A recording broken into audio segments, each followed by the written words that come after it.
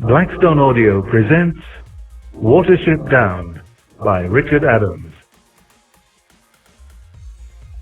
This book contains the following dedication: to Juliet and Rosamond, remembering the road to Stratford-on-Avon. Introduction. Richard Adams. Whenever our family had to make a long journey in the car, I used to tell stories to my two little girls. Some of these were stories that everybody knows, such as Cinderella and Jack the Giant Killer. But a lot of them were stories that I made up myself. And my daughters particularly liked these, because they felt that they were their own stories and no one else's, made up for their own enjoyment. One day, when we had to make a journey of over 100 miles, they asked for a long story, which we have never heard before. Such a story could only be spontaneous. I began improvising, and started with the first thing that came into my head. Once upon a time, there were two rabbits called Hazel and Fiver.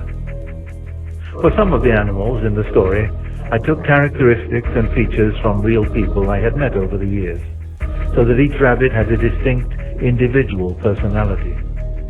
As for Kiha, the seagull, he was based on a Norwegian resistance fighter whom I had met during the war. Fiver was derived from Cassandra, the Trojan prophetess who was cursed by the god Apollo always to tell the truth and never to be believed. To Hazel I gave the qualities of an officer under whom I had served. He had the natural power of leadership. He was not only brave, but modest and retiring, yet with excellent judgment. Bigwig was based upon another officer I knew, a tremendous fighter, who was at his best when he had been told exactly what he had to do. In making up this anthropomorphic story, I followed the idea of Rudyard Kipling in his two Jungle Books.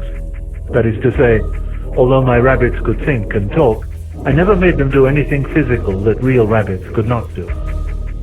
The story was not finished on that car journey, and I continued it during morning car runs to school. When at last it was finished, Juliet said, "That story is too good to waste, Daddy. You ought to write it down." At first I demurred, but one evening, when I was reading aloud to them at bedtime from a not very good book, I finally threw it across the room and said, "Good Lord, I could write better than that myself." Rosamond said, "Well, I only wish you would, Daddy, instead of keeping on talking about it." Thus, taken to task, I finally agreed. I used to write in the evenings after supper, and I read to the girls each bit as I finished it. They were free to criticize, and often suggested alterations and additions, which I adopted. The comic rabbit Bluebell, for instance, was introduced at their suggestion. To make the rabbits as convincing as possible, I had recourse to The Private Life of the Rabbit by R.N. Lockley, a well-known English naturalist and ornithologist. We first met when I asked him to read the final draft of the book, and he contributed several good suggestions. I remember, in particular, that he devised a passage in Watership Down in which the rabbits raid Nothanger Farm. We became great friends and used to go for walks together in the country. We also went together on a cruise ship through the Antarctic. An account of this was published in our book, Voyage Through the Antarctic. Watership Down is a real place, like all the places in the book. It lies in North Hampshire, about 6 miles southwest of Newbury, and 2 miles west of Kingsclear. When I was a little boy, I often walked on the downs with my father, who used to point out the birds and wildflowers, and thus began my lifelong love of natural history. The downs form a singular feature of southern England. Geologically, they are chalk, and have several birds and wildflowers peculiar to the chalk country. The Ordnance Survey map for this area is sheet 174, which includes Watership Down in square 4957. This and sheet 185 cover the whole area of the story. The rabbit language, Lapine, was invented word by word in the course of writing. This took place wherever a rabbit word was needed rather than words used by human beings. For example, going above ground to feed is a phrase hardly needed by human beings. But rabbits would need a single word, a word they quite often needed to use. For example, filthling. Again, farm was a rabbit word meaning stupefied or paralyzed with fear. The Lapine plural suffix il, rather than the English suffix s, was used to help to emphasize that Latin was a different language. There is a certain amount of Arabic influence, for example, fraka and kehar. Kehar is one of the Arabic words for sea. Again, some of the invented words were given a kind of woofy, fluffy sound. For example, efrafa, the sort of noises that rabbits might make if they did talk. There is no grammar or construction in the language. It is simply a motley collection of substantives, adjectives, and verbs. Here and there a word is onomatopoeic. For example, kuradudu, the sound of a tractor going along. With regard to the epigraphs at the head of each chapter, Juliet said, "I like them, because when you read one for the first time, you can't imagine how it is going to have anything to do with the story. And then, as you read on, you see how it does." I never thought of the book becoming a bestseller, but I did think in terms of a modest hardback, which I could give to my daughters saying, "There you are, this is the book you wanted me to write." I submitted it to one publisher after another, as well as to several literary agents. It was rejected again and again, 7 times in all, always on the same grounds. Older children wouldn't like it because it is about rabbits, which they consider babyish, and younger children wouldn't like it because it is written in an adult style. I refused to alter the draft in any way and went on knocking on doors. One day, I read in The Spectator a review of a book called Wood Magic by the Victorian author Richard Jefferies, first published in 1881 and never reprinted until now. It occurred to me that the publisher who had reprinted Wood Magic might possibly react favorably to my book. His name, I saw from the review, was Rex Collins. I guessed that this was a fairly small firm without much capital, but it was worth a try. I got in touch with him and submitted the fair typescript. My judgment was right. Rex Collins accepted the book at once. It was he who gave it the title Watership Down. The first edition consisted of no more than 2,500 copies, as much as Rex Collins could afford. He might not have much money, but one thing he could do. He could get a review copy onto every London desk that mattered. That was in November 1972. I was staggered by the number of favorable reviews. But the first edition was quickly sold out, and quite a lot of people complained to me that, much as they wanted to buy a copy, apparently there was none to be had. That winter, Macmillan's, New York, accepted the book for publication. What followed was a rather amusing paradox.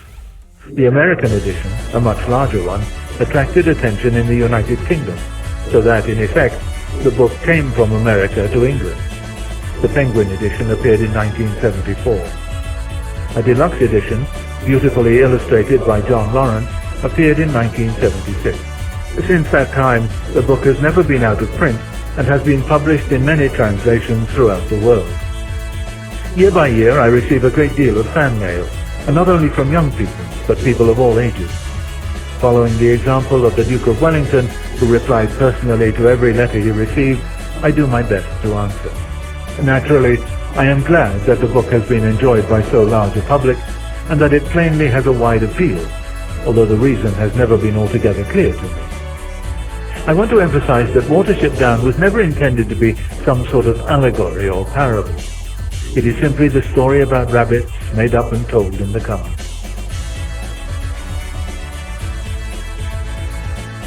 Part 1. The Journey. Chapter 1. The Notice Board. Chorus. Why do you cry out thus, unless at some vision of horror? Cassandra. The house reeks of death and dripping blood. Chorus. How so? 'Tis but the odor of the altar sacrifice. Cassandra. The stench is like a breath from the tomb. Aeschylus. Agamemnon. The primroses were over. Toward the edge of the wood, where the ground became open and sloped down to an old fence and a brambly ditch beyond, only a few fading patches of pale yellow still showed among the dog's mercury and oak tree roots. On the other side of the fence, the upper part of the field was full of rabbit holes. In places, the grass was gone altogether, and everywhere there were clusters of dry droppings, through which nothing but the ragwort would grow. 100 yards away, at the bottom of the slope, ran the brook, no more than 3 feet wide, half-choked with kingcups, watercress, and blue brookline. The cart track crossed by a brick culvert and climbed the opposite slope to a 5-barred gate in the thorn hedge. The gate led into the lane. The May sunset was red in clouds, and there was still half an hour to twilight. The dry slope was dotted with rabbits, some nibbling at the thin grass near their holes, others pushing further down to look for dandelions, or perhaps a cowslip that the rest had missed. Here and there one sat upright on an ant-heap and looked about, with ears erect and nose in the wind.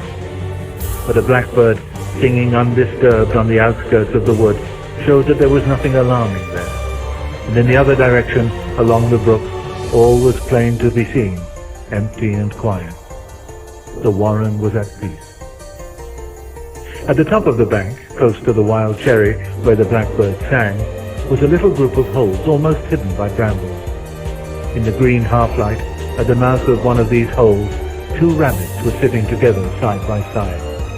At length, the larger of the 2 came out, slipped along the bank under cover of the brambles, and so down into the ditch and up into the field. A few moments later, the others followed. The first rabbit stopped in a sunny patch and scratched his ear with rapid movements of his hind leg. Although he was a yearling and still below full weight, he had not the harassed look of most outskirt. That is, the rank and file of ordinary rabbits in their first year who, lacking either aristocratic parentage or unusual size and strength, get sat on by their elders and live as best they can, often in the open on the edge of their warren. He looked as though he knew how to take care of himself. There was a shrewd, buoyant air about him as he sat up, looked round, and rubbed both front paws over his nose. As soon as he was satisfied that all was well, he laid back his ears and set to work on the grass. His companion seemed less at ease. He was small, with wide, staring eyes, and a way of raising and turning his head which suggested not so much caution as a kind of ceaseless, nervous censure. His nose moved continually, and when a bumblebee flew humming to a thistle bloom behind him, he jumped and spun round with a start that sent 2 nearby rabbits scurrying for holes before the nearest, a buck with black-tipped ears, recognized him and returned to feed him. "Oh, it's only Fiver," said the black-tipped rabbit, jumping at blue bottles again. "Come on, Buckthorn, what were you telling me?" "Fiver?" said the other rabbit. "Why's he called that?" "5 in the litter, you know. He was the last and the smallest. You'd wonder nothing had got him by now. I always say a man couldn't see him and a fox wouldn't want him. Still, I admit he seems to be able to keep out of harm's way." Rabbits can count up to 4. Any number above 4 is prayer, a lot, or 1,000. Thus they say El-ahrairah, the 1,000, to mean collectively all the enemies, or El, as they call them, of rabbits. Fox, stoat, weasel, cat, owl, man, etc. There were probably more than 5 rabbits in the litter when Fiver was born, but his name, Freru, means little thousand. That is, the little one of a lot, or, as they say of pigs, the runt. The small rabbit came closer to his companion, lolloping on long hind legs. "Let's go a bit further, Hazel," he said. "You know, there's something queer about the warren this evening, although I can't tell exactly what it is. Shall we go down to the brook?" "All right," answered Hazel, "and you can find me a cowslip. If you can't find one, no one can." He led the way down the slope, his shadows stretching behind him on the grass. They reached the brook and began nibbling and searching close beside the wheel ruts of the track. It was not long before Fiver found what they were looking for. Cowslips are a delicacy among rabbits, and as a rule there are very few left by late May in the neighborhood of even a small warren. This one had not bloomed, and its flat spread of leaves was almost hidden under the long grass. They were just starting on it when 2 larger rabbits came running across from the other side of the nearby cattle wade. "Cowslip," said one. "All right, just leave it to us. Come on, hurry up," he added, as Fiver hesitated. "You heard me, didn't you?" "Fiver found it, Toadflanks," said Hazel. "And we'll eat it," replied Toadflanks. "Cowslips are for Ausla. Don't you know that? If you don't, we can easily teach you." Nearly all warrens have an outlaw, or group of strong or clever rabbits, second year or older, surrounding the chief rabbit and his doe and exercising authority. Outlaws vary. In one warren, the outlaw may be the band of a warlord. In another, it may consist largely of clever patrollers or garden raiders. Sometimes a good storyteller may find a place, or a seer, or intuitive rabbit. In the Sandalwood warren at this time, the outlaw was rather military in character, though, as will be seen later, not as military as some. Fiver had already turned away. Hazel caught him up by the culvert. "I'm sick and tired of it," he said. "It's the same all the time. These are my claws, so this is my cowslip. These are my teeth, so this is my burrow. I'll tell you, if ever I get into the outlaw, I'll treat outskirters with a bit of decency." "Well, you can at least expect to be in the outlaw one day," answered Fiver. "You've got some weight coming, and that's more than I shall ever have." "You don't suppose I'll leave you to look after yourself, do you?" said Hazel. "But to tell you the truth, I sometimes feel like clearing out of this warren altogether. Still, let's forget it now and try to enjoy the evening. I tell you what, shall we go across the brook? There'll be fewer rabbits and we can have a bit of peace. Unless you feel it isn't safe," he added. The way in which he asked suggested that he did in fact think that Fiver was likely to know better than himself, and it was clear from Fiver's reply that this was accepted between them. "No, it's safe enough," he answered. "If I start feeling there's anything dangerous, I'll tell you. But it's not exactly danger that I seem to feel about the place. It's, I don't know, something oppressive, like thunder. I can't tell what, but it worries me. All the same, I'll come across with you." They ran over the culvert. The grass was wet and thick near the stream, and they made their way up the opposite slope, looking for drier ground. Part of the slope was in shadow, for the sun was sinking ahead of them, and Hazel, who wanted a warm, sunny spot, went on until they were quite near the lane. As they approached the gate, he stopped, staring. "Fiver, what's that? Look." A little way in front of them, the ground had been freshly disturbed. 2 piles of earth lay on the grass. Heavy posts, reeking of creosote and paint, towered up as high as the holly trees in the hedge, and the board they carried threw a long shadow across the top of the field. Near one of the posts, a hammer and a few nails had been left behind. The 2 rabbits went up to the board at a hopping run and crouched in a patch of nettles on the far side, wrinkling their noses at the smell of a dead cigarette end somewhere in the grass. Suddenly Fiver shivered and cowered down. "Oh, Hazel, this is where it comes from. I know now, something very bad, some terrible thing, coming closer and closer." He began to whimper with fear. "What sort of thing? What do you mean? I thought you said there was no danger." "I don't know what it is," answered Fiver wretchedly. "There isn't any danger here at this moment, but it's coming. It's coming. Oh, Hazel, look, the field.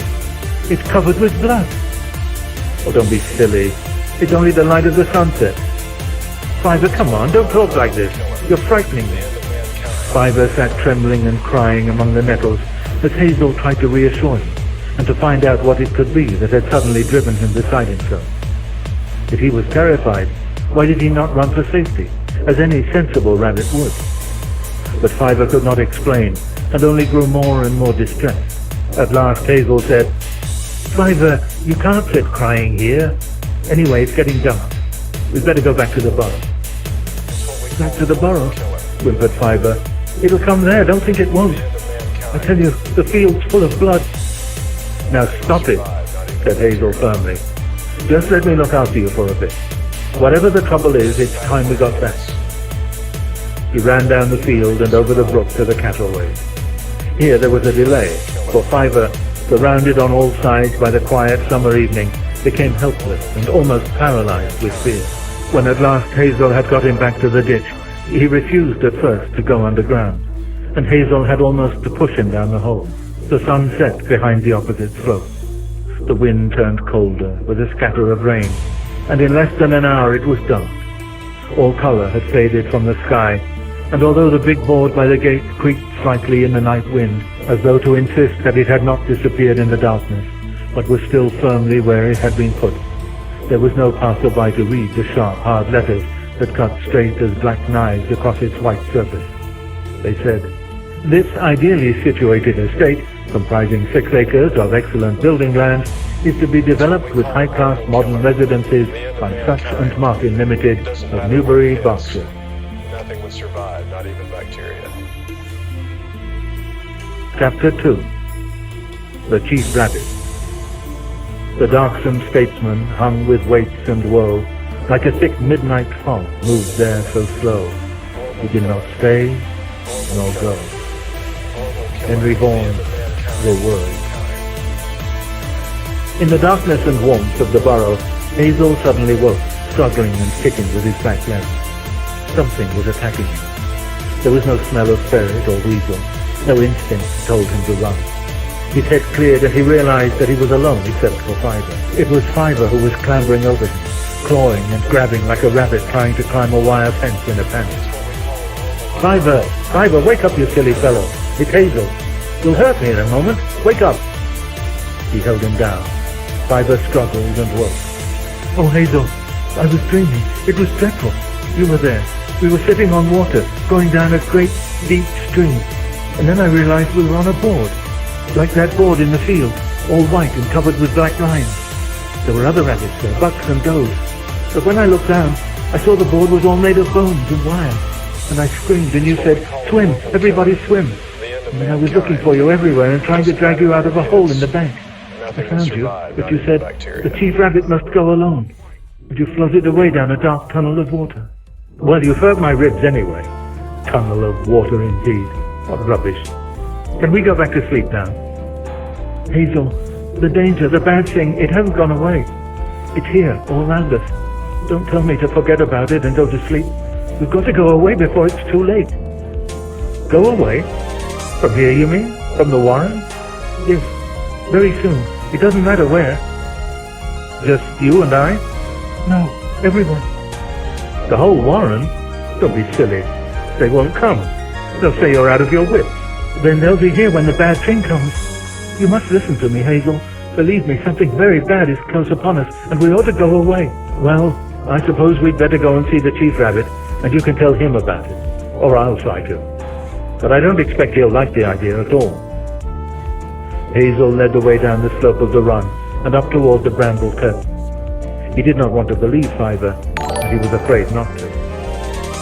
It was a little after Nifrit, or noon. The whole Warren were underground, mostly asleep. Hazel and Fiver went a short way above ground, and then into a wide open hole in a sand patch, and so down by various runs until they were 30 feet into the wood, among the roots of an oak. Here they were stopped by a large, heavily built rabbit, one of the Auslan. He had a curious, heavy growth of fur on the crown of his head, which gave him an odd appearance, as though he were wearing a kind of cap. This had given him his name, Slaley, which means literally furhead, or as we might say, Bigwig. "Hazel," said Bigwig, sniffing at him in the deep twilight among the tree roots. "It is Hazel, isn't it? What are you doing here, and at this time of day?"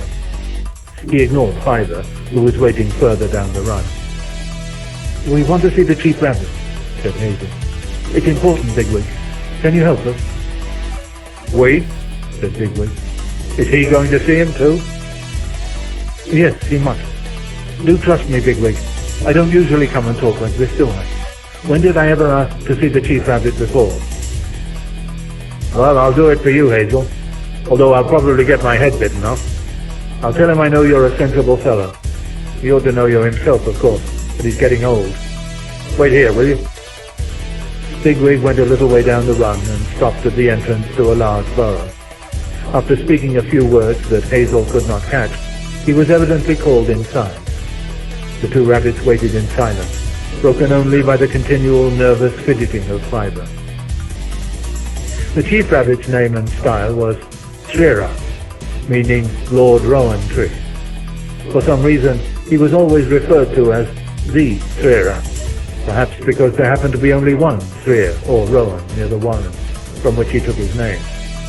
He had won his position not only by strength in his prime, but also by level-headedness, and a certain self-contained detachment, quite unlike the impulsive behavior of most rabbits.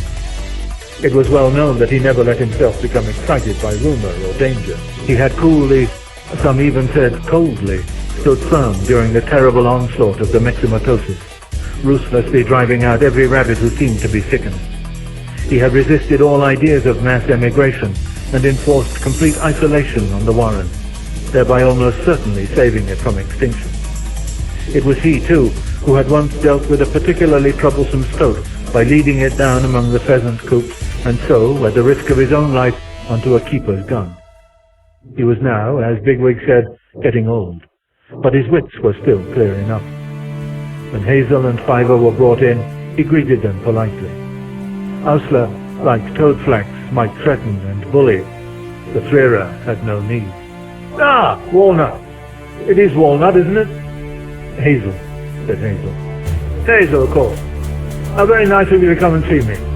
I knew your mother well. And your friend?" "My brother." "Your brother," said the El-ahrairah, with the faintest suggestion of, "Don't correct me any more, will you?" in his voice. "Do make yourselves comfortable. Have some lettuce." The chief rabbit's lettuce was stolen by the Ausla from a garden half a mile away across the field. Outskirters seldom or never saw lettuce. Hazel took a small leaf and nibbled politely. Fiver refused, and sat blinking and twitching miserably. "Now, how are things with you?" said the chief rabbit. "Do tell me how I can help you." "Well, sir," said Hazel rather hesitantly, "it's because of my brother, Fiver here. He can often tell when there's anything bad about, and I found him right again and again. He knew the flood was coming last autumn, and sometimes he can tell where a wire's been sent. And now he says he can sense a bad danger coming upon the warren." "A bad danger? Yes, I see. Very upsetting," said the chief rabbit, looking anything but upset. "Now, what sort of danger, I wonder?" He looked at Fiver. "I don't know," said Fiver. But it's bad. It's so bad that it's very bad," he concluded miserably. The El-ahrairah waited politely for a few moments, and then he said, "Well now, and what ought we to do about it, I wonder?" "Go away," said Fiver instantly. "Go away, all of us. Now, seriously, we must all go away." The El-ahrairah waited again.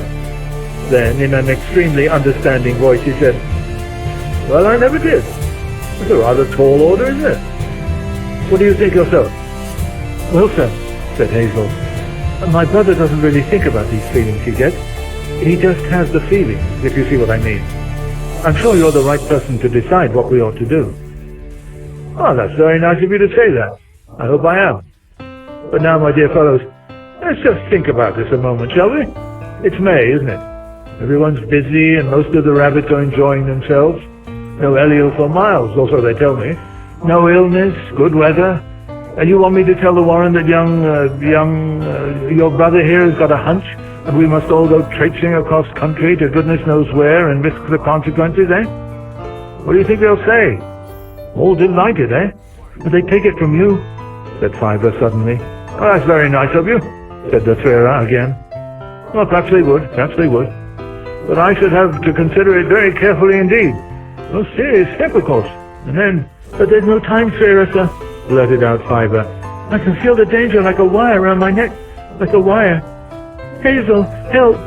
He squealed and rolled over in the sand, kicking frantically, as a rabbit does in a snare.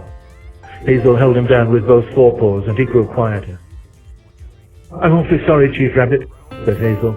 "He gets like this sometimes. He'll be all right in a minute." What a shame. Poor fellow. Perhaps he ought to go home and rest. Yes, we'd better take him along now. Well, it's really been extremely good of you to come and see me, Walnut. I appreciate it very much indeed. And I shall think over all you said most carefully. You can be quite sure of that. Bigwig, just wait a moment, will you?" As Hazel and Fiver made their way dejectedly down the run outside the El-ahrairah's burrow, they could just hear from inside the chief rabbit's voice, assuming a rather sharper note, interspersed with an occasional, "Yes, sir," "No, sir." Bigwig, as he had predicted, was getting his head bitten off.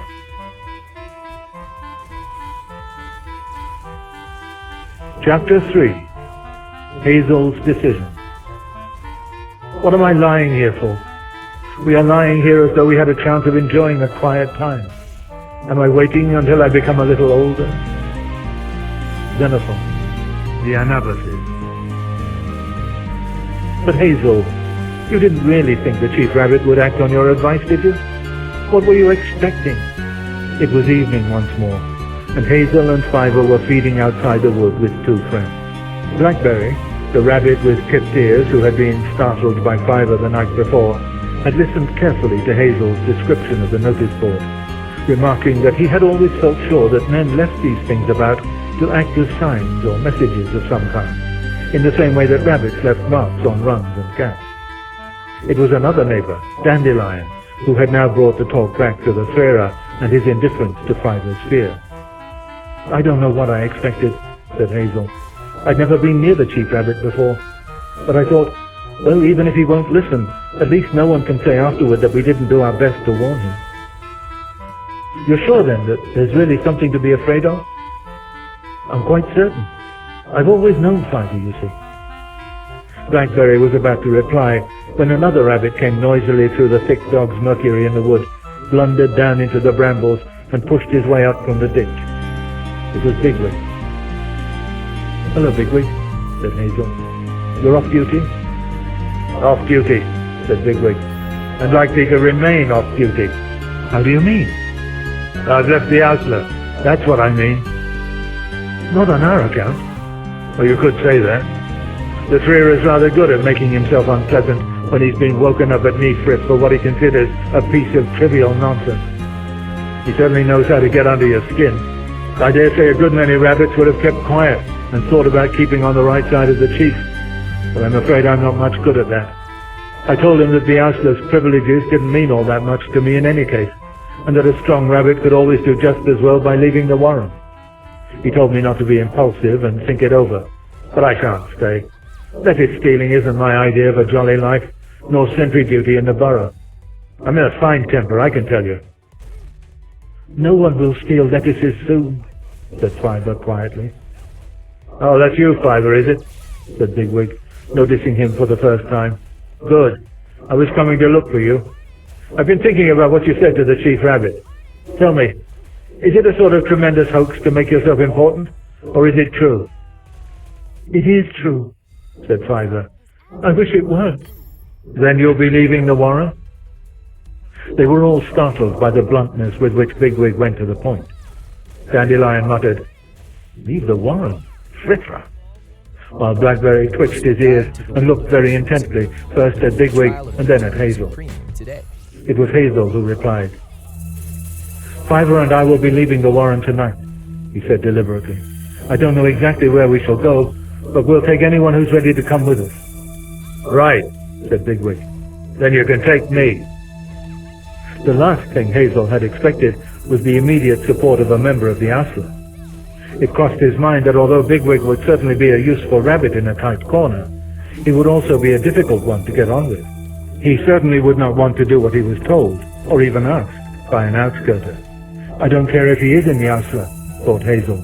"If we get away from the warren, I'm not going to let Bigwig run everything, or why bother to go?" But he answered only, "Good. We shall be glad to have you." He looked round at the other rabbits, who were all staring either at Bigwig or at himself. It was Blackberry who spoke next. "I think I'll come," he said. "I don't quite know whether it's you who persuaded me, Fiver. But anyway, there are too many bucks in this warren, and it's pretty poor fun for any rabbit that's not in the Outlaw. The funny thing is that you feel terrified to stay, and I feel terrified to go. Foxes here, weasels there, Fiver in the middle, begone dull care." He pulled out a burnet leaf and ate it slowly, concealing his fear as best he could, for all his instincts were warning him of the dangers in the unknown country beyond the warren. "If we believe Fiver," said Hazel, "it means that we think no rabbits at all ought to stay here. So between now and the time when we go, we ought to persuade as many as we can to join us." "I think there are one or two in the Outlaw who might be worth sounding," said Bigwig. "If I can talk them over, they'll be with me when I join you tonight. But they won't come because of Fiver. They'll be juniors, discontented fellows like me. You need to have heard Fiver yourself to be convinced by him. He's convinced me. It's obvious that he's been sent some kind of message, and I believe in these things. I can't think why he didn't convince the El-ahrairah.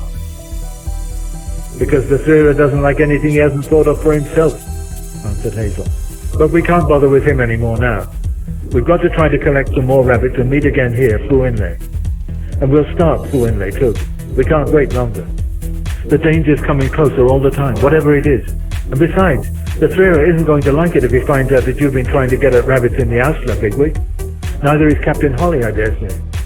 They won't mind odds and ends like us clearing off, but they won't want to lose you. If I were in your place, I'd be careful whom I pick to talk to.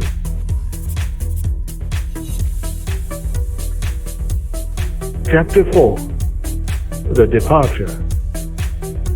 Now, sir, young Fortinbras, of unimproved metal, hot and full, passed in the skirts of Norway here and there, sharked up a list of lawless resolutes for food and diet to some enterprise that had a stomach in.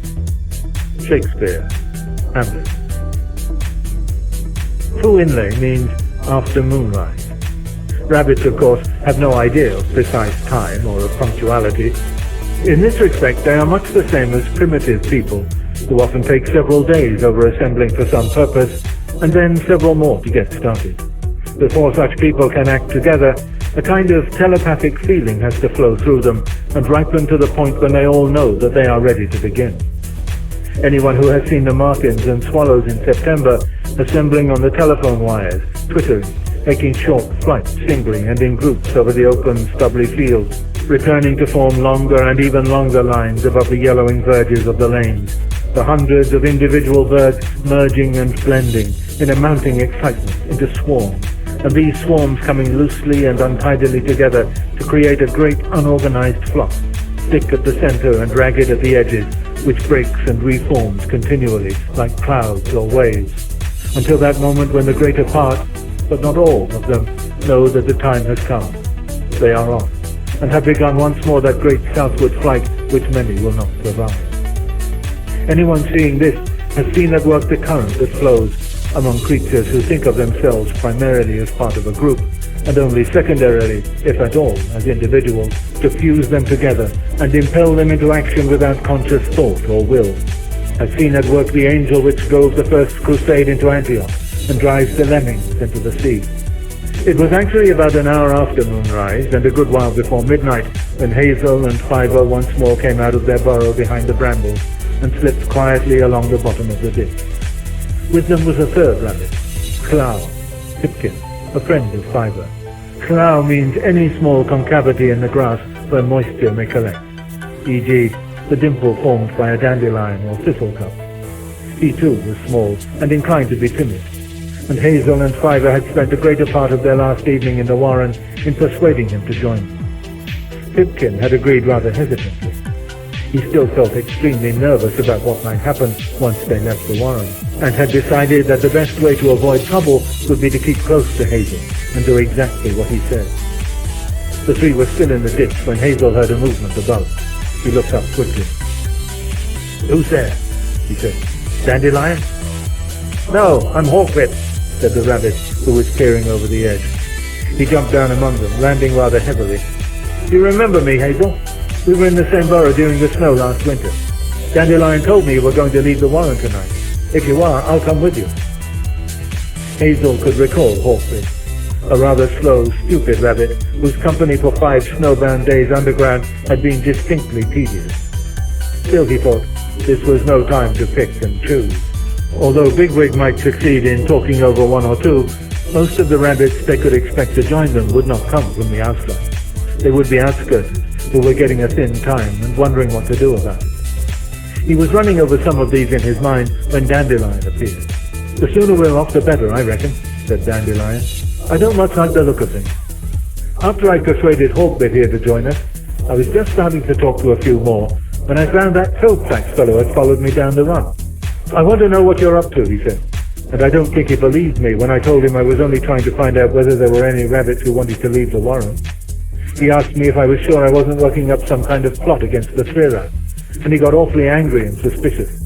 He put the wind up me, to tell you the truth, so I just brought Hawkbit along and left it at that. "I don't blame you," said Hazel. "Knowing Toadflax, I'm surprised he didn't knock you over first and ask questions afterward. All the same, let's wait a little longer. Blackberry ought to be here soon." Time passed. They crouched in silence while the moon shadows moved northward in the grass.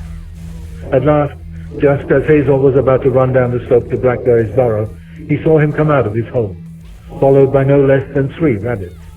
One of these, Buckthorn, Hazel knew well. He was glad to see him, for he knew him for a tough, sturdy fellow who was considered certain to get into the Ausla as soon as he reached full weight. "But I dare say he's impatient," thought Hazel, "or he may have come off worst in some scuffle over a doe and taken it hard. Well, with him and Bigwig, at least we shan't be too badly off if we run into any fighting." He did not recognize the other 2 rabbits, and when Blackberry told him their names, Speedwell and Acorn, he was none the wiser. But this was not surprising, for they were typical outskirters, thin-looking 6-monthers with the strained, wary look of those who are only too well used to the thin end of the stick. They looked curiously at Fiver. From what Blackberry had told them, they had been almost expecting to find Fiver foretelling doom in a poetic torrent. Instead, he seemed more calm and normal than the rest. The certainty of going had lifted a weight from Fiver. More time went slowly by. Blackberry scrambled up into the fern and then returned to the top of the bank, fidgeting nervously and half inclined to bolt at nothing. Hazel and Fiver remained in the ditch, nibbling half-heartedly at the dark grass. At last, Hazel heard what he was listening for. A rabbit, or was it 2, approaching from the woods. A few moments later, Bigwig was in the ditch.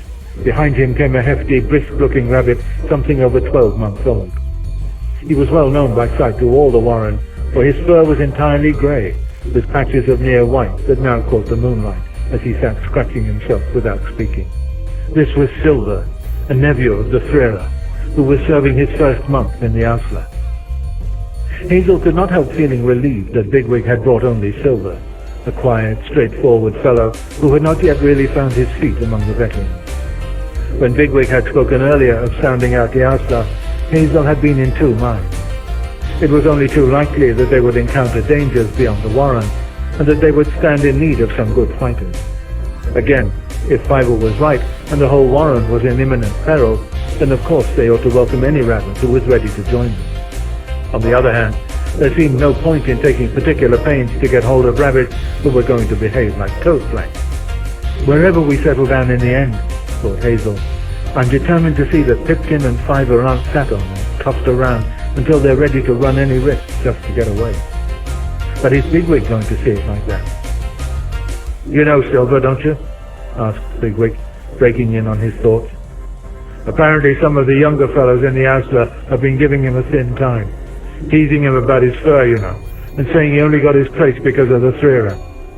I thought I was going to get some more, but I suppose nearly all the Ausla feel they're very well off as they are." He looked about him. "I say, there aren't many here, are there? Do you think it's really worth going on with this idea?" Silver seemed about to speak, when suddenly there was a pattering in the undergrowth above, and 3 more rabbits came over the bank from the wood. Their movement was direct and purposeful, quite unlike the earlier haphazard approach of those who were now gathered in the ditch. The largest of the 3 newcomers was in front, and the other 2 followed him as though under orders. Hazel, sensing at once that they had nothing in common with himself and his companions, started and sat up tensely. Fiver muttered in his ear, "Oh, Hazel, they've come to—" but broke off short. Bigwig turned toward them and stared, his nose working rapidly. The 3 came straight up to him. "Grady," said the leader. "You know me perfectly well," replied Bigwig, "and I know you, Holly. What do you want?" "You're under arrest." "Under arrest? What do you mean? What for?" "Spreading dissension and inciting to mutiny. Silver, you're under arrest too, for failing to report to Toadflax this evening and causing your duty to devolve on a comrade. You're both to come with me." Immediately, Bigwig fell upon him, scratching and kicking. Holly fought back. His followers closed in, looking for an opening to join the fight and pin Bigwig down. Suddenly, from the top of the bank, Buckthorn flung himself headlong into the scuffle, knocking one of the guards flying with a kick from his back legs, and then closed with the other. He was followed a moment later by Dandelion, who landed full on the rabbit whom Buckthorn had kicked. Both guards broke clear, looked round for a moment, and then leaped up the bank into the wood. Holly struggled free of Bigwig and crouched on his haunches, scuffling his front paws and growling, as rabbits will when angry. He was about to speak when Hazel faced him. "Go," said Hazel, firmly and quietly, "or we'll kill you." "Do you know what this means?" replied Holly. "I am captain of El-ahrairah. You know that, don't you?" "Go," repeated Hazel, "or you will be killed." "It is you who will be killed," replied Holly. Without another word, he too went back up the bank and vanished into the woods. Dandelion was bleeding from the shoulder. He licked the wound for a few moments and then turned to Hazel.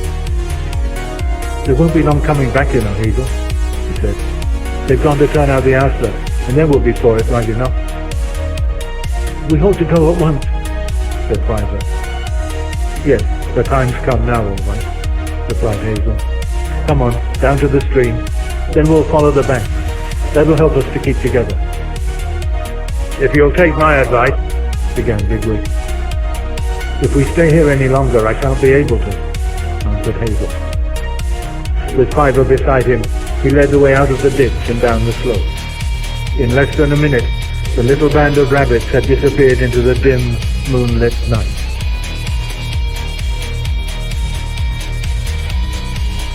Chapter 5. In the Woods. These young rabbits must move out if they are to survive.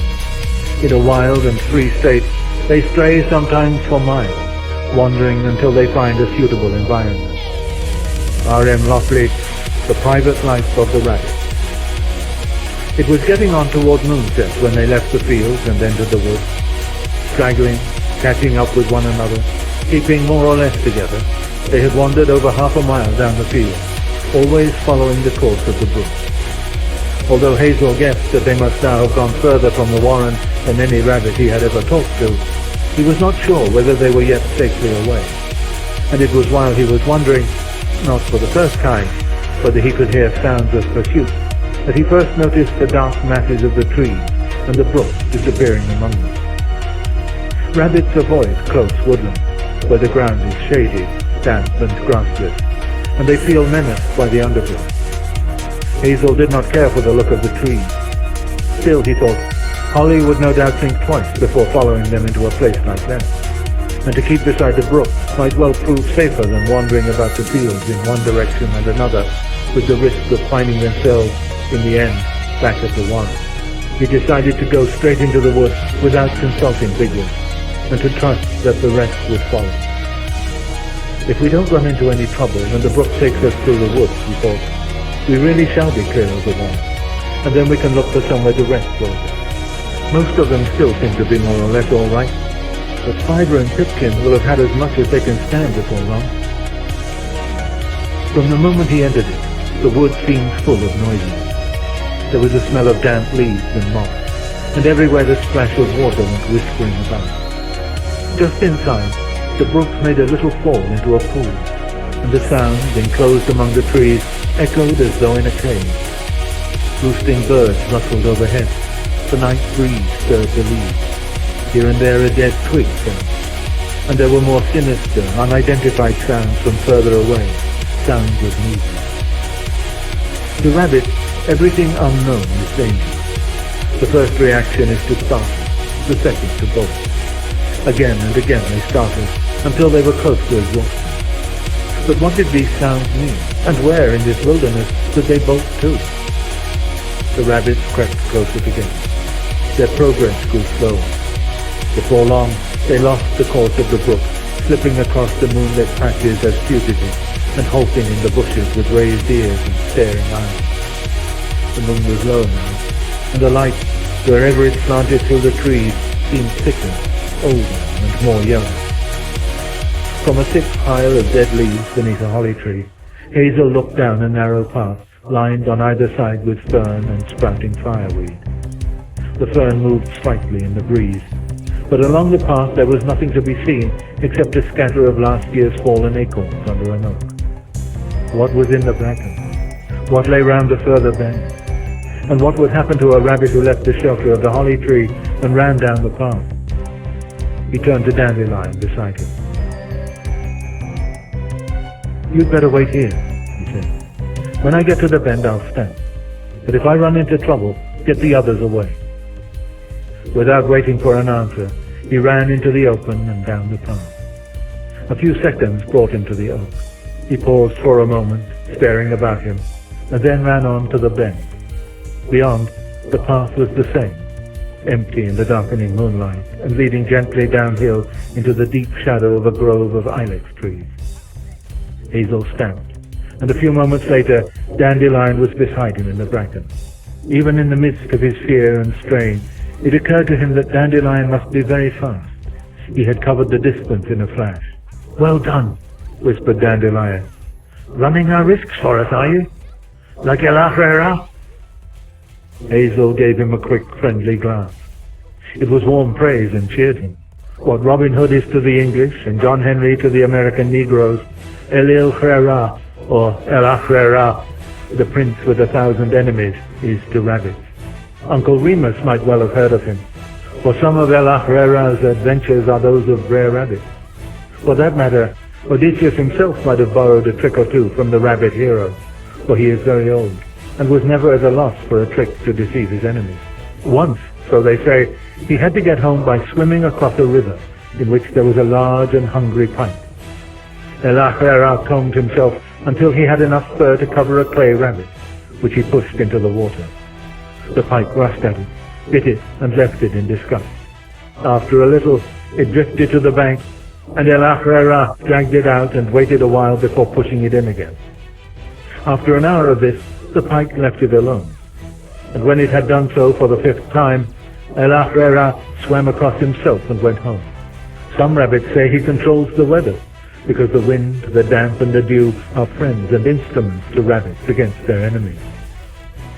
"Hazel, we'll have to stop here," said Bigwig, coming up between the panting, crouching bodies of the others. "I know it's not a good place, but Fiver and this other half-sized fellow you've got here, they're pretty well all in. They won't be able to go on if we don't rest." The truth was that every one of them was tired. Many rabbits spend all their lives in the same place and never run more than 100 yards at a stretch. Even though they may live and sleep above ground for months at a time, they prefer not to be out of distance of some sort of refuge that will serve for a hole. They have 2 natural gaits: the gentle, lolloping forward movement of the warren on a summer evening, and the lightning dash for cover that every human has seen at some time or other. It is difficult to imagine a rabbit plodding steadily on. They are not built for it. It is true that young rabbits are great migrants and capable of journeying for miles, but they do not take to it readily. Hazel and his companions had spent the night doing everything that came unnaturally to them, and this for the first time. They had been moving in a group, or trying to. Actually, they had straggled widely at times. They had been trying to maintain a steady pace between hopping and running, and it had come hard. Since entering the wood, they had been in severe anxiety. Several were almost prone, that is, in that state of staring, glazed paralysis that comes over terrified or exhausted rabbits, so that they sit and watch their enemies, weasels or humans, approach to take their lives. Pipkin sat trembling under a fern, his ears drooping on either side of his head. He held one paw forward in an awkward, unnatural way, and kept licking it miserably. Fiver was little better off.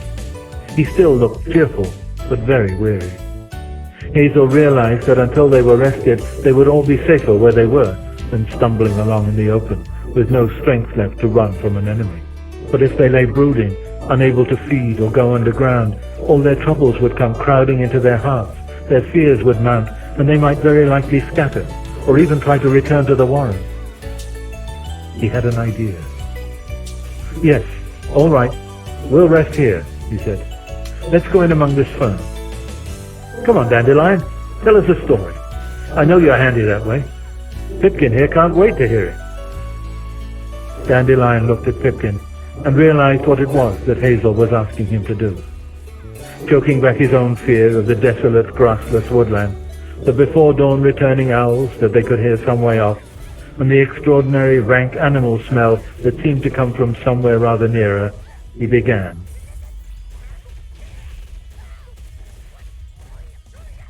Chapter 6. The Story of the Blessing of El-ahrairah.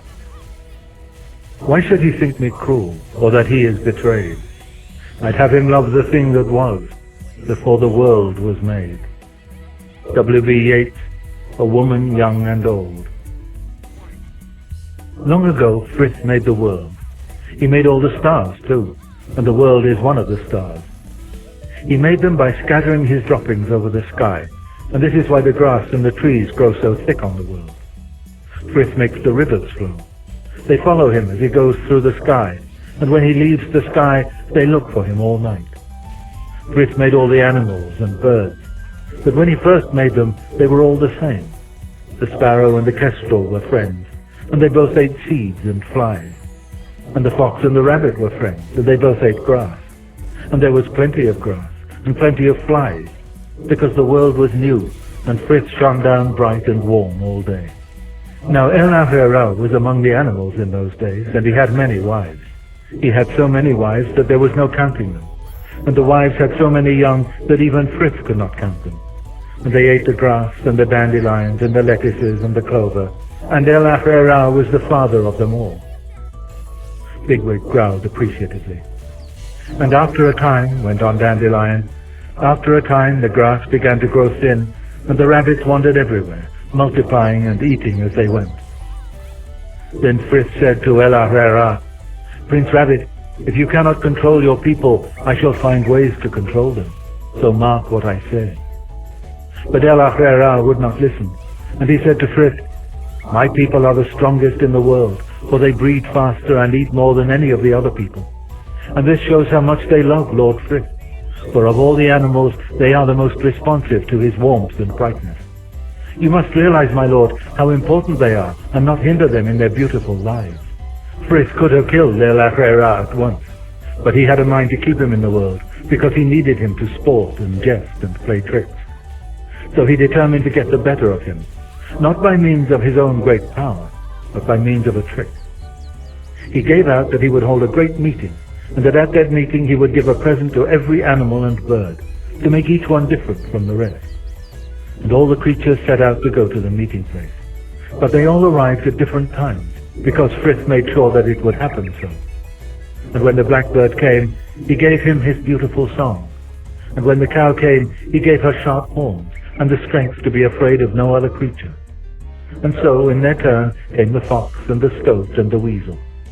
And to each of them, Frith gave the cunning and the fierceness and the desire to hunt and slay and eat the children of El-ahrairah.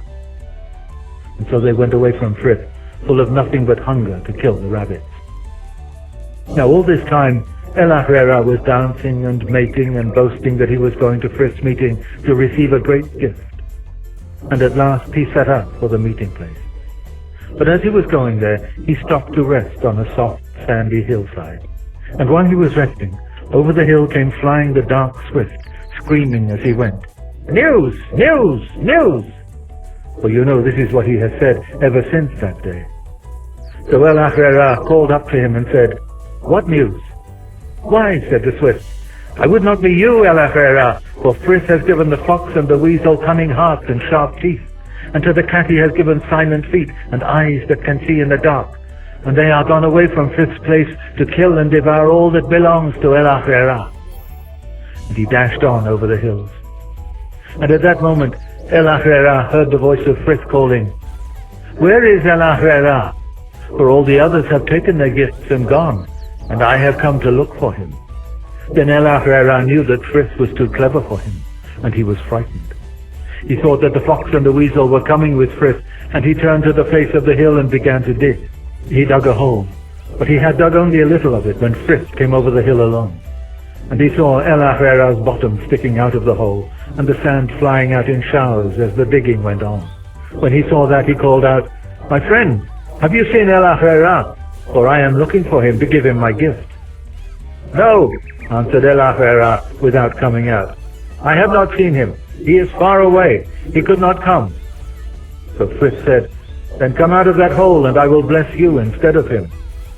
"No, I cannot," said El-ahrairah. "I am busy. The fox and the weasel are coming. If you want to bless me, you can bless my bottom, for it is sticking out of the hole."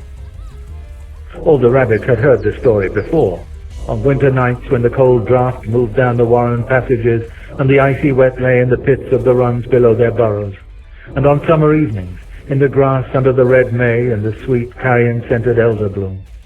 Dandelion was telling it well, and even Pipkin forgot his weariness and danger and remembered instead the great indestructibility of the rabbits. Each one of them saw himself as El-ahrairah, who could be impudent to Frith and get away with it. Then, said Dandelion, Frith felt himself in friendship with El-ahrairah because of his resourcefulness, and because he would not give up even when he thought the fox and the weasel were coming. And he said, "Very well, I will bless your bottom as it sticks out of the hole. Bottom, be strength and warning and speed forever, and save the life of your master. Be it so." And as he spoke, El-ahrairah's tail grew shining white and flashed like a star, and his back legs grew long and powerful, and he thumped the hillside until the very beetles fell off the grass stems.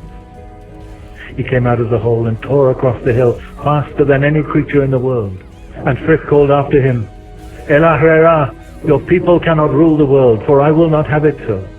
All the world will be your enemy, prince with 1,000 enemies, and whenever they catch you, they will kill you.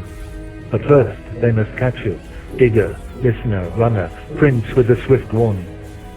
Be cunning and full of tricks, and your people shall never be destroyed."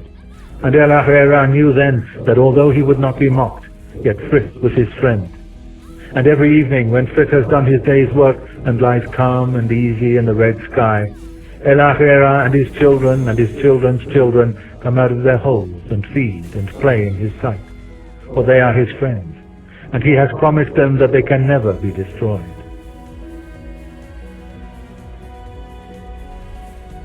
Chapter 7. The Lendry and the River.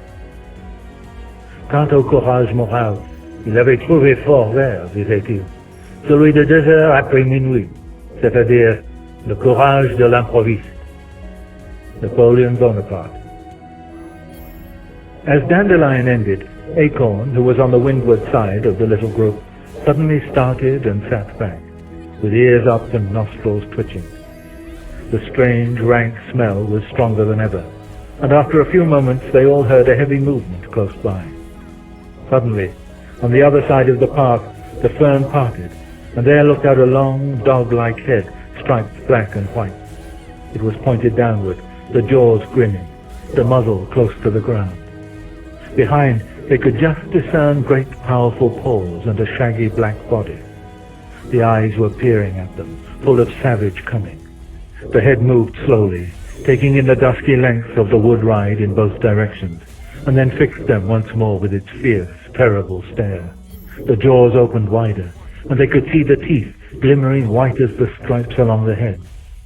For long moments it gazed, and the rabbits remained motionless, staring back without a sound. Then Bigwig, who was nearest to the path, turned and slipped back among the others. "A Lendry," he muttered as he passed through them. "It may be dangerous and it may not, but I'm taking no chances with it. Let's get away." They followed him through the fern, and very soon came upon another parallel path. Bigwig turned into it and broke into a run. Dandelion overtook him, and the two disappeared among the ilex trees. Hazel and the others followed as best they could, with Pipkin limping and staggering behind, his fear driving him on in spite of the pain in his paw. Hazel came out on the further side of the ilexes and followed the path round the bend. Then he stopped dead and sat back on his haunches. Immediately in front of him, Bigwig and Dandelion were staring out from the sheer edge of a high bank, and below the bank ran a stream. It was, in fact, the little river Enbor, 12 to 15 feet wide, and at this time of year 2 or 3 feet deep with spring rain. But to the rabbits it seemed immense, such a river as they had never imagined. The moon had almost set, and the night was now dark, but they could see the water faintly shining as it flowed, and could just make out, on the further side, a thin belt of nut trees and alders. Somewhere beyond, a plover called 3 or 4 times and was silent. One by one, most of the others came up, stopped at the bank, and looked at the water without speaking. A chilly breeze was moving, and several of them trembled where they sat. "Well, this is a nice surprise, Hazel," said Bigwig at length. "Or were you expecting this when you took us into the wood?" Hazel realized wearily that Bigwig was probably going to be troublesome. He was certainly no coward, but he was likely to remain steady only as long as he could see his way clear and be sure of what to do. To him, perplexity was worse than danger, and when he was perplexed, he usually grew angry. The day before, Fiver's warning had troubled him, and he had spoken in anger to the El-ahrairah and left the Aslan.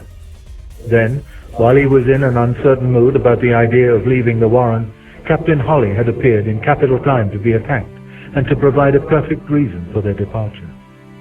Now, at the sight of the river, Bigwig's assurance was leaking again, and unless he, Hazel, could restore it in some way, they were likely to be in for trouble. He thought of the El-ahrairah and his wily courtesy. "I don't know what we should have done without you just now, Bigwig," he said. "What was that animal? Would it have killed us?" "Alendri," said Bigwig. "I've heard about them in the Ausla. They're not really dangerous. They can't catch a rabbit that runs, and nearly always you can smell them coming. They're funny things. I've heard of rabbits living almost on top of them and coming to no harm. But they're best avoided all the same. They'll dig out rabbit kittens and they'll kill an injured rabbit if they find one. They're one of the 1,000, all right. I ought to have guessed from the smell, but it was new to me." "It had killed before it met us," said Blackberry with a shudder. "I saw the blood on its lips." "A rat, perhaps, or pheasant chicks. Lucky for us it had killed. Otherwise it might have been quicker. Still, fortunately we did the right thing. We really came out of it very well," said Bigwig. Fiver came limping down the path with Pipkin. They too checked and stared at the sight of the river. "What do you think we ought to do now, Fiver?" asked Hazel. Fiver looked down at the water and twitched his ears. "We shall have to cross it," he said. "But I don't think I can swim, Hazel. I'm worn out, and Pipkin's a good deal worse than I am." "Cross it?" cried Bigwig. "Cross it? Who's going to cross it? What do you want to cross it for? I never heard such nonsense." Like all wild animals, rabbits can swim if they have to, and some even swim when it suits them. Rabbits have been known to live on the edge of a wood and regularly swim a brook to feed in the fields beyond. But most rabbits avoid swimming, and certainly an exhausted rabbit could not swim the Enborn. "I don't want to jump in there," said Speedwell. "Why not just go along the bank?" asked Hawkbit. Hazel suspected that if Fiver felt they ought to cross the river, it might be dangerous not to. But how were the others to be persuaded? At this moment, as he was still wondering what to say to them, he suddenly realized that something had lightened his spirits. What could it be? A smell? A sound? Then he knew. Nearby, across the river, a lark had begun to twitter and climb. It was morning. A blackbird called one or two deep, slow notes and was followed by a wood pigeon. Soon they were in a grey twilight and could see that the stream bordered the further edge of the wood. On the other side lay open fields. This audiobook is continued on Disc 2. Watership Down by Richard Adams, continued. Disc 2. Chapter 8. The Crossing.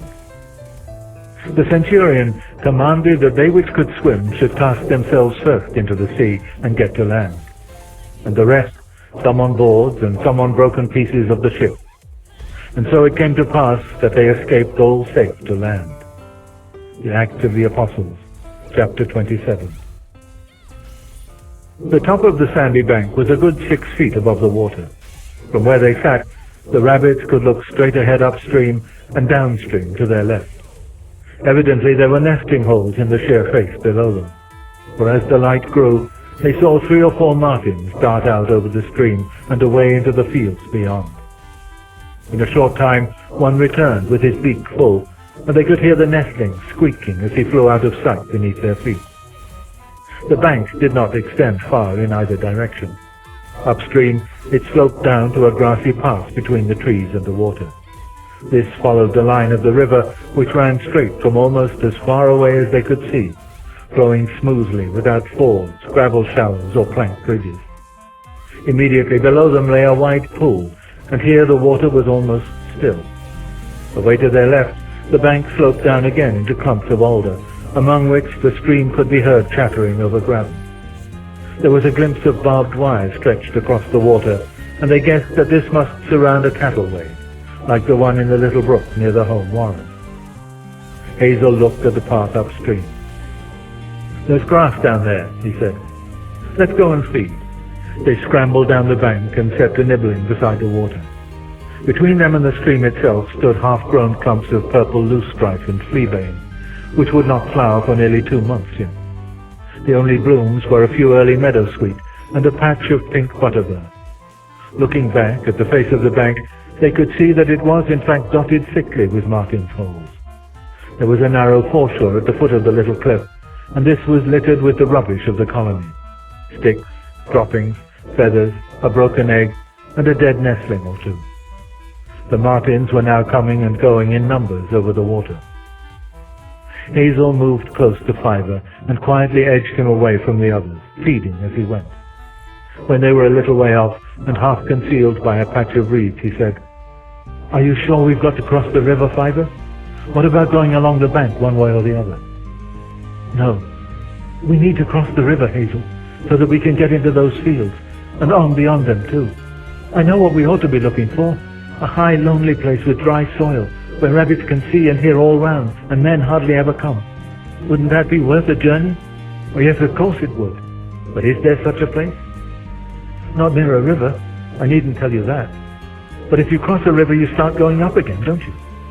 We ought to be on the top and in the open." "But Fiver, I think they may refuse to go much further. And then again, you say all this, and yet you say you're too tired to swim." "I can rest, Hazel. But Pipkin's in a pretty bad way. I think he's injured. We may have to stay here half the day." "Well, let's go and talk to the others. They may not mind staying. It's crossing they're not going to fancy, unless something frightens them into it." As soon as they had made their way back, Bigwig came across to them from the bushes at the edge of the path. "I was wondering where you'd got to," he said to Hazel. "Are you ready to move on?" "No, I'm not," answered Hazel firmly. "I think we ought to stay here until Nifrit. That'll give everyone a chance to rest, and then we can swim across to those fields." Bigwig was about to reply, but Blackberry spoke first. "Bigwig," he said, "why don't you swim over now and then go out into the field and have a look round? The wood may not stretch very far one way or the other. You could see from there, and then we might know which would be the best way to go." "Oh, well," said Bigwig rather grudgingly, "I suppose there's some sense in that. I'll swim the Embryo River as many times as you like. Always glad to oblige." Without the slightest hesitation, he took 2 hops to the water, waded in, and swam across the deep, still pool. They watched him pull himself out beside a flowering clump of figwort, gripping one of the tough stems in his teeth, take a shower of drops out of his fur, and scutter into the alder bushes. A moment later, between the nut trees, they saw him running off into the field. "I'm glad he's with us," said Hazel to Silver. Again he thought wryly of the El-ahrairah. "He's the fellow to find out all we need to know." "Oh, I say, look, he's coming back already." Bigwig was racing back across the field, looking more agitated than he had at any time since the encounter with Captain Holly. He ran into the water almost headlong and paddled over fast, leaving an arrowhead ripple on the calm brown surface. He was speaking as he jerked himself out on the sandy foreshore. "Well, Hazel, if I were you, I shouldn't wait until Nifrit. I should go now. In fact, I think you'll have to." "Why?" asked Hazel. "There's a large dog loose in the wood." Hazel started. "What?" he said. "How do you know?" "When you get into the field, you can see the wood sloping down to the river. Parts of it are open. I saw the dog crossing a clearing. It was trailing a chain, so it must have broken loose. It may be on the Lendry's scent, but the Lendry will be underground by now. What do you think will happen when it picks up our scent, running from one side of the wood to the other, with dew on it? Come on, let's get over quickly." Hazel felt at a loss. In front of him stood Bigwig, sodden wet, undaunted, single-minded, the very picture of decision. At his shoulder was Fiver, silent and twitching. He saw Blackberry watching him intently, waiting for his lead and disregarding Bigwig. Then he looked at Pipkin, huddled into a fold of sand, more panic-stricken and helpless than any rabbit he had ever seen. At this moment, up in the wood, there broke out an excited yelping, and a jay began to scold. Hazel spoke through a kind of light-headed chant. "Well, you'd better get on then," he said, "and anyone else who wants to. Personally, I'm going to wait until Fiver and Pipkin are fit to tackle it."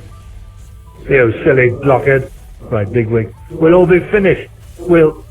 Don't stamp about," said Hazel. "You may be heard. What do you suggest then?" "Suggest? There's no suggesting to be done. Those who can swim, swim. The others will have to stay here and hope for the best. The dog may not come." "I'm afraid that won't do for me. I got Pipkin into this, and I'm going to get him out." "Well, you didn't get Fiver into it, did you? He got you into it." Hazel could not help noticing, with reluctant admiration, that although Bigwig had lost his temper, he was apparently in no hurry on his own account, and seemed less frightened than any of them. Looking round for Blackberry, he saw that he had left them, and was up at the top of the pool, where the narrow beach tailed away into a gravel spit. His paws were half buried in the wet gravel, and he was nosing at something large and flat on the waterline. It looked like a piece of wood. "Blackberry," he said, "can you come back here a moment?" Blackberry looked up, tugged out his paws, and ran back. "Hazel," he said quickly, "that's a piece of flat wood, like that piece that closed the gap by the green luce above the warren. You remember? It must have drifted down the river. So it floats. We could put Fiver and Pipkin on it and make it float again. It might go across the river. Can you understand?" Hazel had no idea what he meant. Blackberry's flood of apparent nonsense only seemed to draw tighter the mesh of danger and bewilderment. As though Bigwig's angry impatience, Pipkin's terror, and the approaching dog were not enough to contend with, the cleverest rabbit among them had evidently gone out of his mind. He felt close to despair. "Fritzla, yes, I see," said an excited voice at his ear. It was Fiver. "Quick, Hazel, don't wait. Come on, and bring Pipkin." It was Blackberry who bullied the stupefied Pipkin to his feet and forced him to limp a few yards to the gravel spit. The piece of wood, hardly bigger than a large rhubarb leaf, was lightly aground. Blackberry almost drove Pipkin onto it with his claws. Pipkin crouched, shivering, and Fiver followed him aboard. "Who's strong?" said Blackberry. "Bigwig, Silver, push it out." No one obeyed him. All squatted, puzzled and uncertain. Blackberry buried his nose in the gravel under the landward edge of the board and raised it, pushing. The board tipped. Pipkin squealed, and Fiver lowered his head and splayed his claws. Then the board righted itself and drifted out a few feet into the pool, with the two rabbits hunched upon it, rigid and motionless. It rotated slowly, and they found themselves staring back at their comrades. "Frith an inlet," said Dandelion. "They're sitting on the water. Why don't they sink?" "They're sitting on the wood, and the wood floats. Can't you see?" said Blackberry. "Now we swim over ourselves. Can we start, Hazel?" During the last few minutes, Hazel had been as near to losing his head as he was ever to come. He had been at his wit's end, with no reply to Bigwig's scornful impatience, except his readiness to risk his own life in company with Fiver and Pipkin. He still could not understand what had happened, but at least he realized that Blackberry wanted him to show authority. His head cleared. "Swim," he said. "Everybody swim." He watched them as they went in. Dandelion swam as well as he ran, swiftly and easily. Silver, too, was strong. The others paddled and scrambled over somehow, and as they began to reach the other side, Hazel plunged. The cold water penetrated his fur almost at once. His breath came short, and as his head went under, he could hear a faint grating of gravel along the bottom. He paddled across awkwardly, his head tilted high out of the water, and made for the figward. As he pulled himself out, he looked round among the sopping rabbits in the alders. "Where's Bigwig?" he asked. "Behind you," answered Blackberry, his teeth chattering. Bigwig was still in the water, on the other side of the pool. He had swum to the raft, put his head against it, and was pushing it forward with heavy thrusts of his back legs. "Keep still," Hazel heard him say in a quick, gulping voice. Then he sank. But a moment later he was up again, and had thrust his head over the back of the board. As he kicked and struggled, it tilted, and then, while the rabbits watched from the bank, moved slowly across the pool and grounded on the opposite side. Fiver pushed Pipkin onto the stones, and Bigwig waded out beside them, shivering and breathless. "I got the idea once Blackberry had shown us," he said. "But it's hard to push it when you're in the water. I hope it's not long to sunrise. I'm cold. Let's get on." There was no sign of the dogs as they made haste through the alders and up the field to the first hedgerow. Most of them had not understood Blackberry's discovery of the raft, and at once forgot it. Fiver, however, came over to where Blackberry was lying against the stem of a blackthorn in the hedge. "You saved Pipkin and me, didn't you?" he said. "I don't think Pipkin's got any idea what really happened, but I have." "I admit it was a good idea," replied Blackberry. "Let's remember it. It might come in handy again sometime."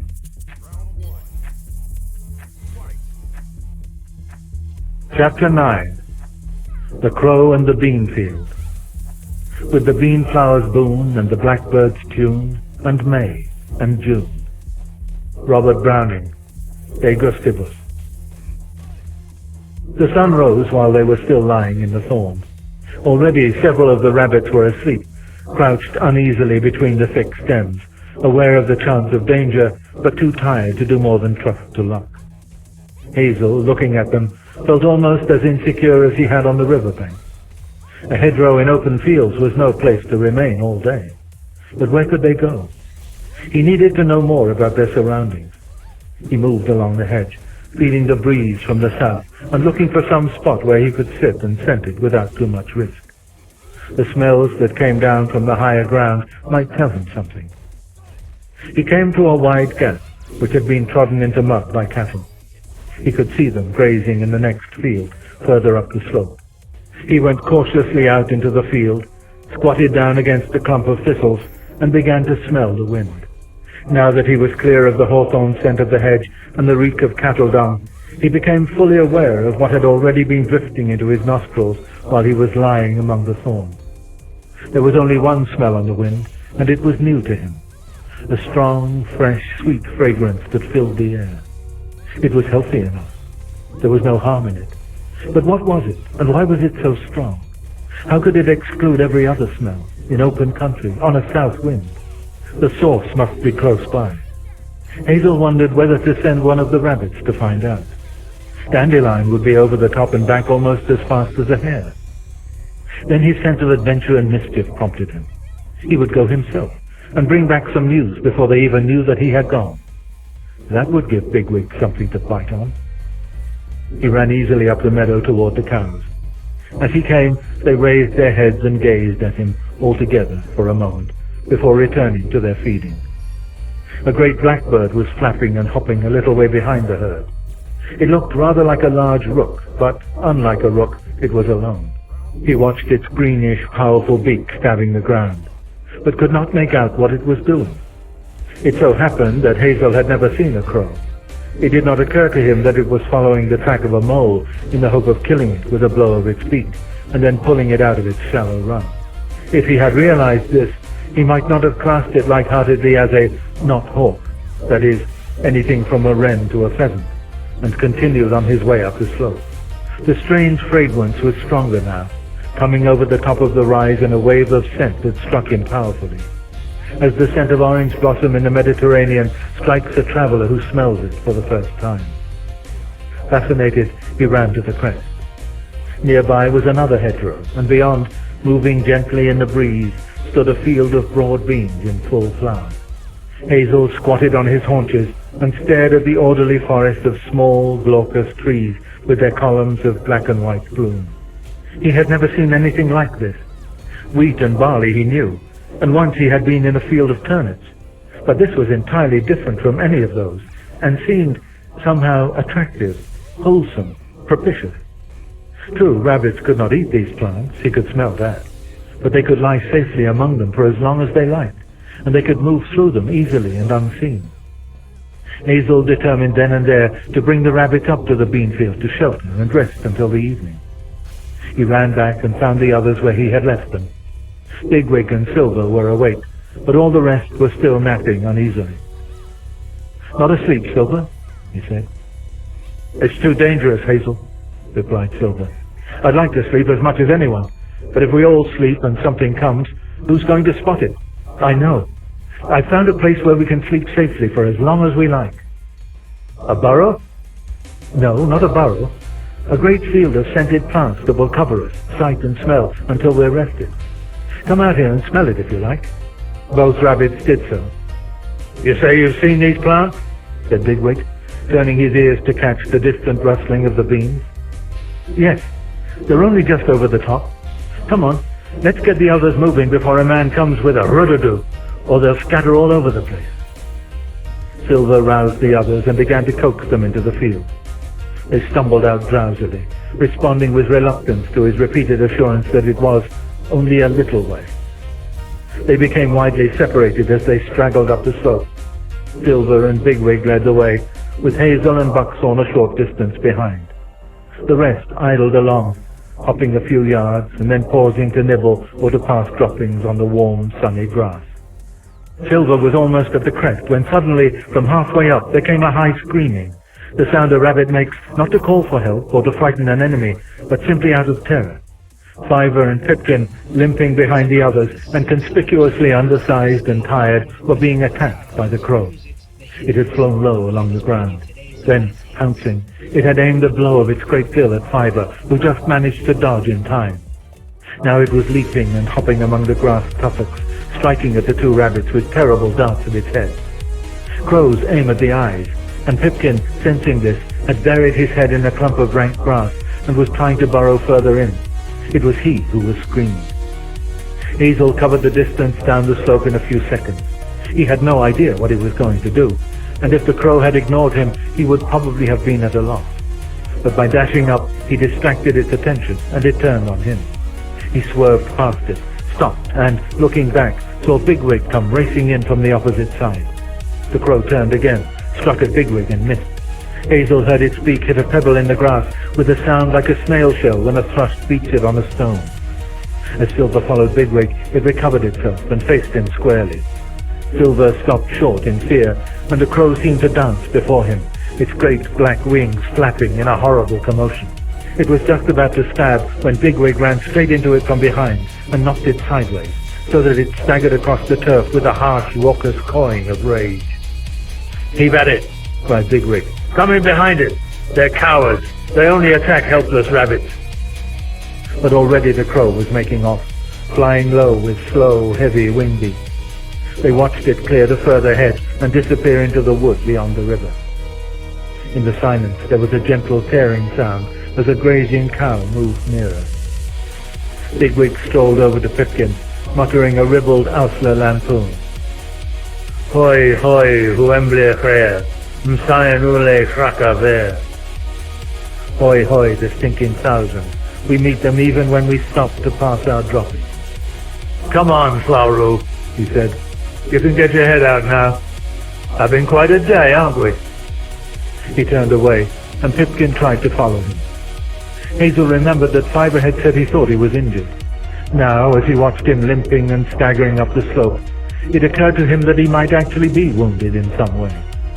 He kept trying to put his near-side front paw to the ground and then drawing it up again, hopping on 3 legs.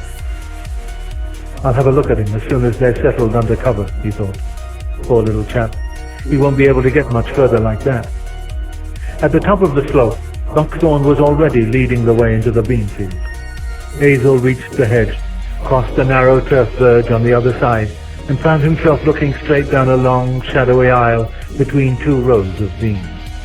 The earth was soft and crumbling, with a scattering of the weeds that are found in cultivated fields: fumitory, charlock, pimpernel, and mayweed, all growing in the green gloom under the bean leaves. As the plants moved in the breeze, the sunlight dappled and speckled back and forth over the brown soil, the white pebbles and weeds. Yet in this ubiquitous restlessness there was nothing alarming, for the whole forest took part in it, and the only sound was the soft, steady movement of the leaves. Far along the bean row, Hazel glimpsed Buckthorn's back and followed him into the depths of the field. Soon after, All the rabbits had come together in a kind of hollow. Far around, on all sides, stood the orderly rows of beams, securing them against hostile approach, roofing them over and covering their scent. They could hardly have been safer underground.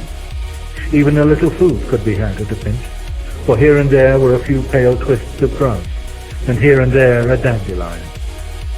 "We can sleep here all day," said Hazel, "but I suppose one of us ought to stay awake.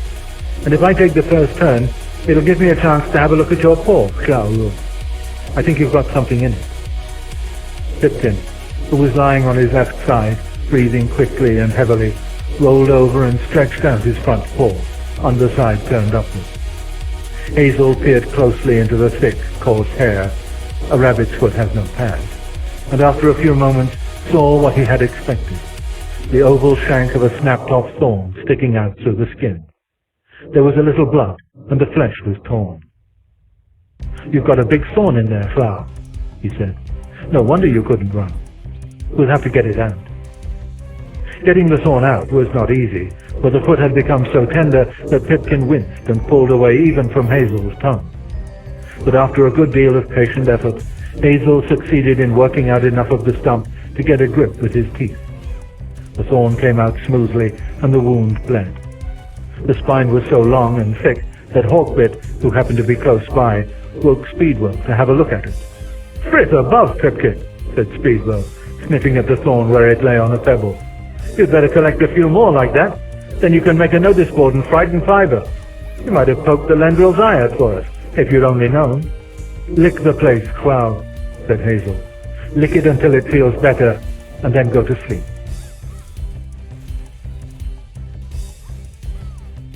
Chapter 10. The Road and the Common. Timorous answered that they had got up that difficult place. "But," said he, "the further we go, the more danger we meet with. Wherefore we turned and are going back again." John Bunyan, The Pilgrim's Progress. After some time, Hazel woke Buckthorn. Then he scratched a shallow nest in the earth and slept. One watch succeeded another through the day, though how the rabbits judged the passing of time is something that civilized human beings have lost the power to feel. Creatures that have neither clocks nor books are alive to all manner of knowledge about time and the weather, and about direction too, as we know from their extraordinary migratory and homing journeys. The changes in the warmth and dampness of the soil, the falling of the sunlight patches, the altering movements of the beams in the light wind, the direction and strength of the air currents along the ground, all these were perceived by the rabbit awake. The sun was beginning to set when Hazel woke to see Acorn listening and sniffing in the silence between two white-skinned flints. The light was thicker, the breeze had dropped, and the beams were still. Pipkin was stretched out a little way away. A yellow and black burying beetle, crawling across the white fur of his belly, stopped, waved its short, curved antennae, and then moved on again. Hazel grew tense with sudden misgiving. He knew that these beetles come to dead bodies on which they feed and lay their eggs. They will dig away the earth from under the bodies of small creatures, such as shrew mice and fallen fledglings, and then lay their eggs on them before covering them with soil. Surely Pipkin could not have died in his sleep. Hazel sat up quickly. Acorn started and turned toward him, and the beetle scurried away over the pebbles as Pipkin moved and woke. "How's the paw?" said Hazel. Pipkin put it to the ground. Then he stood on it. "It feels much better," he said. "I think I shall be able to go as well as the others now. They won't leave me behind, will they?" Hazel rubbed his nose behind Pipkin's ear. "No one's going to leave anyone else behind," he said. "If you had to stay, I'd stay with you. But don't pick up any more thorns, Clowroo, because we may have to go a long way." The next moment, all the rabbits leaped up in panic. From close at hand, the sound of a shot tore across the fields. A peewit rose screaming. The echoes came back in waves, like a pebble rolling round a box, and from the wood across the river came the clattering of wood pigeons' wings among the branches.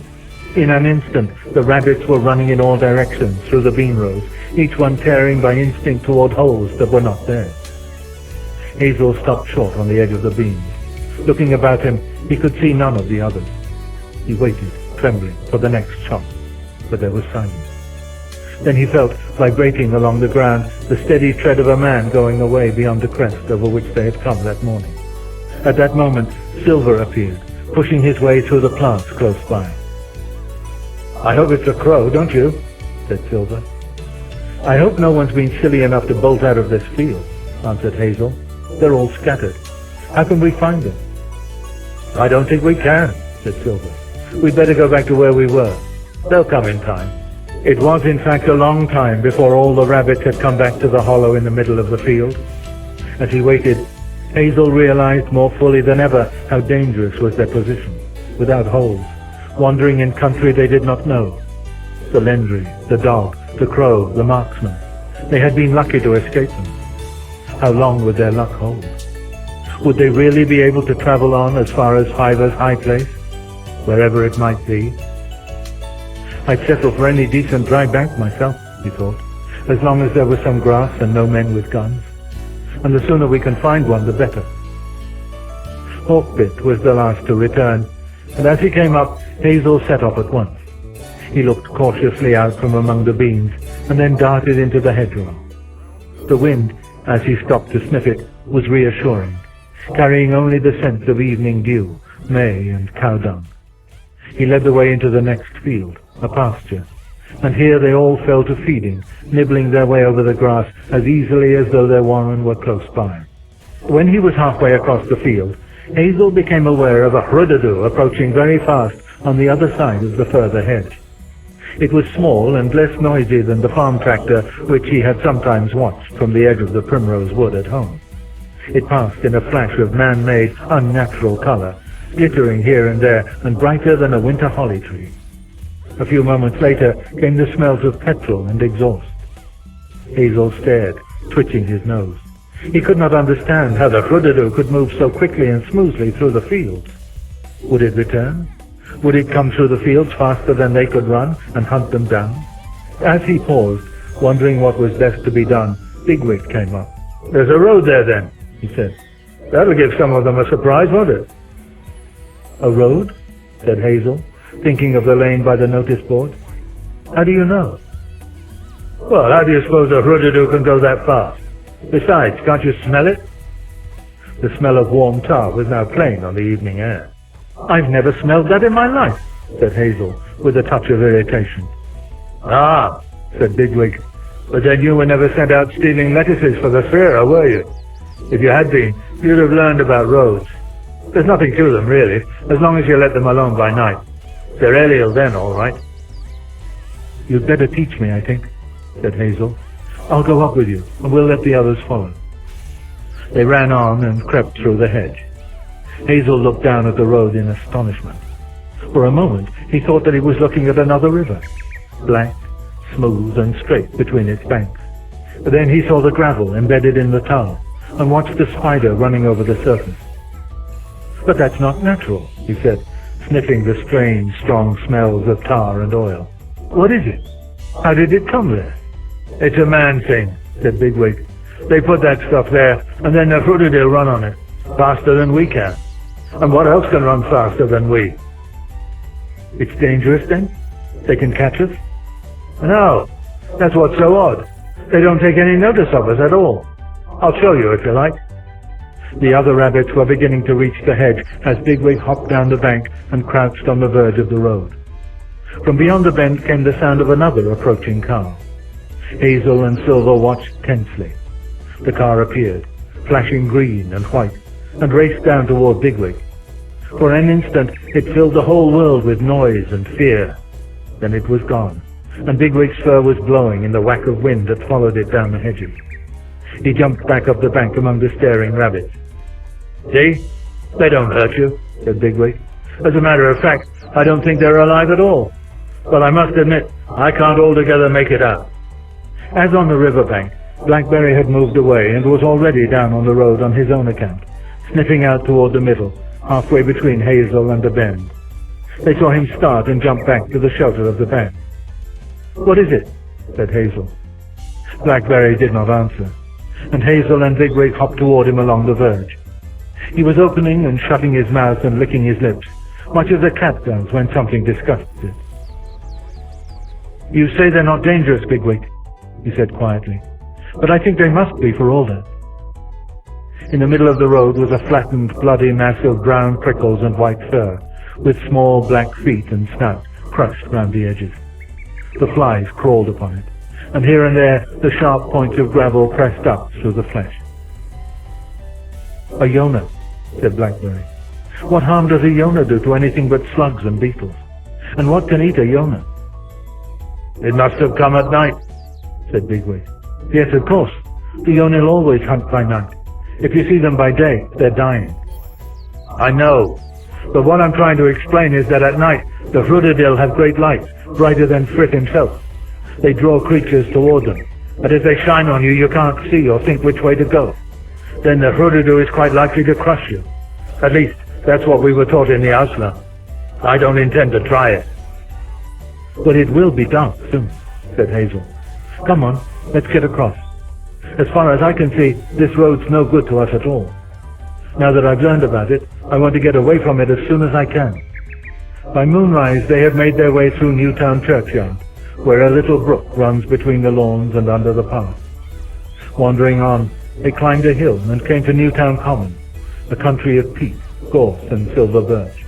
After the meadows they had left, this was a strange, forbidding land. Trees, herbage, even the soil, all were unfamiliar. They hesitated among the thick heather, unable to see more than a few feet ahead. Their fur became soaked with the dew. The ground was broken by rifts and pits of naked black peat, where water lay, and sharp white stones, some as big as a pigeon's, some as a rabbit's skull, glimmered in the moonlight. Whenever they reached one of these rifts, the rabbits huddled together, waiting for Hazel or Bigwig to climb the further side and find a way forward. Everywhere they came upon beetles, spiders, and small lizards, which scurried away as they pushed through the fibrous, resistant heather. Once Buckthorn disturbed a snake and leaped into the air as it whipped between his paws to vanish down a hole at the foot of a birch. The very plants were unknown to them. Pink lousewort, with its sprays of hooked flowers, bog asphodel, and the thin-stemmed blooms of the sundews rising above their hairy, fly-catching mouths, all shut fast by night. In this close jungle, all was silence. They went more and more slowly, and made long halts in the peat cuts. But if the heather itself was silent, the breeze brought distant night sounds across the open common. A cock crowed, a dog ran barking, and a man shouted at it. A little owl called, "Kiwik, Kiwik," and something, a vole or a shrew, gave a sudden squeal. There was not a noise, but seemed to tell of danger. Late in the night, toward moonset, Hazel was looking up from a cut where they were crouching to a little bank above. As he was wondering whether to climb up to it to see whether he could get a clear view ahead, he heard a movement behind him, and turned to find Hawkbit at his shoulder. There was something furtive and hesitant about him, and Hazel glanced at him sharply, wondering for a moment whether he could have sickness or poison on him.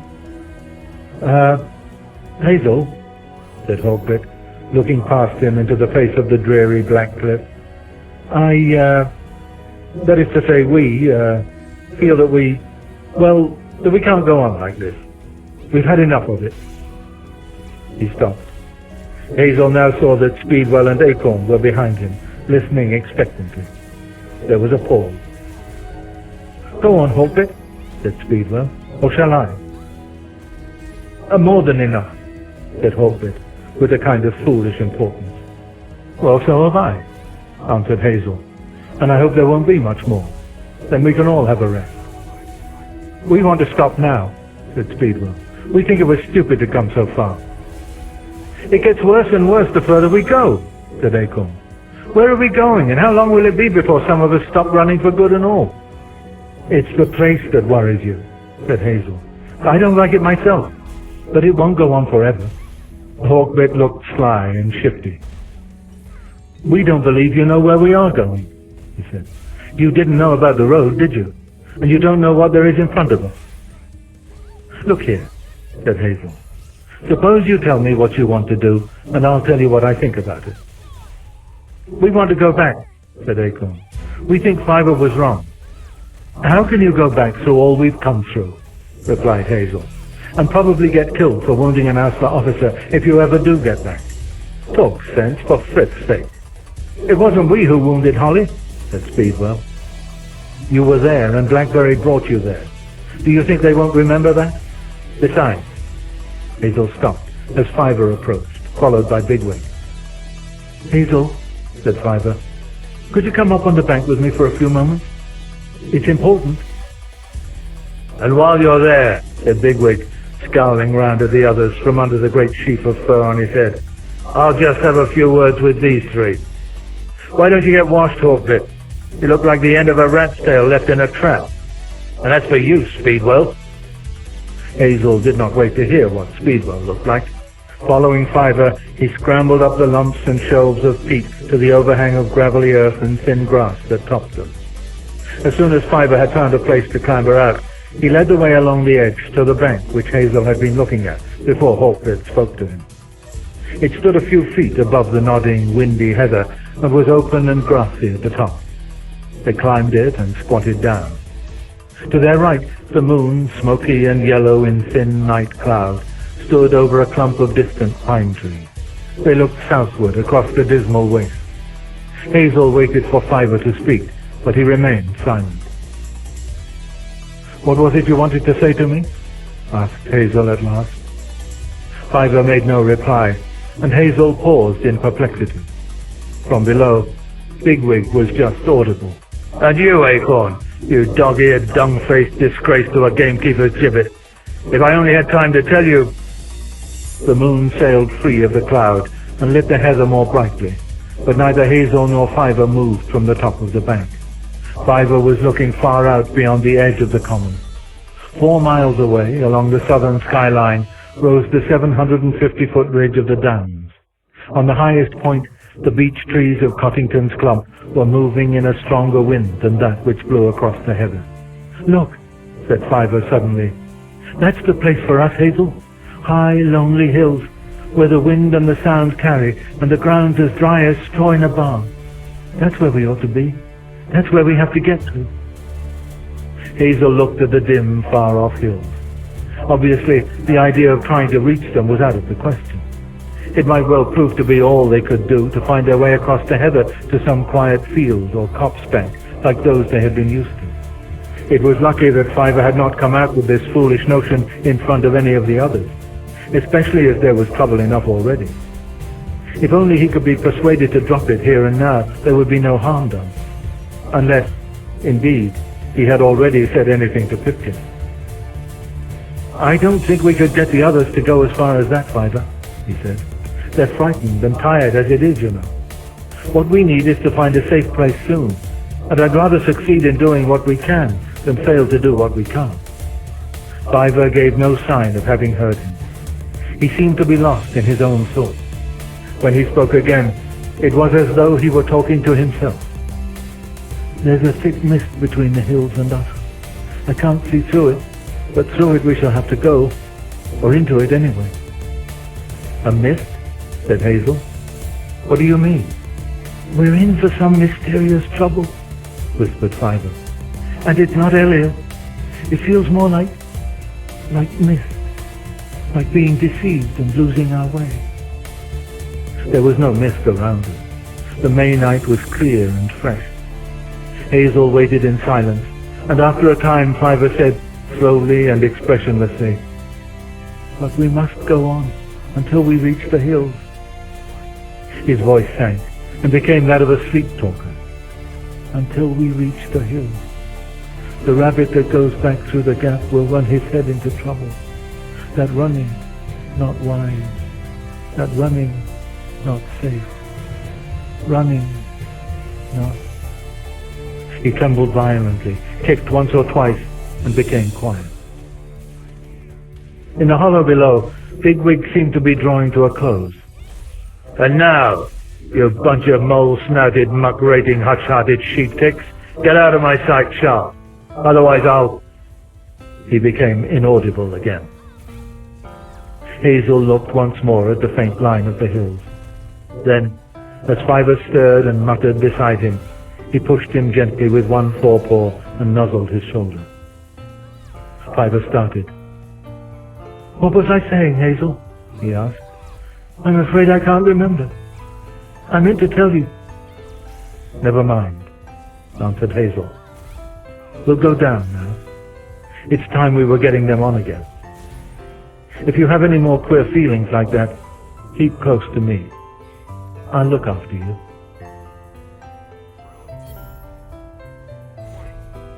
Chapter 11. Hard Going. Then Sir Beaumont rode all that ever he might ride through marshes and fields and great dales, that many times he plunged over the head in deep mires, for he knew not the way, but took the gainest way into that woodness. And at the last him happened to come to a fair green way. Mallory, Lamort Darter. When Hazel and Fiver reached the floor of the hollow, they found Blackberry waiting for them, crouching on the peat and nibbling at a few brown stalks of sedge grass. "Hello," said Hazel. "What's happened? Where are the others?" "Over there," answered Blackberry. "There's been a fearful row. Bigwig told Hawkbit and Speedwell that he'd scratch them to pieces if they didn't obey him. And when Hawkbit said he wanted to know who was Chief Rabbit, Bigwig bit him. It seems a nasty business. Who is Chief Rabbit, anyway? You or Bigwig?" "I don't know," answered Hazel. "But Bigwig's certainly the strongest. There was no need to go fighting Hawkbit. He couldn't have gone back if he'd tried. He and his friends would have seen that if they'd been allowed to talk for a bit. Now Bigwig's put their backs up, and they'll think they've got to go on because he makes them. I want them to go on because they can see it's the only thing to do. There are too few of us for giving orders and fighting people. Frit in a fog. Isn't there enough trouble and danger already?" They went over to the far end of the pit. Bigwig and Silver were talking with Buckthorn under an overhanging broom. Nearby, Pipkin and Dandelion were pretending to feed on a patch of scrub. Some way away, Acorn was making a great business of licking Hawkbit's throat, while Speedwell watched. "Keep still if you can, poor old chap," said Acorn, who obviously wanted to be overheard. "Just let me clean the blood out. Steady now." Hawkbit winced in an exaggerated manner and backed away. As Hazel came up, all the rabbits turned and stared at him expectantly. "Look," said Hazel, "I know there's been some trouble, but the best thing will be to try to forget it. This is a bad place, but we'll soon get out of it." "Do you really think we will?" asked Dandelion. "If you'll follow me now," replied Hazel desperately, "I'll have you out of it by sunrise. If I don't," he thought, "they'll very likely tear me to bits, and much good may it do them." For the second time he made his way out of the pit, and the others followed. The weary, frightening journey began again, broken only by alarms. Once a white owl swept silently overhead, so low that Hazel saw its dark, searching eyes looking into his own. But either it was not hunting, or he was too big to tackle, for it disappeared over the heather. And although he waited motionless for some time, it did not return. Once Dandelion struck the smell of a stoat, and they all joined him, whispering and sniffing over the ground. But the scent was old, and after a time they went on again. In this low undergrowth, their disorganized progress and uneven, differing rhythms of movement delayed them still more than in the wood. There were continual stampings of alarm, pausing, freezing to the spot at the sound of movement, real or imagined. It was so dark that Hazel seldom knew for certain whether he was leading or whether Bigwig or Silver might not be ahead. Once, hearing an unaccountable noise in front of him, which ceased on the instant, he kept still for a long time, and when at last he moved cautiously forward, found Silver crouching behind a tussock of cocksfoot for fear of the sound of his own approach. All was confusion, ignorance, clambering, and exhaustion. Throughout the bad dream of the night's journey, Pipkin seemed to be always close beside him. Though each of the others vanished and reappeared like fragments floating round a pool, Pipkin never left him, and his need for encouragement became at last Hazel's only support against his own weariness. "Not far now, Clowrul, not far now," he kept muttering, until he realized that what he said had become meaningless, a mere refrain. He was not speaking to Pipkin, or even to himself. He was talking in his sleep, or something very near it. At last he saw the first of the dawn, like light faintly perceived round a corner at the far end of an unknown burrow. And in the same moment a yellowhammer sang.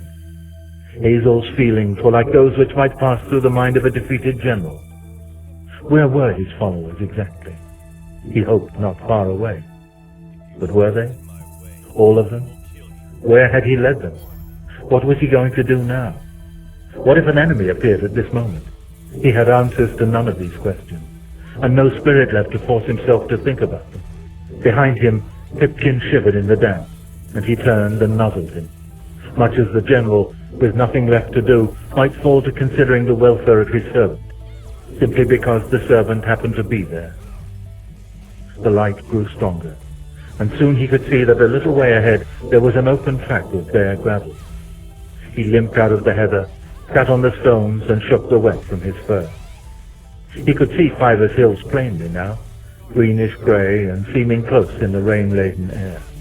He could even pick out the dots of furze bushes and stunted yew trees on the steep slopes. As he gazed at them, he heard an excited voice further down the track. "He's done it! Didn't I tell you he'd do it?" Hazel turned his head and saw Blackberry on the path. He was bedraggled and exhausted, but it was he who was speaking. Out of the heather behind him came Acorn, Speedwell, and Buckthorn. All four rabbits were now staring straight at him. He wondered why. Then, as they approached, he realized that they were looking not at him, but past him at something further off. He turned round. The gravel track led downhill into a narrow belt of silver birch and rowan. Beyond was a thin hedge, and beyond that, a green field between two copses. They had reached the other side of the copse. "Oh, Hazel," said Blackberry, coming up to him round a puddle in the gravel. "I was so tired and confused, I actually began to wonder whether you knew where you were going. I could hear you in the heather saying, 'Not far now,' and it was annoying me. I thought you were making it up. I should have known better. Frithra, you're what I call a chief rabbit." "Well done, Hazel," said Buckthorn. "Well done." Hazel did not know what to reply. He looked at them in silence, and it was Acorn who spoke next. "Come on," he said. "Who's going to be first into that field? I can still run." He was off, slowly enough, down the slope, but when Hazel stamped for him to stop, he did so at once. "Where are the others?" said Hazel. "Dandelion, Bigwig." At that moment, Dandelion appeared out of the heather and sat on the path, looking at the field. He was followed first by Hawkbit, and then by Fiver. Hazel was watching Fiver as he took in the sight of the field, when Buckthorn drew his attention back to the foot of the slope. "Look, Hazel," he said. "Silver and Bigwig are down there. They're waiting for us." Silver's light grey fur showed up plainly against a low spray of gorse, but Hazel could not see Bigwig until he sat up and ran toward them. "Splendid, Hazel," he said. "Everybody's here. Let's get them into that field." A few moments later, they were under the silver birches, and as the sun rose, striking flashes of red and green from the drops on ferns and twigs, they scrambled through the hedge, across a shallow ditch, and into the thick grass of the meadow.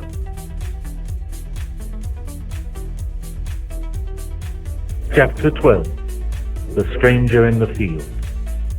Nevertheless, even in a crowded warren, visitors in the form of young rabbits seeking desirable dry quarters may be tolerated, and if powerful enough, they may obtain and hold a place.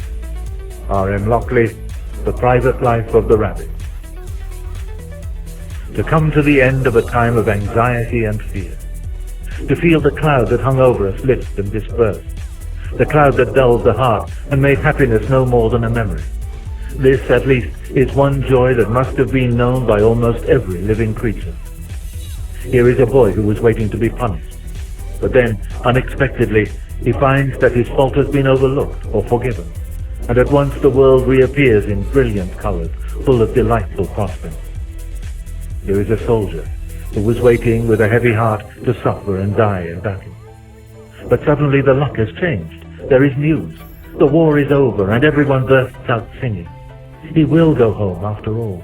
The sparrows in the ploughland were crouching in terror of the kestrel, but she has gone, and they fly pell-mell up the hedgerow, frisking, chattering, and perching where they will. The bitter winter had all the country in its grip.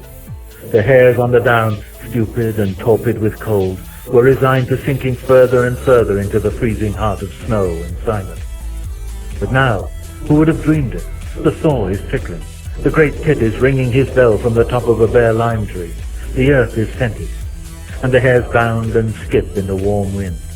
Hopelessness and reluctance are blown away like a fog, and the dumb solitude where they crept, a place desolate as a crack in the ground, opens like a rose and stretches to the hills and the sky.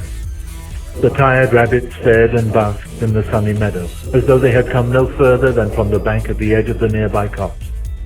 The heather and the stumbling darkness were forgotten, as though the sunlight had melted them.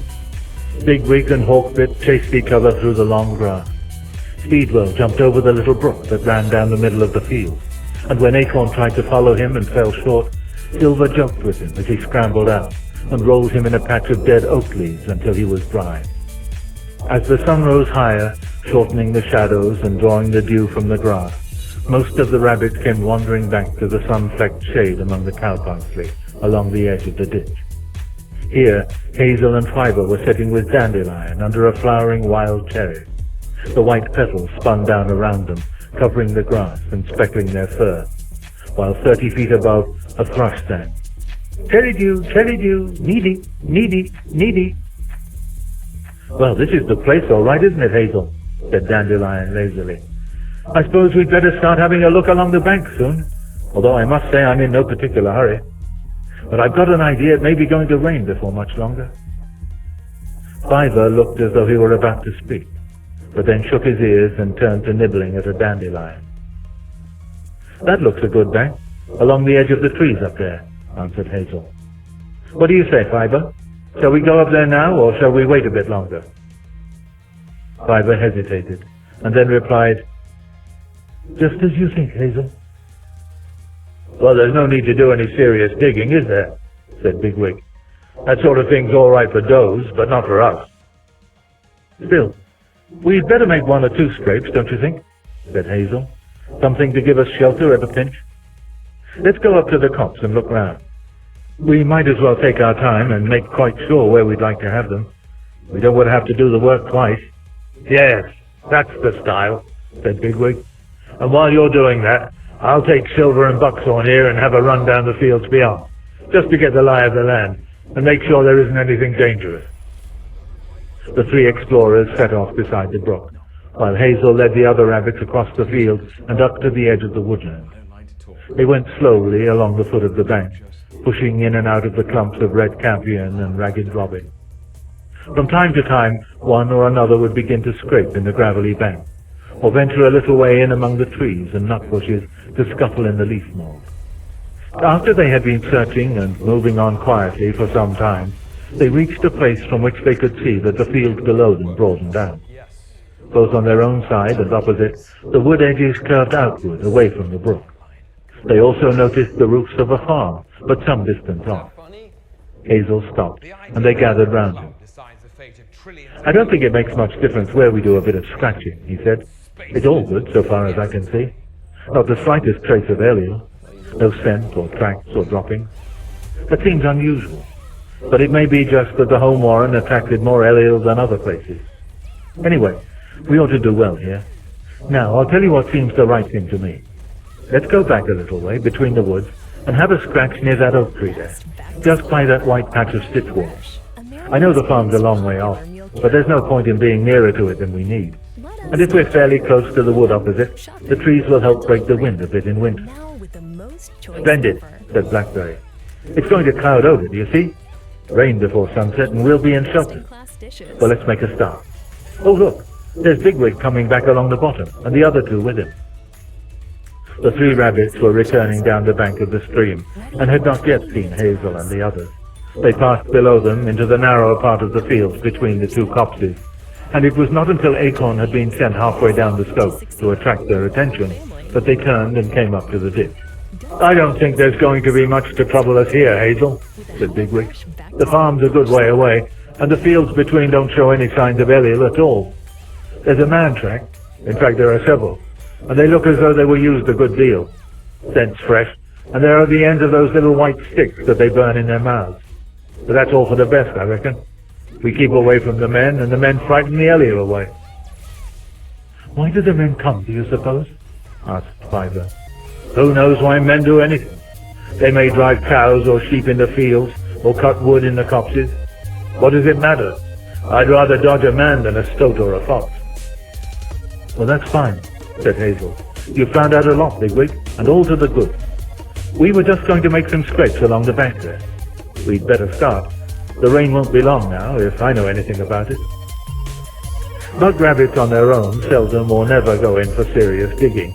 This is the natural job of a doe making a home for her litter before they are born, and then her buck helps her. All the same, solitary bucks, if they can find no existing holes to make use of, will sometimes scratch out short tunnels for shelter, although it is not work that they tackle at all seriously. During the morning, the digging proceeded in a light-hearted and intermittent way. The bank on each side of the oak tree was bare and consisted of a light, gravelly soil. There were several false starts and fresh choices, but by knee-frith they had 3 scrapes of a sort. Hazel, watching, lent help here and there and encouraged the others. Every so often he slipped back to look out over the field and make sure that all was safe.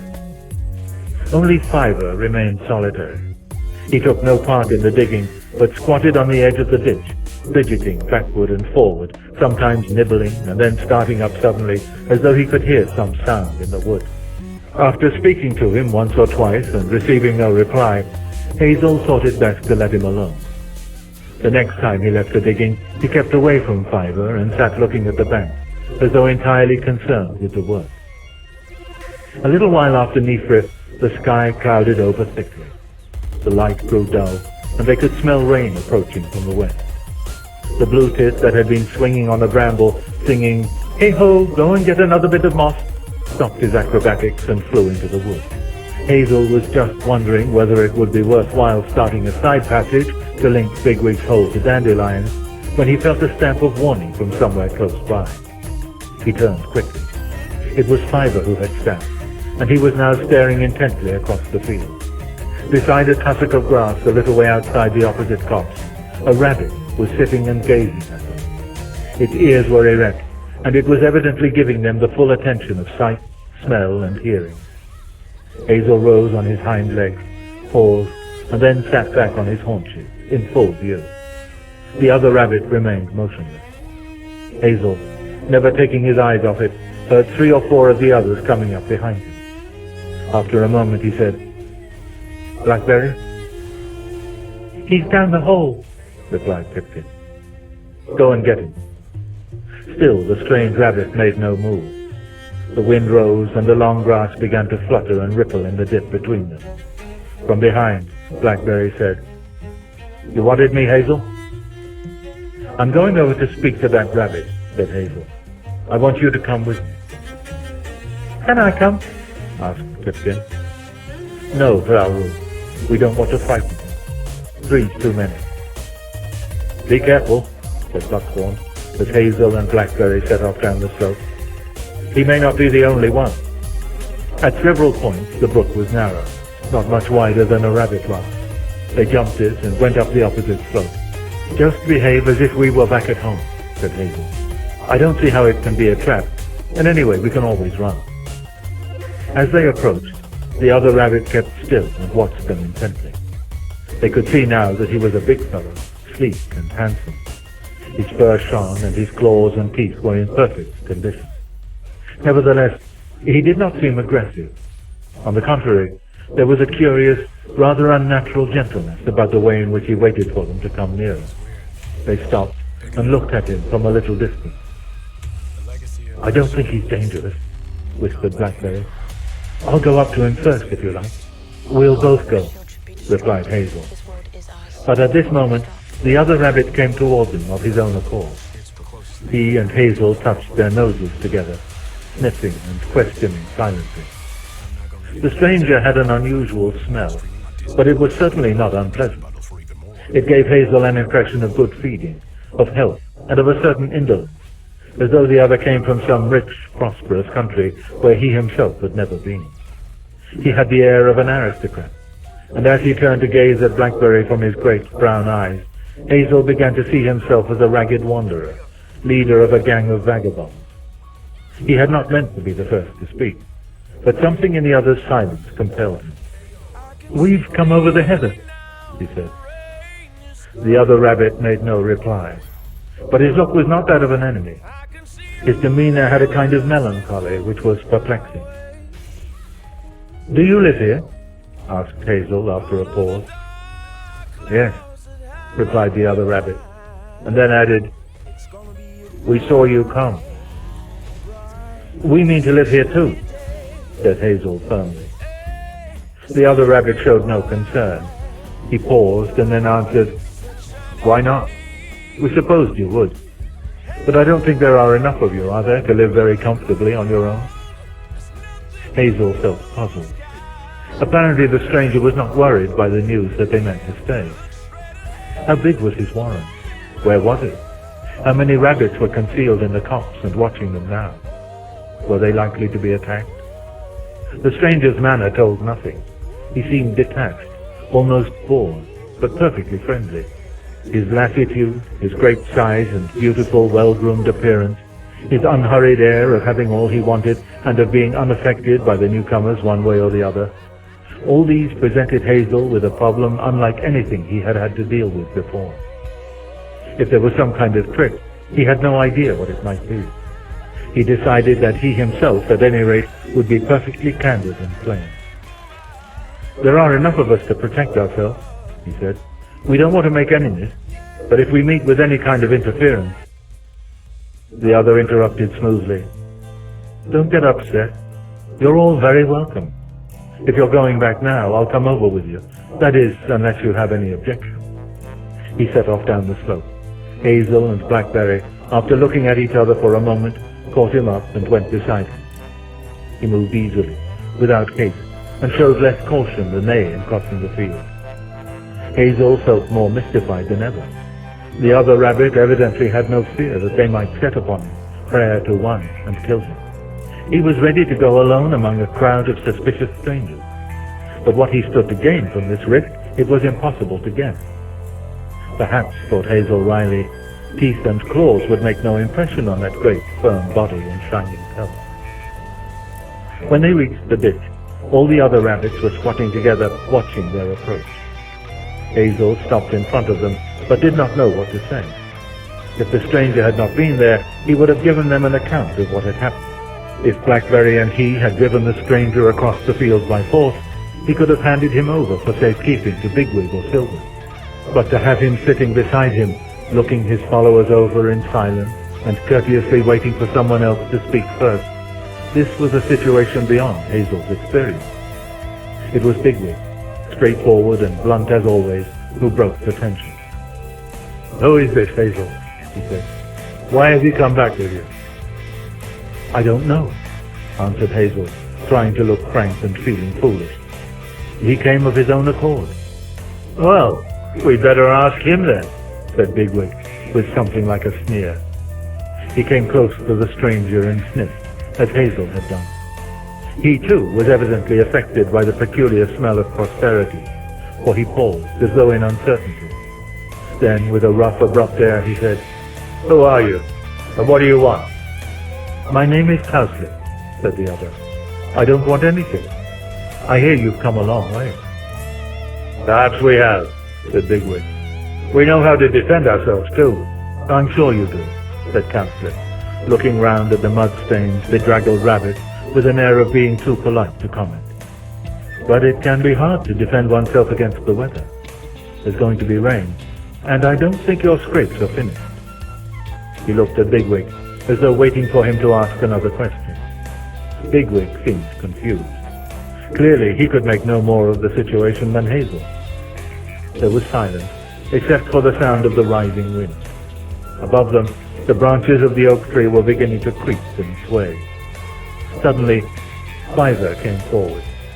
"We don't understand you," he said. "It's best to say so and try to get things clear. Can we trust you? Are there many other rabbits here? Those are the things we want to know."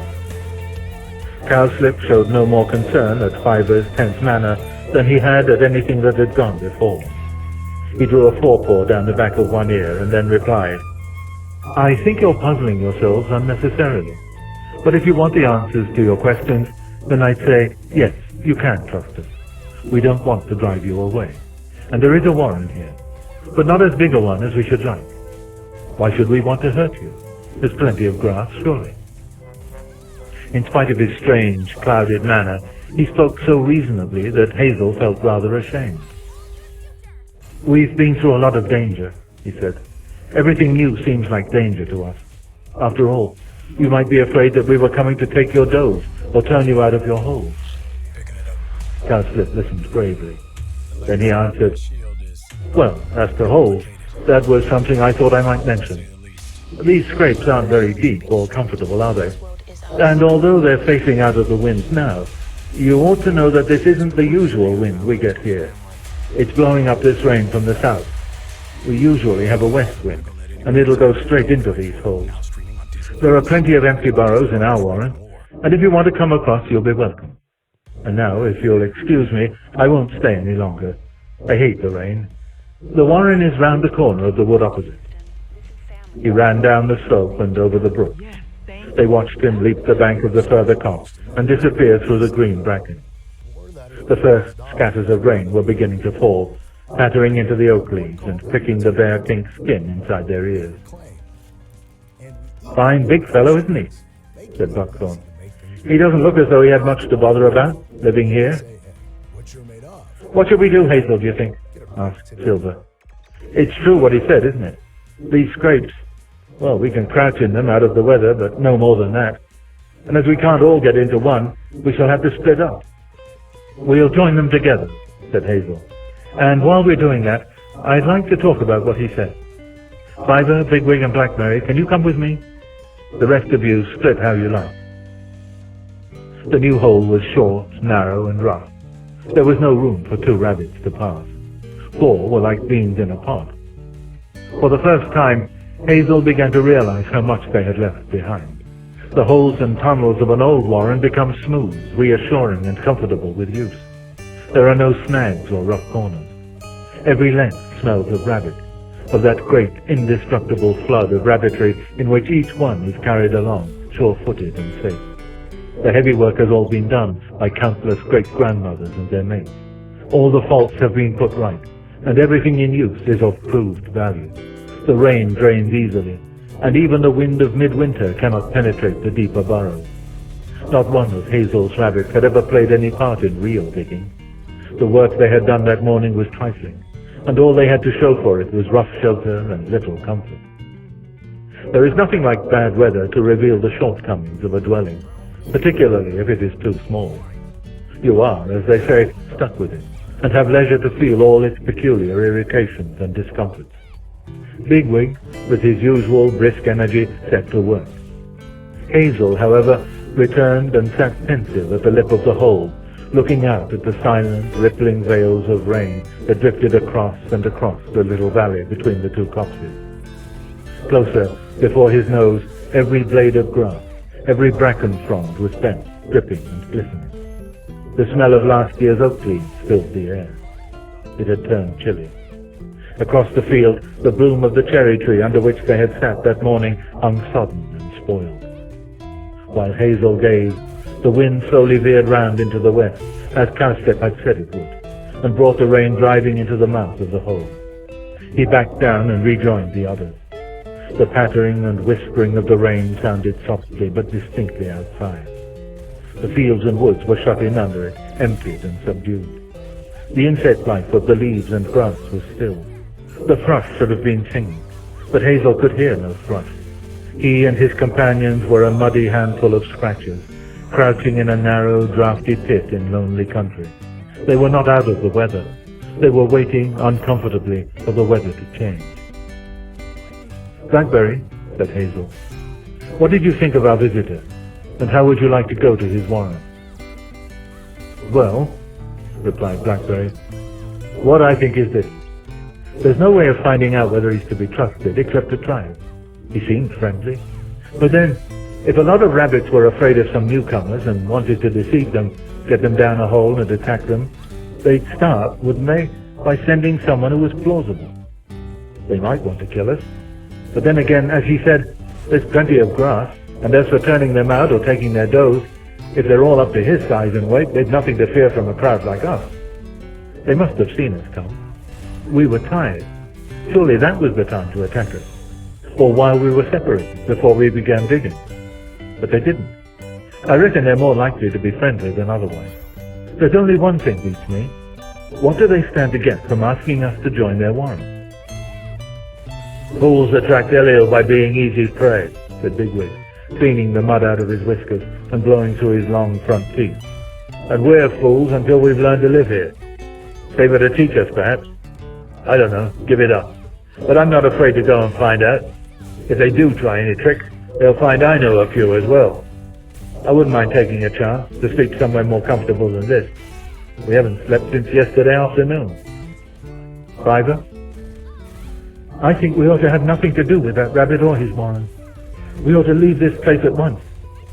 But what's the good of talking? Cold and damp, Hazel felt impatient. He had always been accustomed to rely on Fiver, and now, when he really needed him, he was letting them down. Blackberry's reasoning had been first-rate, and Bigwig had at least shown which way any sound-hearted rabbit would be likely to lean. Apparently, the only contribution Fiver could make was this beetle-spirited vaporing. He tried to remember that Fiver was undersized, and that they had had an anxious time and were all weary. At this moment, the soil at the far end of the burrow began to crumble inward. Then it fell away, and Silver's head and front paws appeared. "Here we are," said Silver cheerfully. "We've done what you wanted, Hazel, and Buckthorn's through next door. But what I'd like to know is, how about what's his name? Cowpat? No, Cowslip. Are we going to his warren or not? Surely we're not going to sit cowering in this place because we're frightened to go and see him. Whatever will he think of us?" "I'll tell you," said Dandelion from over his shoulder. "If he's not honest, he'll know we're afraid to come. And if he is, he'll think we're suspicious, cowardly skulkers. If we're going to live in these fields, we'll have to get on terms with his lot sooner or later. And it goes against the grain to hang about and admit we daren't visit them." "I don't know how many of them there are," said Silver, "but we're quite a crowd. Anyhow, I hate the idea of just keeping away. How long have rabbits been El-ahrairah? The old cowslip wasn't afraid to come into the middle of us, was he?" "Very well," said Hazel. "That's how I feel myself. I just wanted to know whether you did. Would you like Bigwig and me to go over there first by ourselves and report back?" "No," said Silver. "Let's all go. If we're going at all, for Fripp's sake, let's do it as though we weren't afraid. What do you say, Dandelion?" "I think you're right." "Then we'll go now," said Hazel. "Get the others and follow me." Outside, in the thickening light of the late afternoon, with the rain trickling into his eyes and under his scut, he watched them as they joined him. Blackberry, alert and intelligent, looking first up and then down the ditch before he crossed it. Bigwig, cheerful at the prospect of action. The steady, reliable Silver. Dandelion, the dashing storyteller, so eager to be off that he jumped the ditch and ran a little way into the field before stopping to wait for the rain. Buckthorn, perhaps the most sensible and staunch of them all. Pipkin, who looked round for Hazel and then came over to wait beside him. Acorn, Hawkbit, and Speedwell, decent enough rank and filers, as long as they were not pushed beyond their limits. Last of all came Fiver, dejected and reluctant as a sparrow in the frost. As Hazel turned from the hole, the clouds in the west broke slightly, and there was a sudden dazzle of watery, pale gold light. "Oh, El-ahrairah," thought Hazel. "These are rabbits we're going to meet. You know them as well as you know us. Let it be the right thing that I'm doing." "Now brace up, Fiver," he said aloud. "We're waiting for you and getting wetter every moment." A soaking bumblebee crawled over a thistle bloom, vibrated its wings for a few seconds, and then flew away down the field. Hazel followed, leaving a dark track behind him over the silvered grass. This audiobook is continued on Disc 3. Watership Down by Richard Adams continues. Disc 3. Chapter 13. Hospitality. In the afternoon they came onto a land in which it seemed always afternoon. All round the coast the languid air did swoon. breathing like one that has a weary dream. Seneca, the lotus eater. The corner of the opposite wood turned out to be an acute point. Beyond it, the ditch and trees curved back again in a re-entrance, so that the field formed a bay with a bank running all the way round. It was evident now why Cowslip, when he left them, had gone among the trees. He had simply run in a direct line from their holes to his own, passing on his way through the narrow strip of woodland that lay between. Indeed, as Hazel turned the point and stopped to look about him, he could see the place where Cowslip must have come out. A clear rabbit track led from the bracken under the fence and into the field. In the bank on the further side of the bay, the rabbit holes were plain to see, showing dark and distinct in the bare ground. It was as conspicuous a warren as could well be imagined. "Sky above us," said Bigwig. "Every living creature for miles must know that's there. Look at all the tracks in the grass, too. Do you think they sing in the morning, like the thrushes?" "Perhaps they're too secure to bother about concealing themselves," said Blackberry. "After all, the home warren was fairly plain to be seen." "Yes, but not like that. A couple of Fruitadill could go down some of those holes." "So could I," said Dandelion. "I'm getting dreadfully wet." As they approached, a big rabbit appeared over the edge of the ditch, looked at them quickly, and vanished into the bank. A few moments later, two others came out and waited for them. They too were sleek and unusually large.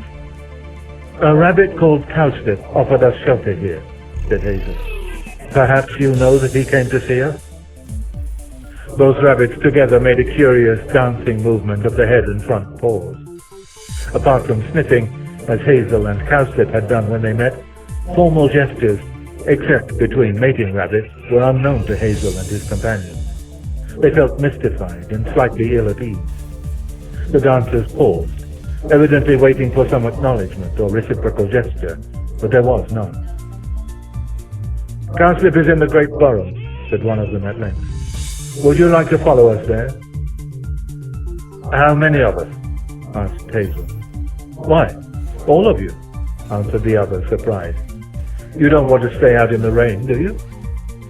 Hazel had supposed that he and one or two of his comrades would be taken to see the chief rabbit, who would probably not be Cowslip, since Cowslip had come to see them unattended, in his burrow, after which they would all be given different places to go to. It was this separation of which he had been afraid. He now realized with astonishment that there was apparently a part of the warren underground which was big enough to contain them all together.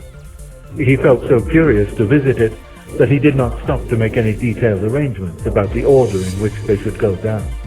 However, he put Pipkin immediately behind him. "It'll warm his little heart for once," he thought.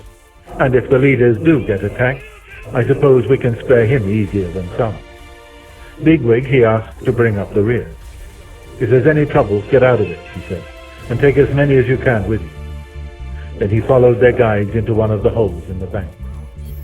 The run was broad, smooth, and dry. It was obviously a highway, for other runs branched off it in all directions. The rabbits in front went fast, and Hazel had little time to sniff about as he followed. Suddenly he checked. He had come into an open place. His whiskers could feel no earth in front, and none was near his side. There was a good deal of air ahead of him. He could feel it moving, and there was a considerable space above his head. Also, there were several rabbits near him. It had not occurred to him that there would be a place underground where he would be exposed on three sides. He backed quickly and felt Pipkin at his tail. "What a fool I was," he thought. "Why didn't I put Silver there?" At this moment, he heard Cowslip speaking. He jumped, for he could tell that he was some way away. The size of the place must be immense. "Is that you, Hazel?" said Cowslip. "You're welcome, and so are your friends. We're glad you've come." No human beings, except the courageous and experienced blind, are able to sense much in a strange place where they cannot see. But with rabbits it is otherwise. They spend half their lives underground in darkness or near darkness, and touch, smell, and hearing convey as much or more to them than sight. Hazel now had the clearest knowledge of where he was. He would have recognized the place if he had left at once and come back 6 months later. He was at one end of the largest burrow he had ever been in, sandy, warm and dry, with a hard, bare floor. There were several tree roots running across the roof, and it was these that supported the unusual span. There was a great number of rabbits in the place, many more than he was bringing. All had the same rich, opulent smell as Cowslip. Cowslip himself was at the other end of the hall, and Hazel realized that he was waiting for him to reply. His own companions were still coming out of the entrance burrow one by one, and there was a good deal of scrabbling and shuffling. He wondered if he ought to be very formal. Whether or not he could call himself a chief rabbit, he had had no experience of this sort of thing. El-ahrairah would no doubt have risen to the occasion perfectly. He did not want to appear at a loss or to let his followers down. He decided that it would be best to be plain and friendly. After all, there would be plenty of time, as they settled down in the warren, to show these strangers that they were as good as themselves, without risking trouble by putting on airs at the start. "We're glad to be out of the bad weather," he said. "We're like all rabbits, happiest in the crowd. When you came over to see us in the field, Cowslip, you said your warren wasn't large, but judging by the holes we saw along the bank, it must be what we'd reckon a fine, big one." As he finished, he sensed that Bigwig had just entered the hall, and knew that they were all together again. The stranger rabbit seemed slightly disconnected by his little speech, and he felt that, for some reason or other, he had not struck the right note in complimenting them on their numbers. Perhaps there were not very many of them after all. Had there been disease? There was no smell or sign of it. These were the biggest and healthiest rabbits he had ever met. Perhaps their fidgeting and silence had nothing to do with what he had said. Perhaps it was simply that he had not spoken very well, being new to it, and they felt that he was not up to their fine ways. Never mind, he thought. After last night, I'm sure of my own luck. We wouldn't be here at all if we weren't handy in a pinch. These other fellows will just have to get to know us. They don't seem to dislike us anyway. There were no more speakers. Rabbits have their own conventions and formalities, but these are few and short by human standards. If Hazel had been a human being, he would have been expected to introduce his companions one by one, and no doubt each would have been taken in charge as a guest by one of their hosts. In the great burrow, however, things happened differently. The rabbits mingled naturally. They did not talk for talking's sake, in the artificial manner that human beings, and sometimes even their dogs and cats, do. But this did not mean that they were not communicating, merely that they were not communicating by talking. All over the burrow, both the newcomers and those who were at home were accustoming themselves to each other in their own way and their own time, getting to know what the strangers smelled like, how they moved, how they breathed, how they scratched, the feel of their rhythms and pulses. These were their topics and subjects of discussion, carried on without the need of speech. To a greater extent than a human in a similar gathering, each rabbit, as he pursued his own fragment, was sensitive to the trend of the whole. After a time, all knew that the concourse was not going to turn sour or break up in a fight. Just as a battle begins in a state of equilibrium between the two sides, which gradually alters one way or the other until it is clear that the balance has tilted so far that the issue can no longer be in doubt. So this gathering of rabbits in the dark, beginning with hesitant approaches, silences, pauses, movements, crouching side by side, and all manner of tentative appraisals, slowly moved, like a hemisphere of the world, into summer, to a warmer, brighter region of mutual liking and approval, until all felt sure that they had nothing to fear. Pipkin, some way away from Hazel, crouched at his ease between two huge rabbits who could have broken his back in a second, while Buckthorn and Cowslip started a playful scuffle, nipping each other like kittens, and then breaking off to comb their ears in a comical pretense of sudden gravity. Only Cider sat alone in the park. He seemed either ill or very much depressed, and the strangers avoided him instinctively.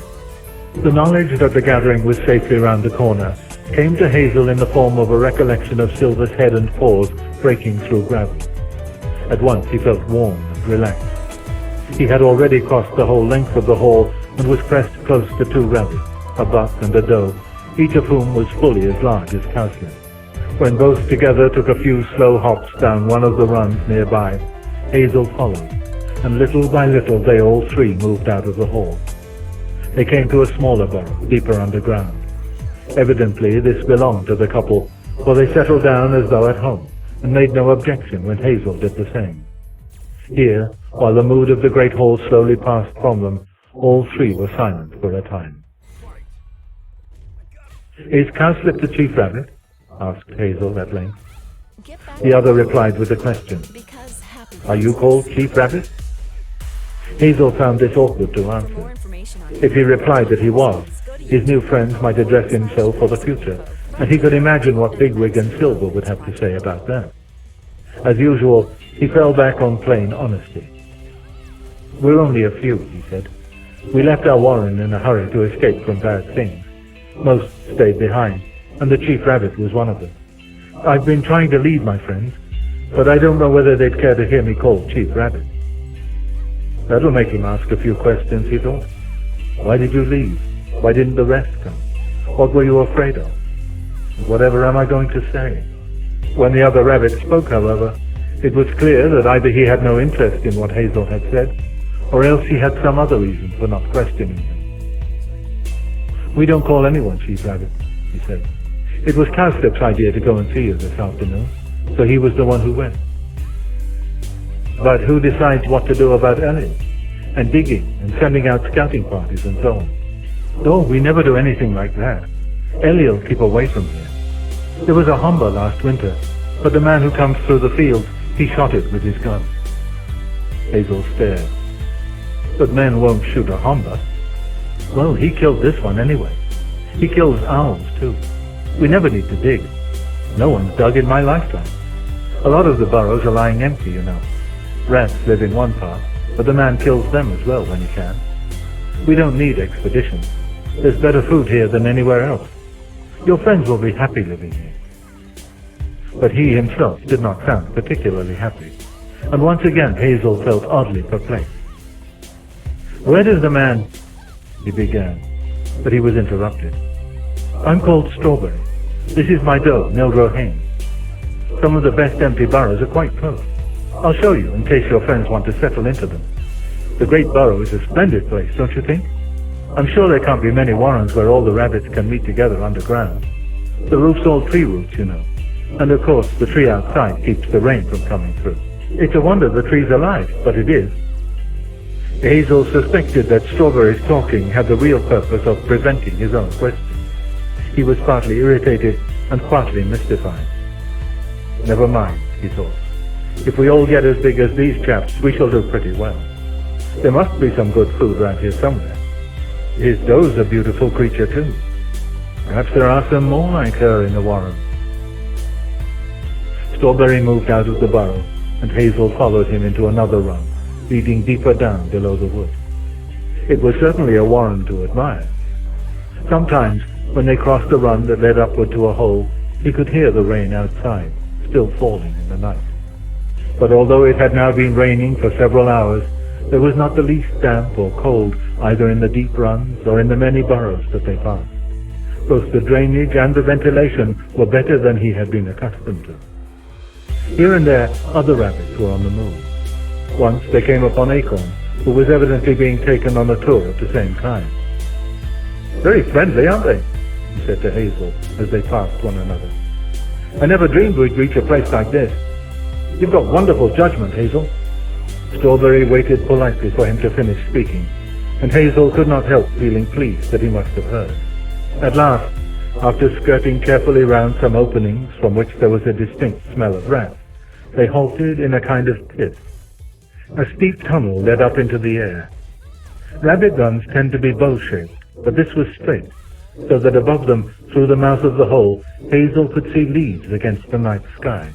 He realized that one wall of the pit was convex, and made of some hard substance.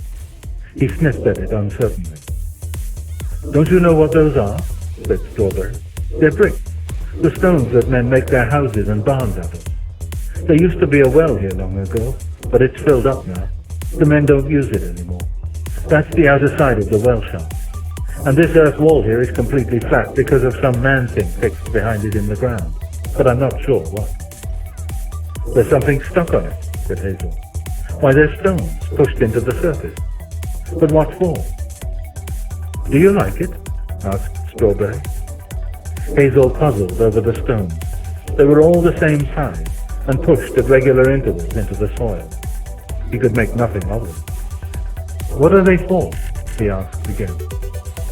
It's El-ahrairah, said Strawberry. A rabbit called Laburnum did it some time ago now. We have others, but this is the best. Worth a visit, don't you think? Hazel was more at a loss than ever. He had never seen a laburnum and was puzzled by the name, which in Lapine is poison tree. How could a rabbit be called poison? And how could stones be El-ahrairah? What exactly was it that Strawberry was saying was El-ahrairah? In confusion he said, I don't understand. It's what we call a shape, explained Strawberry. Haven't you seen one before? The stones make the shape of El-ahrairah on the wall, stealing the king's letters. You know. Hazel had not felt so much bewildered since Blackberry had talked about the raft beside the Enborn. Obviously, the stones could not possibly be anything to do with El-ahrairah. It seemed to him that Strawberry might as well have said that his tail was an oak tree. He sniffed again, and then put a paw up to the wall. Steady, steady, said Strawberry. You might damage it, and that wouldn't do. Never mind. We'll come again some other time.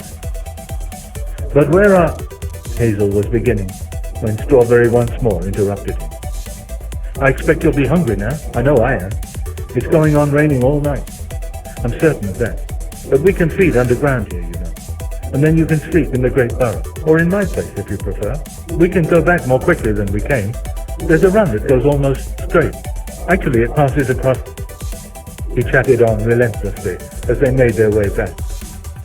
It suddenly occurred to Hazel that these desperate interruptions seemed to follow any question beginning, where? He thought he would put this to the proof.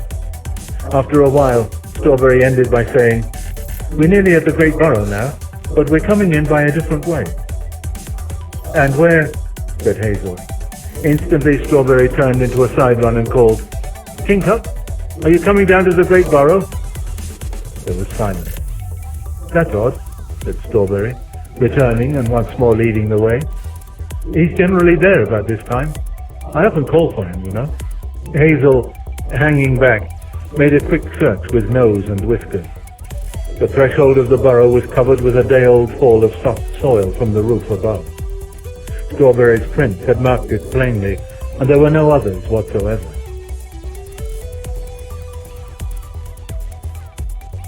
Chapter 14. Like Trees in November. Courts and camps are the only places to learn the world in. Take the tone of the company that you are in. The Earl of Chesterfield. Letters to his son. The Great Burrow was less crowded than when they had left it. Nildro was the first rabbit they met. He was among a group of 3 or 4 fine does who were talking quietly together, and seemed to be feeding as well. There was a smell of green stuff. Evidently some kind of food was available underground, like the Threra's lettuce. Hazel stopped to speak to Nildro. She asked whether he had gone as far as the well pit and the El-ahrairah of Laburnum. Yes, we did, said Hazel. It's something quite strange to me, I'm afraid, but I'd rather admire you and your friends than stones on a wall. As he said this, he noticed that Cowslip had joined them, and that Strawberry was talking to him quietly. He caught the words, never been near a shape, and a moment later Cowslip replied, well, it makes no difference from our point of view. Hazel suddenly felt tired and depressed. He heard Blackberry behind Cowslip's sleek, heavy shoulder and went across to him. Come out into the grass, he said quietly. Bring anyone else who'll come. At that moment, Cowslip turned to him and said, You'll be glad of something to eat now. I'll show you what we've got down here. 1 or 2 of us are just going to Silflay, said Hazel. Oh, it's still raining much too hard for that, said Cowslip, as though there could be no 2 ways about it. We'll feed you here. I should be sorry to quarrel over it, said Hazel firmly, but some of us need to Silflay. We're used to it, and rain doesn't bother us. Cowslip seemed taken aback for a moment. Then he laughed. The phenomenon of laughter is unknown to animals, though it is possible that dogs and elephants may have some inkling of it. The effect on Hazel and Blackberry was overwhelming. Hazel's first idea was that Cowslip was showing the symptom of some kind of disease. Blackberry clearly thought that he might be going to attack them and backed away. Cowslip said nothing, but his eerie laughter continued. Hazel and Blackberry turned and scuttled up the nearest run as though he had been a ferret.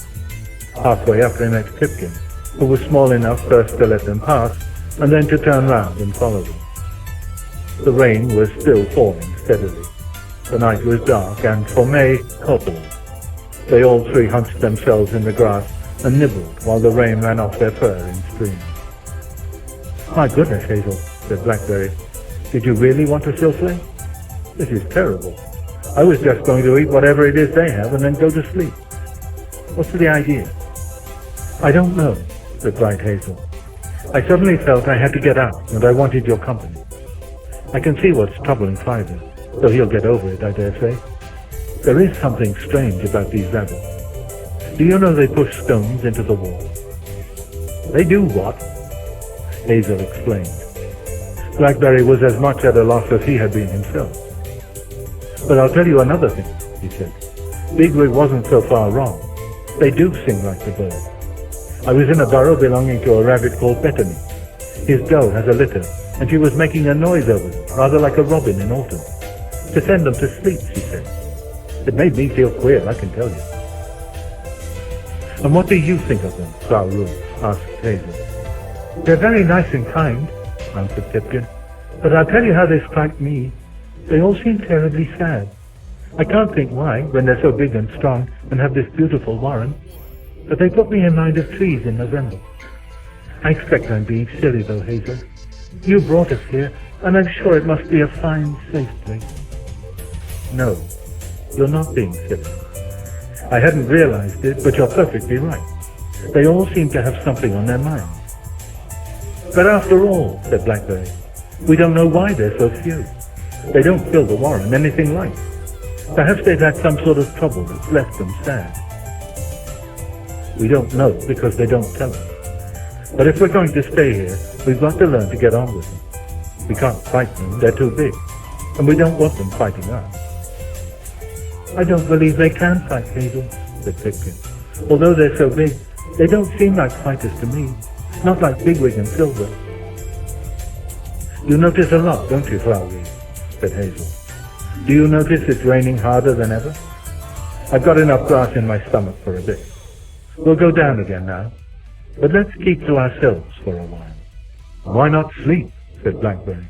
"It's over a night and a day now, and I'm dropping." They returned down a different hole and soon found a dry, empty burrow, where they curled up together and slept in the warmth of their own tired bodies. When Hazel woke, he perceived at once that it was morning, sometime after sunrise by the smell of it. The scent of apple blossom was plain enough. Then he picked up the fainter smells of buttercups and horses. Mingled with these came another. Although it made him uneasy, he could not tell for some moments what it was. A dangerous smell, an unpleasant smell, a totally unnatural smell, quite close outside. A smoke smell, something was burning. Then he remembered how Bigwig, after his reconnaissance on the previous day, had spoken of the little white sticks in the grass. That was it. A man had been walking over the ground outside. That must have been what had awakened him.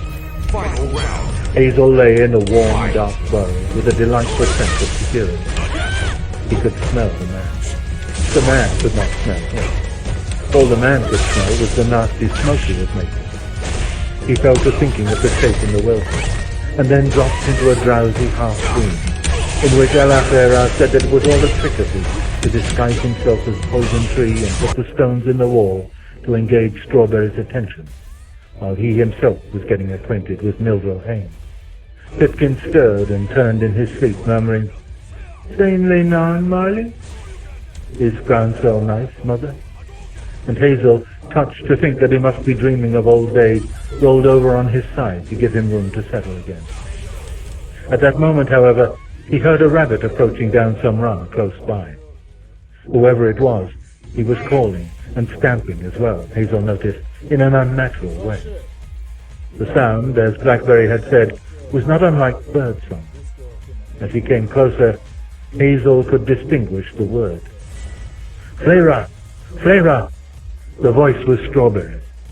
Pipkin and Blackberry were waking more at the stamping than the voice, which was thin and novel, not striking through their sleep to any deep instinct. Hazel slipped out of the burrow into the run, and at once came upon Strawberry, busily thumping a hind leg on the hard earth floor. "My mother used to say, if you were a horse, the ceiling would fall down," said Hazel. "Why do you stamp underground?" "To wake everyone," answered Strawberry. "The rain went on nearly all night, you know. We generally sleep right through the early morning if it's rough weather, but it's turned fine now." "Why actually wake everybody, though?" "Well, the man's gone by, and Cowslip and I thought the Flayrah ought not to lie about for long. If we don't go and get it, the rats and rooks come, and I don't like fighting rats. I expect it's all in the day's work to an adventurous lot like you." "I don't understand." "Well, come along with me. I'm just going back along this run for Nildro Hain. We haven't got a litter at present, you see, so she'll come out with the rest of them." Other rabbits were making their way along the run, and Strawberry spoke to several of them, more than once remarking that he would enjoy taking their new friends across the field. Hazel began to realize that he liked Strawberry. On the previous day, he had been too tired and bewildered to size him up. But now that he had had a good sleep, he could see that Strawberry was really a harmless, decent sort of fellow. He was touchingly devoted to the beautiful Nildro Hain, and he evidently had moods of gaiety and a great capacity for enjoyment. As they came up into the May morning, he hopped over the ditch and skipped into the long grass as blithe as a squirrel. He seemed quite to have lost the preoccupied air that had troubled Hazel the night before. Hazel himself paused in the mouth of the hole, as he always had behind the bramble curtain at home, and looked out across the valley. The sun, risen behind the copse, threw long shadows from the trees southwestward across the field. The wet grass glittered, and nearby a nut tree sparkled iridescent, winking and gleaming as its branches moved in the light wind. The brook was swollen, and Hazel's ears could distinguish the deeper, smoother sound, changed since the day before. Between the copse and the brook, the slope was covered with pale lilac radius smocks, each standing separately in the grass, a frail stalk of bloom above a spread of cressy leaves. The breeze dropped, and the little valley lay completely still, held in long beams of light and enclosed on either side by the lines of the wood. Upon this clear stillness, like feathers on the surface of a pool, fell the calling of a cuckoo. "It's quite safe, Hazel," said Cowslip behind him in the hole. "I know you're used to taking a good look round when you still play, but here we generally go straight out." Hazel did not mean to alter his ways or take instructions from Cowslip. However, no one had pushed him, and there was no point in bickering over trifles. He hopped across the ditch to the further bank and looked round him again. Several rabbits were already running down the field toward a distant hedge, dappled white with great patches of maybloom. He saw Bigwig and Silver and went to join them, flicking the wet off his front paws step by step, like a cat. "I hope your friends have been looking after you as well as these fellows have looked after us, Hazel," said Bigwig. "Silver and I really feel at home again. If you ask me, I reckon we've all made a big change for the better. Even if Fiver's wrong and nothing terrible has happened back at the old warren, I'd still say we're better off here. Are you coming along to feed?" "What is this business about going to feed, do you know?" asked Hazel. "Haven't they told you? Apparently there's Flayrah to be had down the fields. Most of them go every day. Rabbits usually eat grass, as everyone knows, but more appetizing food, e.g. lettuce or carrot, for which they will make an expedition or rob a garden, is Flayrah." "Flayrah? But isn't it rather late in the morning to raid a garden?" said Hazel, glancing at the distant roofs of the farm behind the trees. "No, no," said one of the warren rabbits, who had overheard him. "The Flayrah's left in the field, usually near the place where the brook rises. We either eat it there or bring it back, or both. but we'll have to bring some back today. The rain was so bad last night that no one went out, and we ate almost everything in the warren.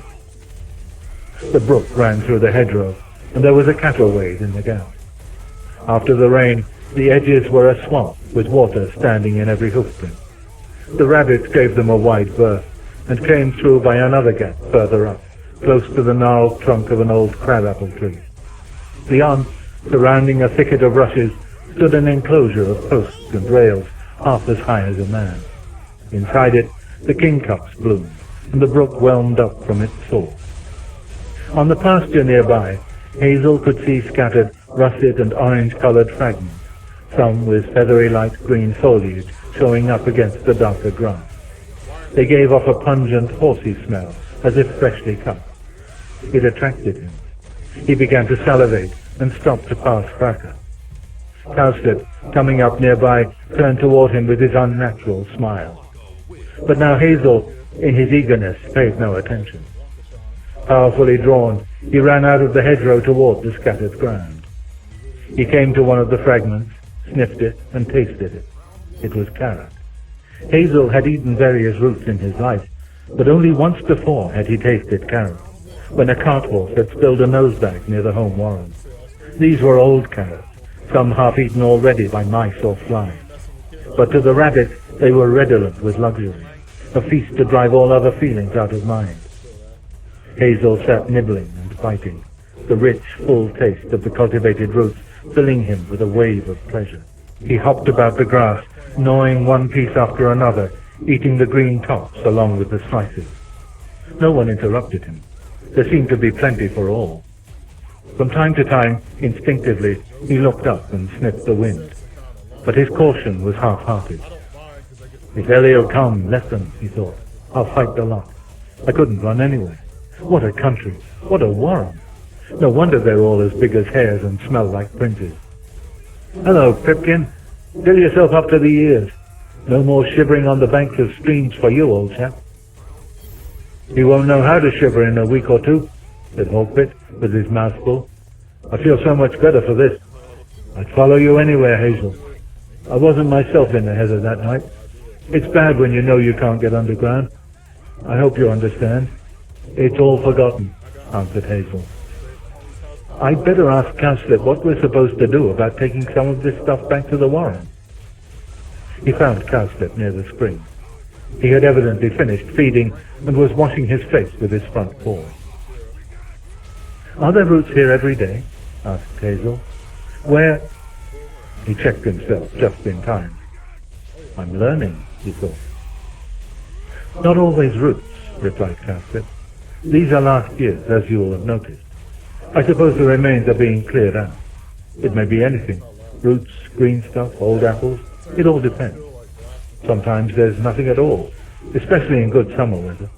But in hard weather, in winter, there's nearly always something. Bigwig usually, or kale, or sometimes corn. We eat that too, you know. Food's no problem then. The whole place ought to be full of rabbits. I suppose, if you really have finished, interrupted Cowslip, and there's no hurry, do take your time. You could try carrying. It's easy with these roots, easier than anything except lettuce. You simply bite onto one, take it back to the warren, and put it in the great burrow. I generally take 2 at a time, but then I've had a lot of practice. Rabbits don't usually carry food, I know, but you'll learn. It's useful to have a store. The does need some for their young when they're getting bigger, and it's particularly convenient for all of us in bad weather. Come back with me, and I'll help you if you find the carrying difficult at first. It took Hazel some trouble to learn to grip half a carrot in his mouth and carry it, like a dog, across the field and back to the warren. He had to put it down several times. But Cowslip was encouraging, and he was determined to keep up his position as the resourceful leader of the newcomers. At his suggestion, they both waited at the mouth of one of the larger holes to see how his companions were shaping. They all seemed to be making an effort and doing their best, although the smaller rabbits, especially Pipkin, clearly found the task an awkward one. Cheer up, Pipkin, said Hazel. Think how much you'll enjoy eating it tonight. Anyway, I'm sure Fiver must find it as hard as you. He's just as small. I don't know where he is, said Pipkin. Have you seen him? Now that Hazel thought about it, he had not. He became a little anxious, and as he returned across the field with Cowslip, did his best to explain something of Fiver's peculiar temperament. "I do hope he's all right," he said. "I think perhaps I'll go and look for him when we've carried this next one. Have you any idea where he might be?" He waited for Cowslip to reply, but he was disappointed. After a few moments, Cowslip said, "Look, do you see those jackdaws hanging round the carrots? They've been a nuisance for several days now. I must get someone to try to keep them off until we've finished carrying. But they're really too big for a rabbit to tackle. Now, sparrows—" "What's that got to do with Fiver?" asked Hazel sharply. "In fact," said Cowslip, breaking into a run, "I'll go myself." But he did not engage the jackdaws, and Hazel saw him pick up another carrot and start tackling it. Annoyed, he joined Buckthorn and Dandelion, and the three of them returned together. As they came up to the warren bank, he suddenly caught sight of Fiver. He was sitting, half concealed, under the low spread of a yew tree on the edge of the copse, some way from the holes of the warren. Putting down his carrot, Hazel ran across, scrambled up the bank, and joined him on the bare ground under the low, close boughs. Fiver said nothing, and continued to stare over the field. "Aren't you coming to learn to carry, Five?" asked Hazel at length. "It's not too difficult, once you get the hang of it." "I'll have nothing to do with it," answered Fiver in a low voice. "Dogs. You're like dogs carrying sticks." "Fiver, are you trying to make me angry? I'm not going to get angry because you call me stupid names, but you're letting the others do all the work." "I'm the one who ought to get angry," said Fiver, "but I'm no good at it. That's the trouble. Why should they listen to me? Half of them think I'm mad. You're to blame, Hazel, because you know I'm not and you still won't listen." "So you don't like this warren any better even now?" "Well, I think you're wrong. Everyone makes mistakes sometimes. Why shouldn't you make a mistake like everybody else? Hawkbit was wrong in the heather and you're wrong now. Those are rabbits down there, trotting along like a lot of squirrels with nuts. How can that be right?" "Well, I'd say they've copied a good idea from the squirrels, and that makes them better rabbits." "Do you suppose the man, whoever he is, puts the roots out there because he has a kind heart? What's he up to?" "He's just throwing away rubbish. How many rabbits have had a good meal off men's rubbish heaps? Chopped lettuces, old turnips. You know we all do when we can. It's not poison, Fiver, I can tell you that. And if he wanted to shoot rabbits, he's had plenty of chances this morning. But he hasn't done it." Fiver seemed to grow even smaller as he flattened himself on the hard earth. "I'm a fool to try to argue," he said miserably. "Hazel, dear old Hazel, it's simply that I know there's something unnatural and evil twisted all round this place. I don't know what it is, so no wonder I can't talk about it. I keep getting near it, though. You know how you poke your nose against wire netting and push it up against an apple tree, but you still can't bite the bark off because of the wire? I'm close to this, whatever it is, but I can't grip it. If I sit here alone, I may reach it yet. Fiver, why not do as I say? Have a meal on those roots and then go underground and sleep. You'll feel all the better for it. I tell you, I'll have nothing to do with the place," said Fiver. "As for going underground, I'd rather go back over the heather. The roof of that hall is made of bones." No, tree roots. But after all, you were underground all night." "I wasn't," said Fiver.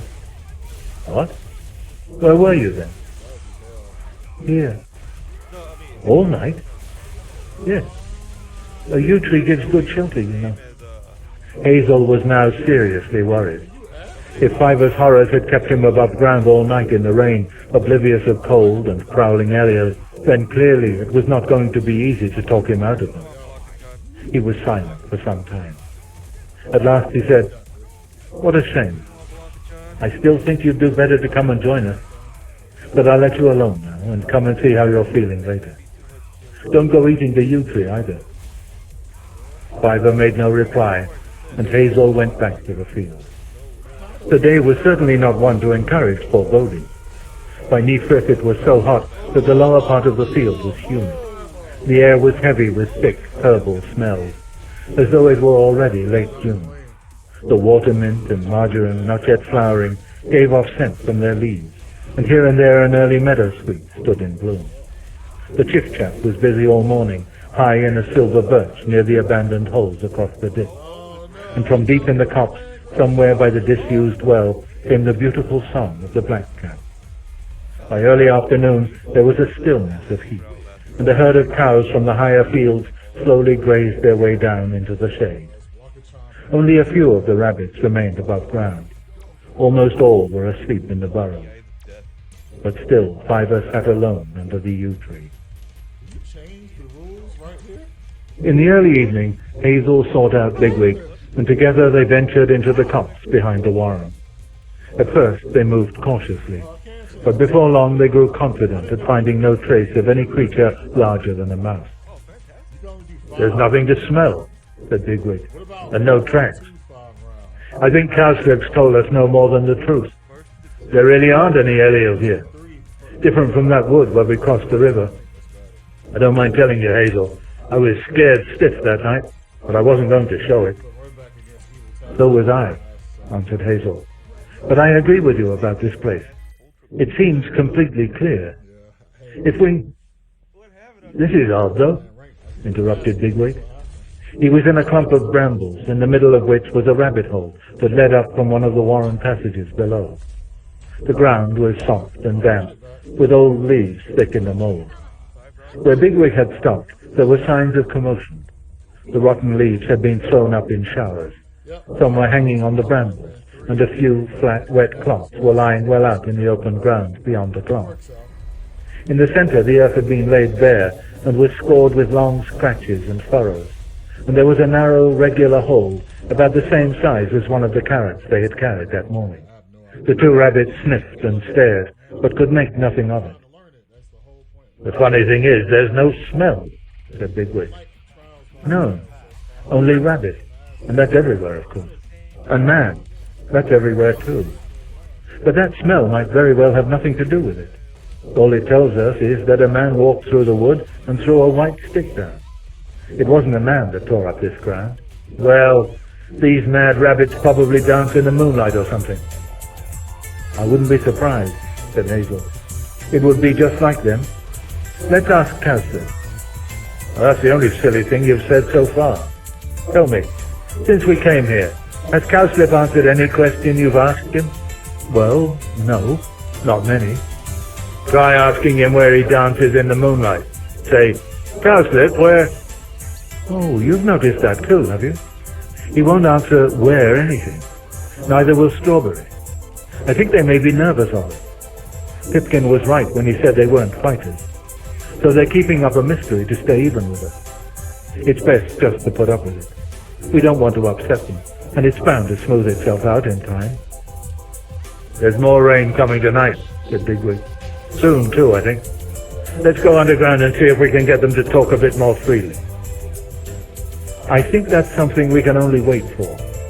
But I agree about going underground now. And for goodness sake, let's get Fiver to come with us. He troubles me. You know he was out all night in the rain?" As they went back through the copse, Hazel recounted his talk with Fiver that morning.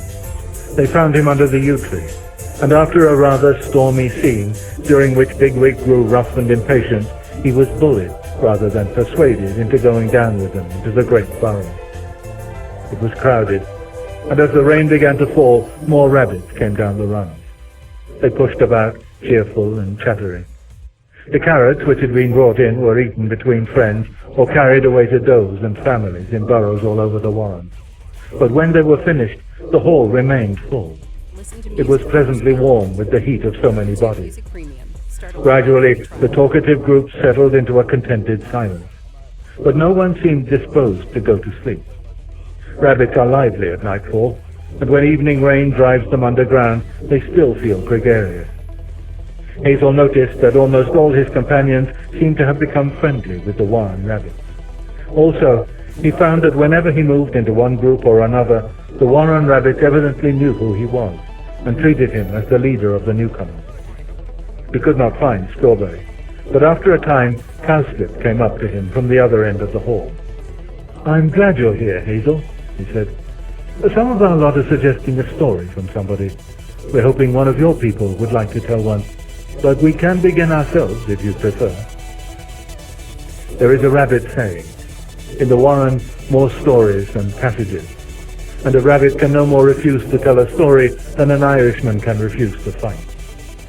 Hazel and his friends conferred.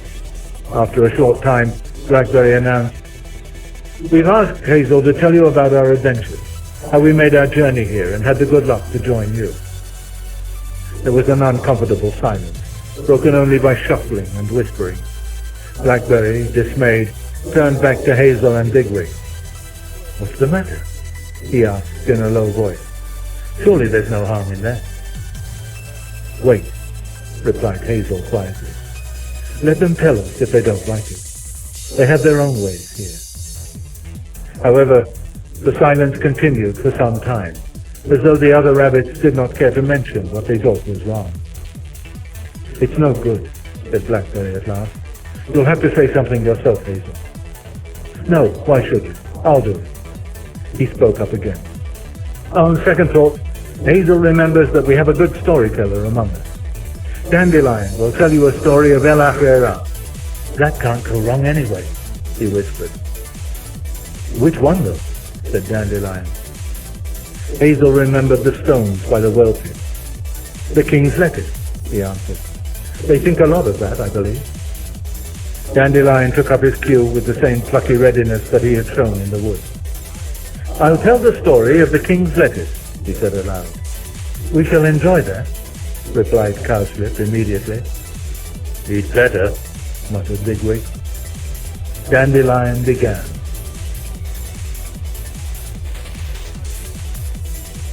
Chapter 15. The Story of the King's Letters. Don Alfonso. E trovi il medico, signore, vedi? Sperando un Guglielmo. Che spina in maschera, che triste te. Lorenzo da Ponte. Così fan tutti. They say that there was a time when El-ahrairah and his followers lost all their luck. Their enemies drove them out, and they were forced to live down in the marshes of Kelfazin. Now, where the marshes of Kelfazin may be, I do not know.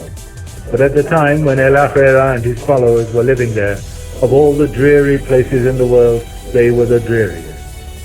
There was no food but coarse grass, and even the grass was mixed with bitter rushes and docks. The ground was too wet for digging. The water stood in any hole that was made. But all the other animals had grown so suspicious of El-ahrairah and his tricks that they would not let him out of that wretched country. And every day Prince Rainbow used to come walking through the marshes to make sure that El-ahrairah was still there. Prince Rainbow had the power of the sky and the power of the hills, and Frith had told him to order the world as he thought best. One day, when Prince Rainbow was coming through the marshes, El-ahrairah went up to him and said, "Prince Rainbow, my people are cold and cannot get underground because of the wet. Their food is so dull and poor that they will be ill when the bad weather comes. Why do you keep us here against our will? We do no harm." "El-ahrairah," replied Prince Rainbow, "all the animals know that you are a thief and a trickster. Now your tricks have caught up with you, and you have to live here until you can persuade us that you will be an honest rabbit." "Then we shall never get out," said El-ahrairah, "for I would be ashamed to tell my people to stop living on their wits. Will you let us out if I can swim across a lake full of pipes?" "No," said Prince Rainbow, "for I have heard of that trick of yours, El-ahrairah, and I know how it is done." "Will you let us go if I can steal the lettuces from King Darzin's garden?" asked El-ahrairah. Now, King Darzin ruled over the biggest and richest of the animal cities in the world at that time. His soldiers were very fierce, and his lettuce garden was surrounded by a deep ditch and guarded by 1,000 sentries day and night. It was near his palace, on the edge of the city, where all his followers lived. So, when El-ahrairah talked of stealing King Darzin's lettuces, Prince Rainbow laughed and said, "You can try, El-ahrairah, and if you succeed, I will multiply your people everywhere, and no one will be able to keep them out of a vegetable garden from now till the end of the world. But what will really happen is that you will be killed by the soldiers, and the world will be rid of a smooth, plausible rascal." "Very well," said El-ahrairah, We shall see. Now, Yona the hedgehog was nearby, looking for slugs and snails in the marshes, and he heard what passed between Prince Rainbow and El-ahrairah. He slipped away to the great palace of King Darzin and begged to be rewarded for warning him against his enemies. King Darzin, he sniffled, that wicked thief El-ahrairah has said he will steal your lettuces, and he is coming to trick you and get into the garden. King Darzin hurried down to the lettuce garden and sent for the captain of the guard. You see these lettuces, he said. Not one of them has been stolen since the seed was sown. Very soon now they will be ready, and then I mean to hold a great feast for all my people. But I have heard that scoundrel El-ahrairah means to come and steal them if he can. You are to double the guard, and all the gardeners and weeders are to be examined every day.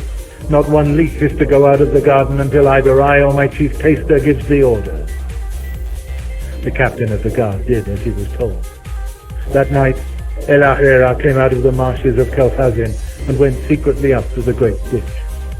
With him was his trusty captain of Ausla, Rabscuttle.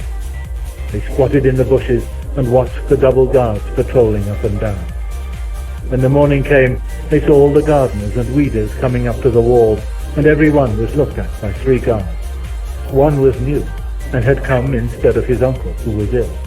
But the guards would not let him in, because they did not know him by sight, and they nearly threw him into the ditch before they would even let him go home. El-ahrairah and Rabscuttle came away in perplexity, and that day, when Prince Rainbow came walking through the fields, he said, Well, well, Prince with 1,000 enemies, where are the lettuces? I am having them delivered, answered El-ahrairah. There will be rather too many to carry. Then he and Rabscuttle went secretly down one of their few holes where there was no water, put a sentry outside, and thought and talked for a day and a night. On the top of the hill near King Darzin's palace there was a garden, and here his many children and his chief followers' children used to be taken to play by their mothers and nursemaids. There was no wall round the garden. It was guarded only when the children were there. At night it was empty, because there was nothing to steal and no one to be hunted. The next night, Rabscuttle, who had been told by El-ahrairah what he had to do, went to the garden and dug a scrape. He hid in the scrape all night, and the next morning, when the children were brought to play, he slipped out and joined them. There were so many children that each one of the mothers and nursemaids thought that he must belong to somebody else. But as he was about the same size as the children and not much different to look at, he was able to make friends with some of them. Rabscuttle was full of tricks and games, and quite soon he was running and playing just as if he had been one of the children himself. When the time came for the children to go home, Rabscuttle went too. They came up to the gate of the city, and the guards saw Rabscuttle with King Darzin's son. They stopped him and asked which was his mother. But the king's son said, You let him alone, he's my friend. And Rabscuttle went in with all the others. Now, as soon as Rabscuttle got inside the king's palace, he scurried off and went into one of the dark burrows, and here he hid all day. But in the evening he came out and made his way to the royal storeroom, where the food was being got ready for the king and his chief followers and wives. There were grasses and fruits and roots, and even nuts and berries, for King Darzin's people went everywhere in those days through the woods and fields. There were no soldiers in the storerooms, and Rabscuttle hid there in the dark, and he did all he could to make the food bad, except what he ate himself. That evening King Darzin sent for the chief taster and asked him whether the lettuces were ready. The chief taster said that several of them were excellent, and that he had already had some of them brought into the store. Good, said the king. We will have 2 or 3 tonight.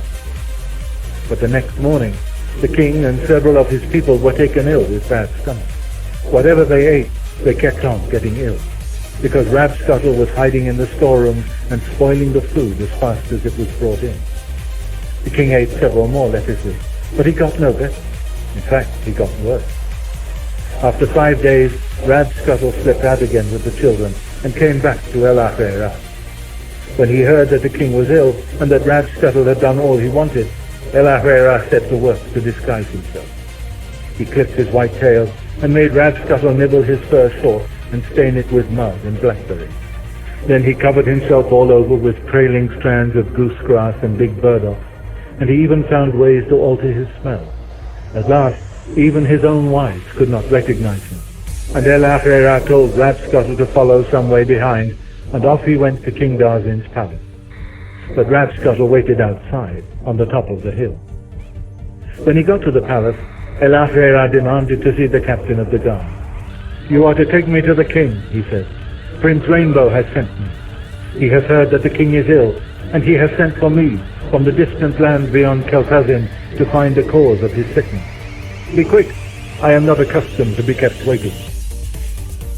"How do I know this is true?" asked the captain of the guard. "It is all one to me," replied El-ahrairah. "What is the sickness of a little king to the chief physician of the land beyond the golden river of Styx? I will return and tell Prince Rainbow that the king's guard were foolish and gave me such treatment as one might expect from a crowd of flea-bitten lads." He turned and began to go away, but the captain of the guard became frightened and called him back.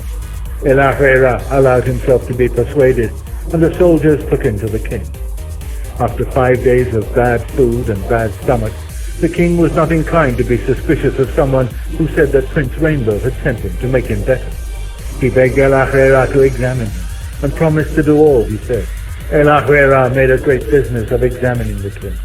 He looked at his eyes, and his ears, and his teeth, and his droppings, and the ends of his claws, and he inquired what he had been eating. Then he demanded to see the royal storerooms and the lettuce garden.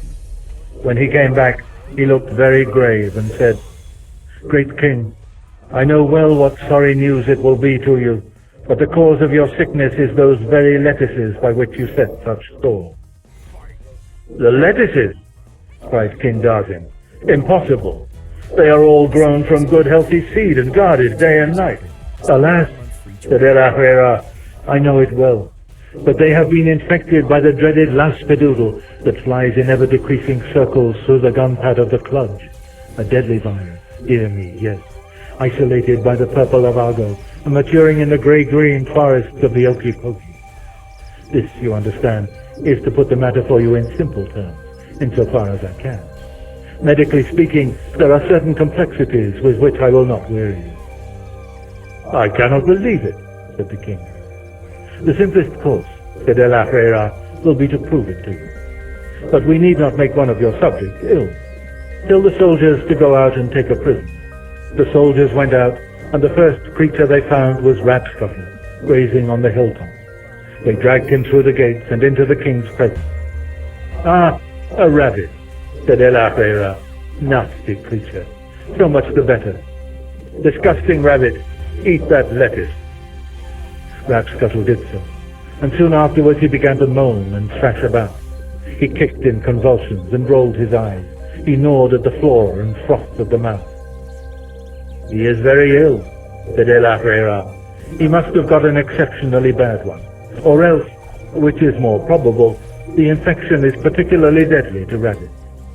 But, in any event, let us be thankful it was not your majesty. Well, he has served our purpose. Throw him out." "I would strongly advise your majesty," went on El-ahrairah, "not to leave the lettuces where they are, for they will shoot and flower and seed.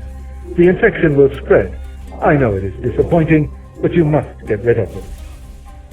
At that moment, as luck would have it, in came the captain of the guard, with Yona the hedgehog. "Your majesty," he cried, "this creature returns from the marshes of Kel'Thuzin. The people of El-ahrairah are mustering for war. They say they are coming to attack your majesty's garden and steal the royal lettuces. May I have your majesty's order to take out the soldiers and destroy them?" "Aha," said the king. "I have thought of a trick worth 2 of that. Particularly deadly to rabbits. Well, well. Let them have all the lettuces they want. In fact, you are to take 1,000 down to the marshes of Kel'Thuzin and leave them there. Oh, what a joke. I feel all the better for it." "Ah, what deadly cunning," said El-ahrairah. "No wonder your majesty is ruler of a great people. I believe you are already recovering. As with many illnesses, the cure is simple once perceived. No, I will accept no reward. In any case, there is nothing here that would be thought of value in the shining lands beyond the golden river of Frith. I have done as Prince Rainbow required. It is sufficient. Perhaps you will be so good as to tell your guards to accompany me to the foot of the hill." He bowed and left the palace. Later that evening, as El-ahrairah was urging his rabbits to growl more fiercely and run up and down in the marshes of Kel'Thuzin, Prince Rainbow came over the river. "El-ahrairah," he called, "am I bewitched?" "It is quite possible," said El-ahrairah, the dreaded Askadoodle. "There are 1,000 lettuces in a pile at the top of the marsh. Who put them there?" "I told you they were being delivered," said El-ahrairah. "You could hardly expect my people, weak and hungry as they are, to carry them all the way from King Darzin's garden. However, they will soon recover now, under the treatment that I shall prescribe. I am a physician, I may say, and if you have not heard as much, Prince Rainbow, you may take it that you soon will, from another quarter. Rapscuttle, go out and collect the lettuces." Then Prince Rainbow saw that El-ahrairah had been as good as his word, and that he himself must keep his promise too. He let the rabbits out of the marshes of Kel'Thuzin, and they multiplied everywhere. And from that day to this, no power on earth can keep a rabbit out of a vegetable garden, for El-ahrairah prompts them with 1,000 tricks, the best in the world.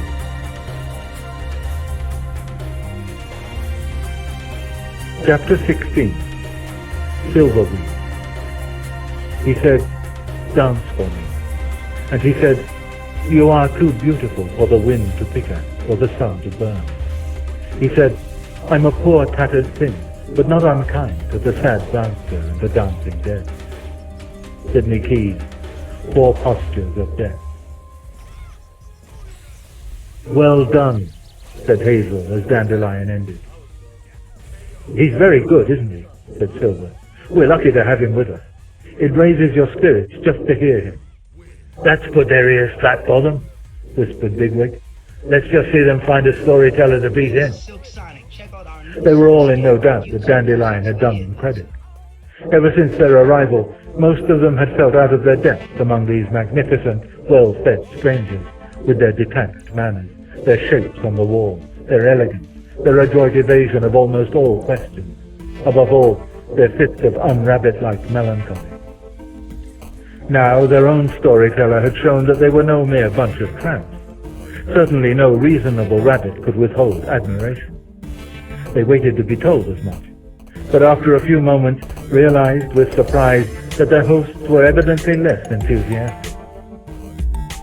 "Very nice," said Cowster. He seemed to be searching for something more to say, but then repeated, "Yes, very nice. An unusual tale." "But he must know it, surely," muttered Blackberry to Hazel. "I always think these traditional stories retain a lot of charm," said another of the rabbits, "especially when they're told in the real old-fashioned spirit." "Yes," said Strawberry. "Conviction, that's what it needs. You really have to believe in El-ahrairah and Prince Rainbow, don't you? Then all the rest follows." "Don't say anything, Bigwig," whispered Hazel, for Bigwig was scuffing his paws indignantly. "You can't force them to like it if they don't. Let's wait and see what they can do themselves." Aloud, he said, "Our stories haven't changed in generations, you know. After all, we haven't changed ourselves. Our lives have been the same as our fathers and their fathers before them. Things are different here. We realize that, and we think your new ideas and ways are very exciting. We're all wondering what kinds of things you tell stories about." "Well, we don't tell the old stories very much," said Cowslip. "Our stories and poems are mostly about our own lives here. Of course, that shape of laburnum that you saw, that's old-fashioned now. El-ahrairah doesn't really mean much to us. Not that your friend's story wasn't very charming," he added hastily. "El-ahrairah is a trickster," said Buckthorn, "and rabbits will always need tricks." "No," said a new voice from the further end of the hall, beyond Cowslip. "Rabbits need dignity, and, above all, the will to accept their fate. We think Silverweed is one of the best poets we've had for many months," said Cowslip. "His ideas have a great following. Would you like to hear him now?" "Yes, yes," said voices from all sides. "Silverweed." Hazel, said Fiver suddenly, I want to get a clear idea of this silverweed, but I daren't go closer by myself. Will you come with me? Why, Fiver, whatever do you mean? What is there to be afraid of? Oh, Frith, help me, said Fiver, trembling. I can smell him from here. He terrifies me. Oh, Fiver, don't be absurd. He just smells the same as the rest of them. He smells like barley rained down and left to rot in the fields. He smells like a wounded mole that can't get underground. He smells like a big fat rabbit to me, with a lot of carrots inside. But I'll come with you. When they had edged their way through the crowd to the far end of the burrow, Hazel was surprised to realize that Silverweed was a mere youngster. In the Sandalfoot Warren, no rabbit of his age would have been asked to tell a story, except perhaps to a few friends alone. He had a wild, desperate air, and his ears twitched continually. As he began to speak, he seemed to grow less and less aware of his audience, and continually turned his head as though listening to some sound, audible only to himself, from the entrance tunnel behind him. But there was an arresting fascination in his voice, like the movement of wind and light on a meadow. And as its rhythm entered into his hearers, the whole burrow became silent. The wind is blowing, blowing over the grass. It shakes the willow catkins. The leaves shine silver. Where are you going, wind? Far, far away over the hills, over the edge of the world. Take me with you, wind, high over the sky. I will go with you. I will be rabbit of the wind, into the sky, the feathery sky and the rabbit. The stream is running over the gravel, through the brookline, the kingcups, the blue and gold of spring. Where are you going, stream? Far, far away, beyond the heather, sliding away all night. Take me with you, stream, away in the starlight. I will go with you. I will be rabbit of the stream, down through the water, the green water and the rabbit. In autumn the leaves come blowing, yellow and brown. They rustle in the ditches, they tug and hang on the hedge. Where are you going, leaves? Far, far away, into the earth we go, with the rain and the berries. Take me, leaves, oh take me on your dark journey. I will go with you. I will be rabbit of the leaves, in the deep places of the earth and the rabbit. Frith lies in the evening sky. The clouds are red about him. I am here, Lord Frith. I am running through the long grass. Oh, take me with you, dropping behind the wood, far away to the heart of light, the silence. For I am ready to give you my breath, my life, the shining circle of the sun and the rabbit. Fiver, as he listened, had shown a mixture of intense absorption and incredulous horror. At one and the same time, he seemed to accept every word, and yet to be stricken with fear. Once he drew in his breath, as though startled to recognize his own half-known thoughts. And when the poem was ended, he seemed to be struggling to come to himself. He bared his teeth and licked his lips, as Blackberry had done before the dead hedgehog on the road. A rabbit in fear of an enemy will sometimes crouch stock still, either fascinated or else trusting to its natural inconspicuousness to remain unnoticed. But then, unless the fascination is too powerful, there comes the point when keeping still is discarded, and the rabbit, as though breaking a spell, turns in an instant to its other resource, flight. So it seemed to be with Fiver now. Suddenly he leaped up and began to push his way violently across the great burrow. Several rabbits were jostled and turned angrily on him, but he took no notice. Then he came to a place where he could not push between two heavy warren bucks. He became hysterical, kicking and scuffling, and Hazel, who was behind him, had difficulty in preventing a fight. My brother's a sort of poet too, you know, he said to the bristling strangers. Things affect him very strongly sometimes, and he doesn't always know why. One of the rabbits seemed to accept what Hazel had said, but the other replied, Oh, another poet. Let's hear him then. That'll be some return for my shoulder anyway. He scratched a great tuft of fur. Fiver was already beyond them and thrusting toward the further entrance tunnel. Hazel felt that he must follow him, but after all the trouble that he himself had taken to be friendly, he felt so cross at the way in which Fiver had antagonized their new friends that as he passed Bigwig he said, Come and help me to get some sense into him. The last thing we want is a fight now." He felt that Fiver really deserved a short touch of Bigwig. They followed Fiver up the run and overtook him at the entrance. Before either of them could say a word, he turned and began to speak, as though they had asked him a question. "You felt it then? And you want to know whether I did?" "Of course I did. That's the worst part of it. There isn't any trick. He speaks the truth. So long as he speaks the truth, it can't be folly. That's what you're going to say, isn't it?" "I'm not blaming you, Hazel. I felt myself moving toward him like one cloud drifting into another. But then at the last moment I drifted wide. Who knows why? It wasn't my own will. It was an accident.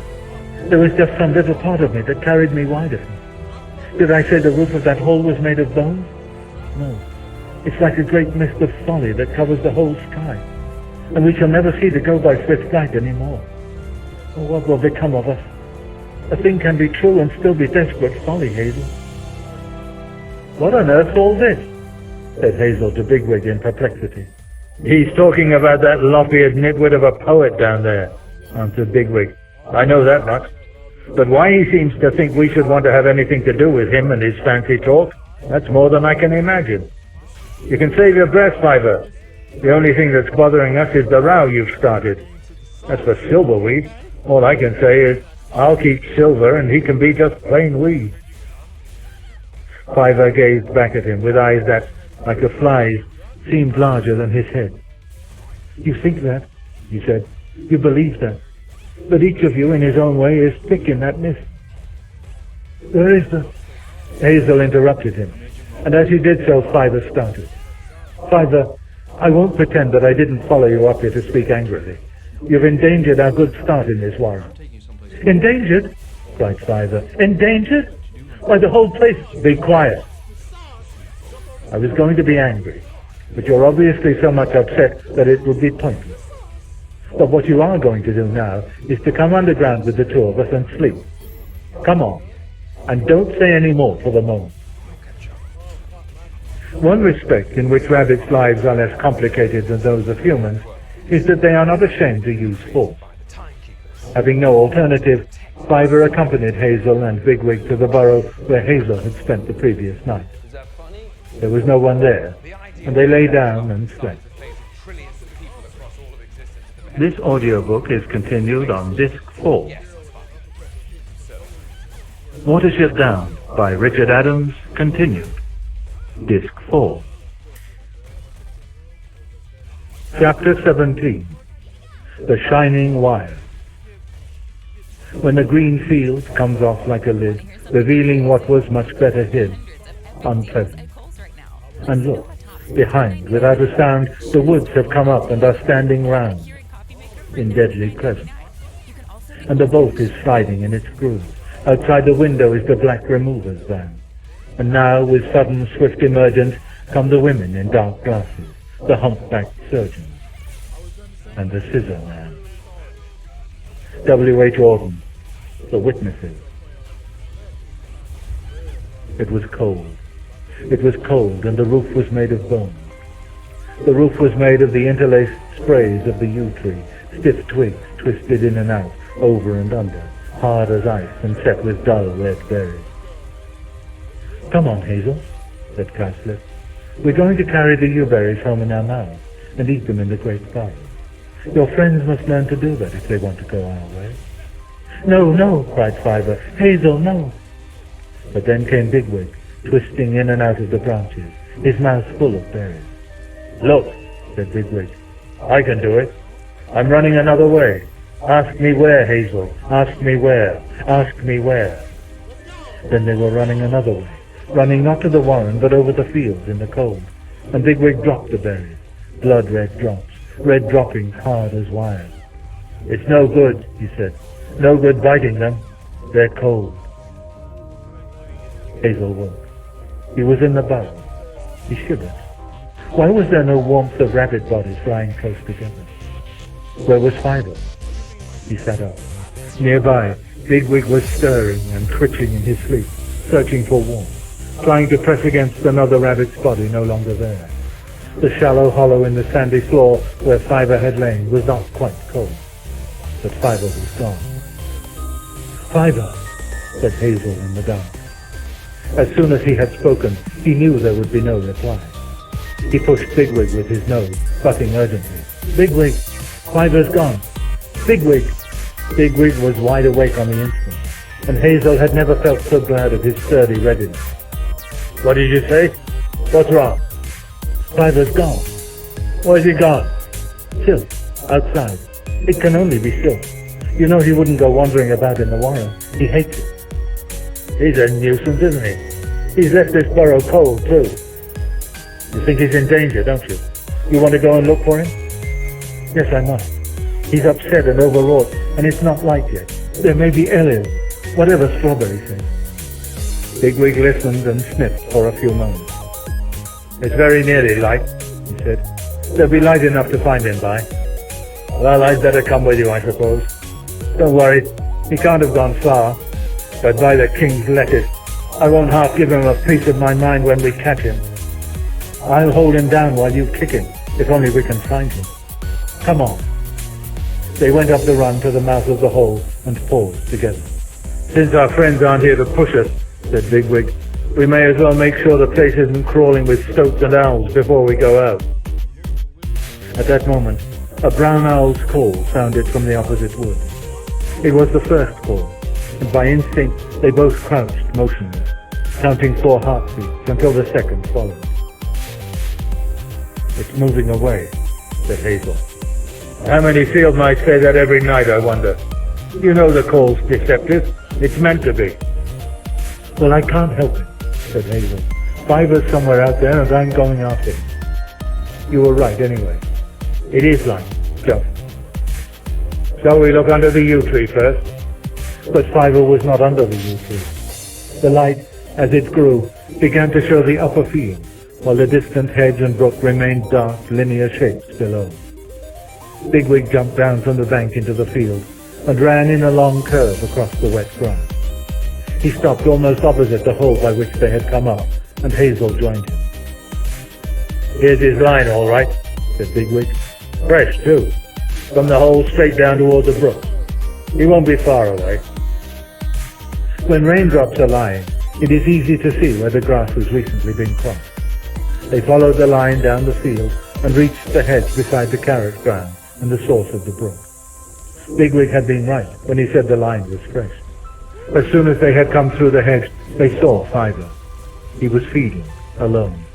A few fragments of carrot were still lying about near the spring, but he had left these untouched and was eating the grass not far from the gnarled crabapple tree. They approached, and he looked up. Hazel said nothing and began to feed beside him. He was now regretting that he had brought Bigwig. In the darkness before morning and the first shock of discovering that Fiver was gone, Bigwig had been a comfort and a standby. But now, as he saw Fiver, small and familiar, incapable of hurting anyone or of concealing what he felt, trembling in the wet grass, either from fear or from cold, his anger melted away. He felt only sorry for him, and sure that, if they could stay alone together for a while, Fiver would come round to an easier state of mind. But it was probably too late to persuade Bigwig to be gentle. He could only hope for the best. Contrary to his fears, however, Bigwig remained as silent as himself. Evidently he had been expecting Hazel to speak first, and was somewhat at a loss. For some time all three moved on quietly over the grass, while the shadows grew stronger and the wood pigeons clattered among the distant trees. Hazel was beginning to feel that all would be well, and that Bigwig had more sense than he had given him credit for. When Fiver sat up on his hind legs, cleaned his face with his paws, and then, for the first time, looked directly at him. I'm going now, he said. I feel very sad. I'd like to wish you well, Hazel, but there's no good to wish you in this place. So just goodbye. But where are you going, Fiver? Away. To the hills, if I can get there. By yourself? Alone? You can't. You'd die. You wouldn't have a hope, old chap, said Bigwig. Something would get you before Nifrit. No, said Fiver very quietly. You are closer to death than I. Are you trying to frighten me, you miserable little lump of chattering chickweed? Cried Bigwig. Have a good night. Wait, Bigwig, said Hazel. Don't speak roughly to them. Why, you said yourself, began Bigwig. I know, but I feel differently now. I'm sorry, Bigwig. I was going to ask you to help me to make him come back to the warren. But now, well, I've always found that there was something in what Fiver had to say. For the last 2 days I've refused to listen to him, and I still think he's out of his senses. But I haven't the heart to drive him back to the warren. I really believe that for some reason or other the place is frightening him out of his wits. I'll go with him a little way, and perhaps we can talk. I can't ask you to risk it too. Anyway, the others ought to know what we're doing, and they won't unless you go and tell them. I'll be back before Neefling. I hope we both will. Bigwig stared. Then he turned furiously on Fiver. You wretched little black beetle, he said. You've never learned to obey orders, have you? It's me all the time. Oh, I've got a funny feeling in my toe, so we must all go and stand on our heads. And now we've found a fine warren and go into it without even having to fight, you've got to do your best to upset everyone. And then you risk the life of one of the best rabbits we've got just to play nursey while you go wandering about like a moonstruck field mouse. Well, I'm finished with you, I'll tell you plain. And now I'm going back to the warren to make sure everyone else is finished with you as well. And they will be, don't make any mistake about that. He turned and dashed back through the nearest gap in the hedge. On the instant, a fearful commotion began on the farther side. There were sounds of kicking and plunging. A stick flew into the air. Then a flat, wet clod of dead leaves shot clean through the gap and landed clear of the hedge, close to Hazel. The brambles thrashed up and down. Hazel and Fiver stared at each other, both fighting against the impulse to run. What enemy was at work on the other side of the hedge? There were no cries, no spitting of a cat, no squealing of a rabbit. Only the crackling of twigs and the tearing of the grass in violence. By an effort of courage against all instinct, Hazel forced himself forward into the gap, with Fiver following. A terrible sight lay before them. The rotten leaves had been thrown up in showers. The earth had been laid bare and was scored with long scratches and furrows. Bigwig was lying on his side, his back legs kicking and struggling. A length of twisted copper wire, gleaming dully in the first sunlight, was looped round his neck, and ran taut across one forepaw to the head of a stout peg driven into the ground. The running knot had pulled tight and was buried in the fur behind his ear. The projecting point of one strand had lacerated his neck, and drops of blood, dark and red as yewberries, welled one by one down his shoulder. For a few moments he lay panting, his side heaving in exhaustion. Then again began the struggling and fighting backward and forward, jerking and falling, until he choked and lay quiet.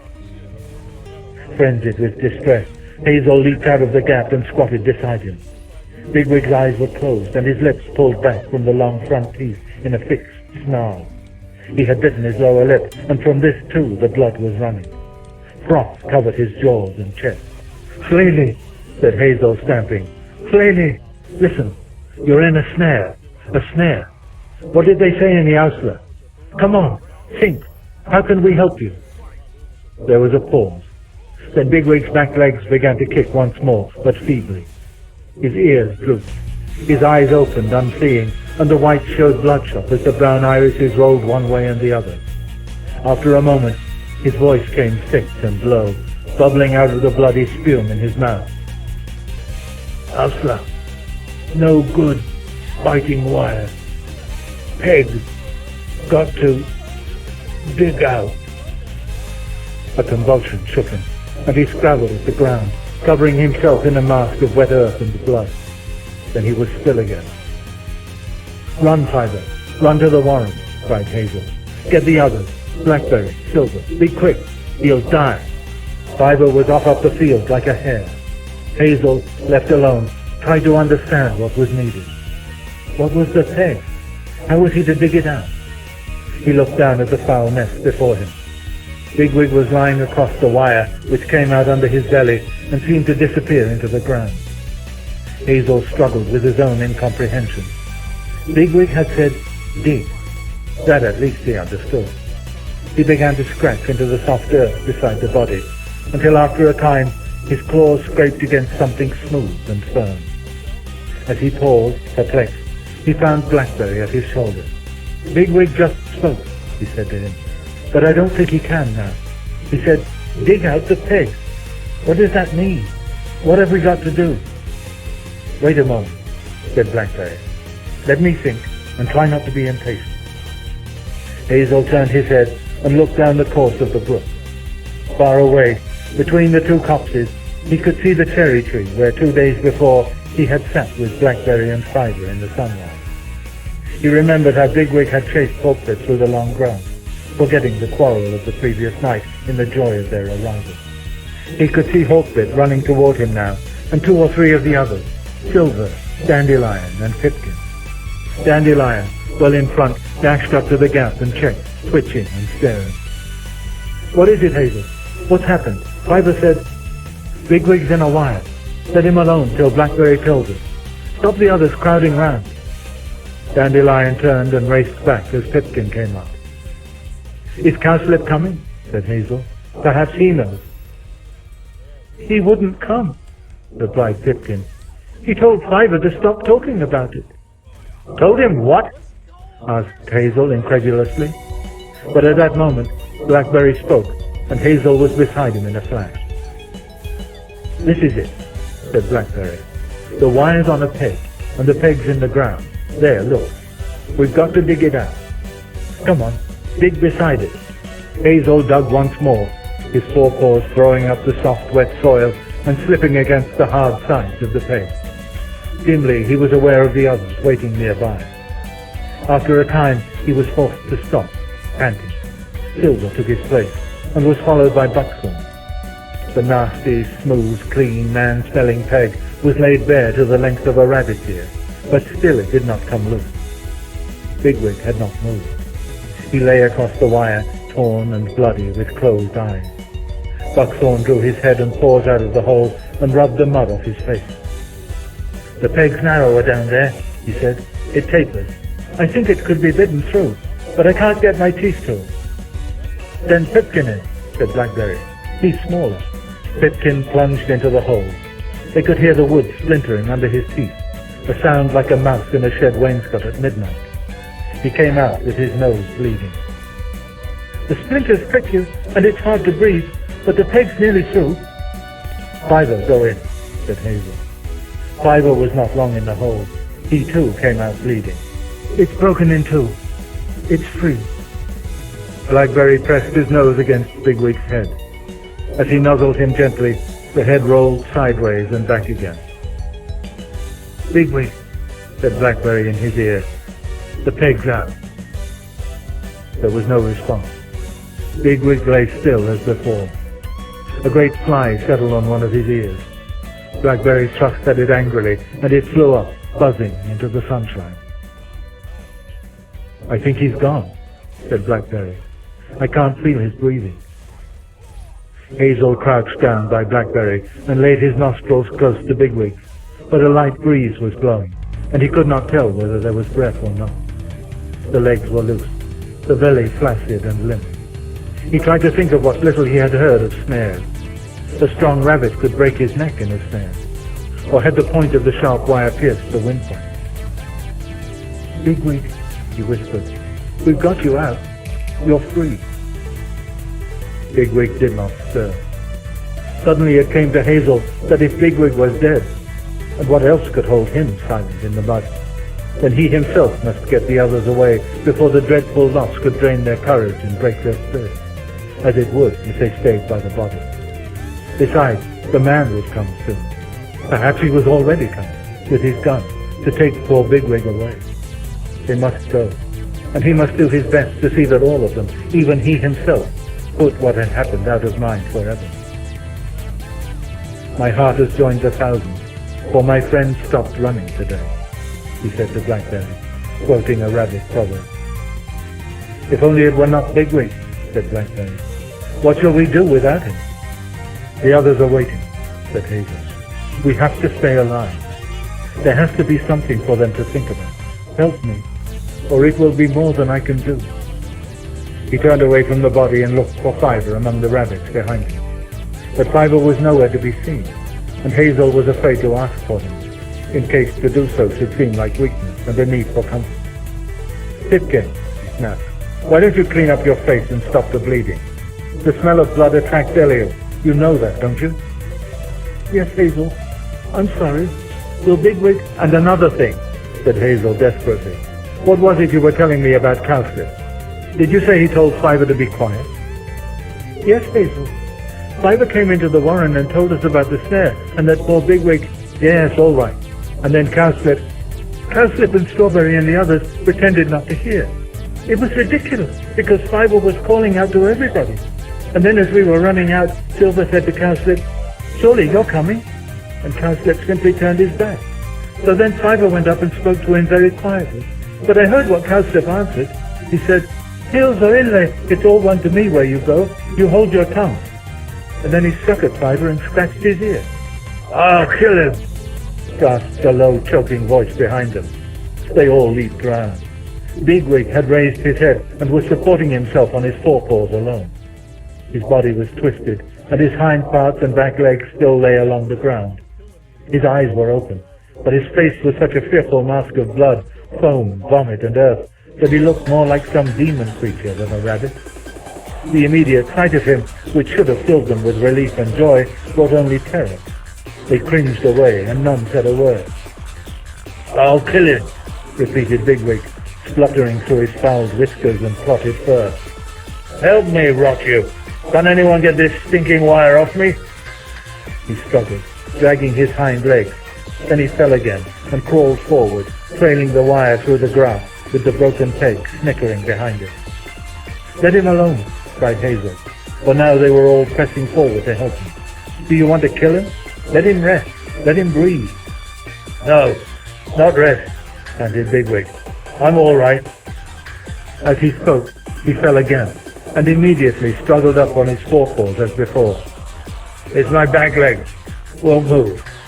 That Cowslip. I'll kill him." "Why do we let them stay in that warren?" cried Silver. "What sort of rabbits are they? They left Bigwig to die. You all heard Cowslip in the burrow? They're cowards.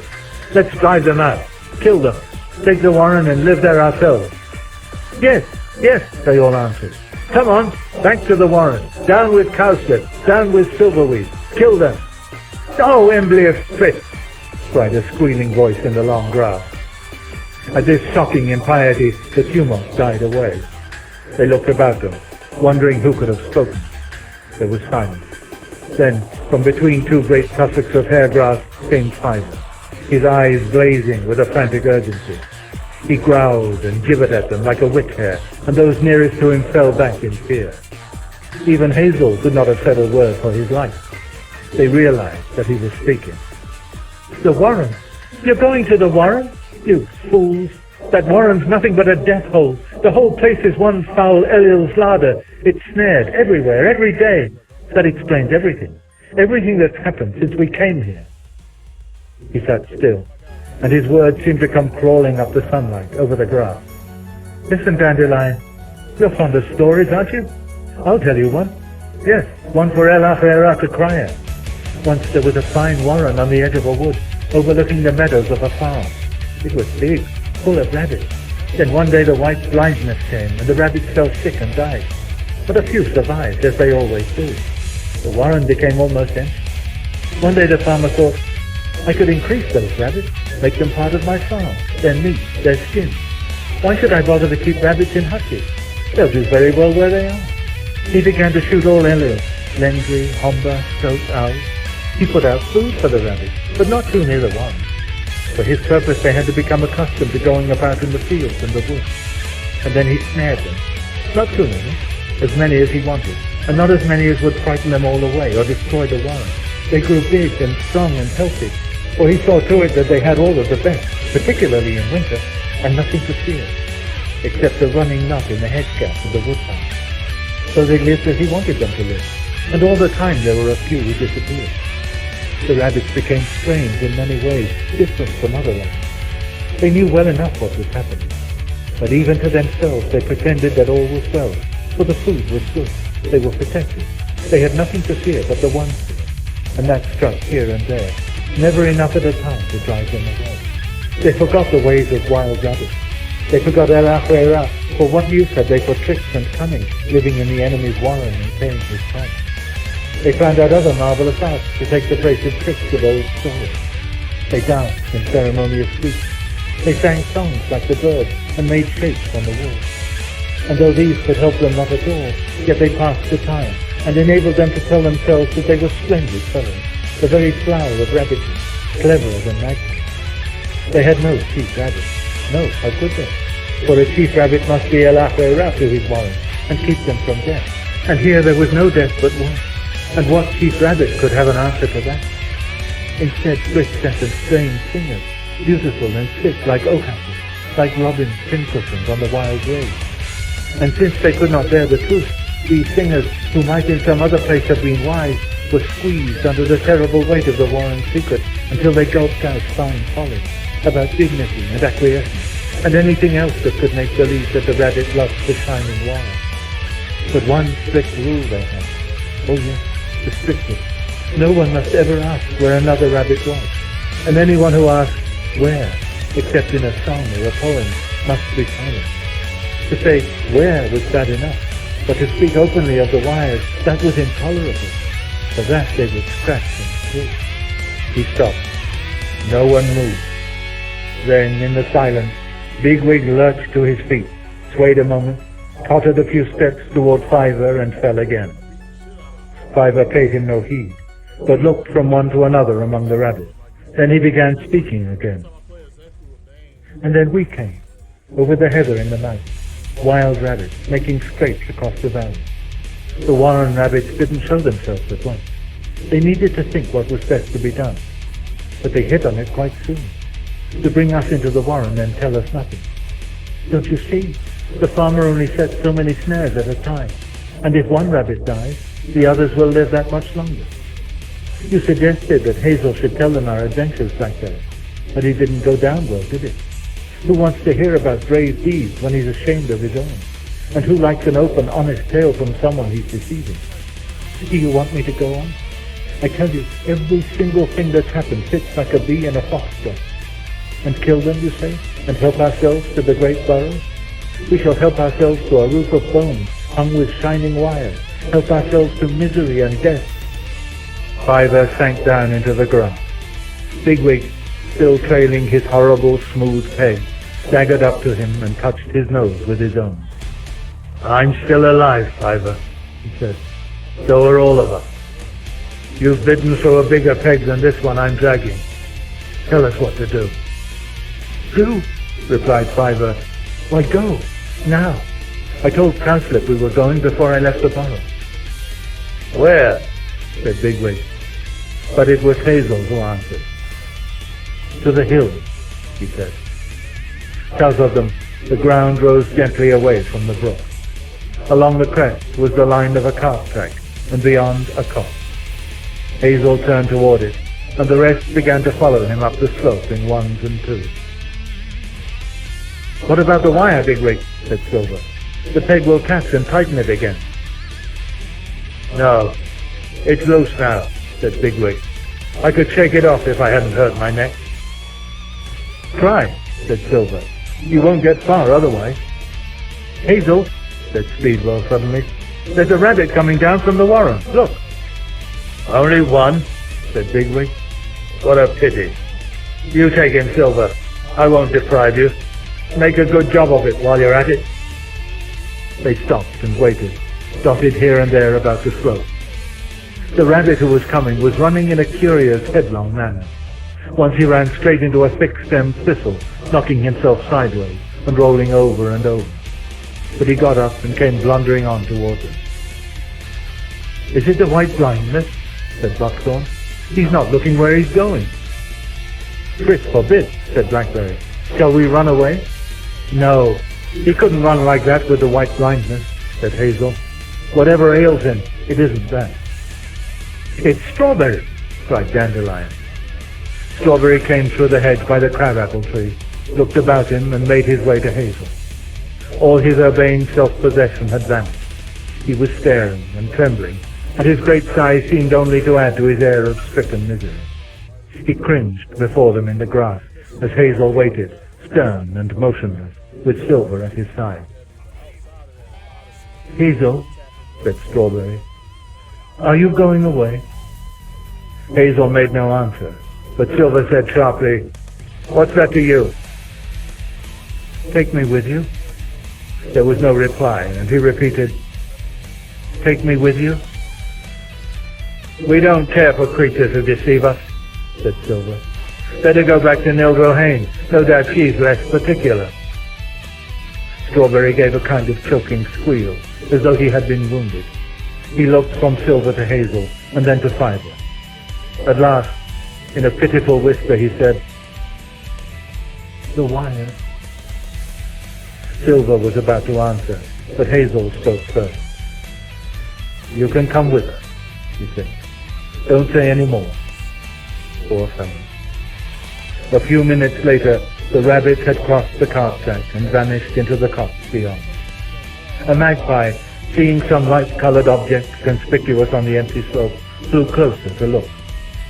But all that lay there was a splintered peg and a twisted length of wire.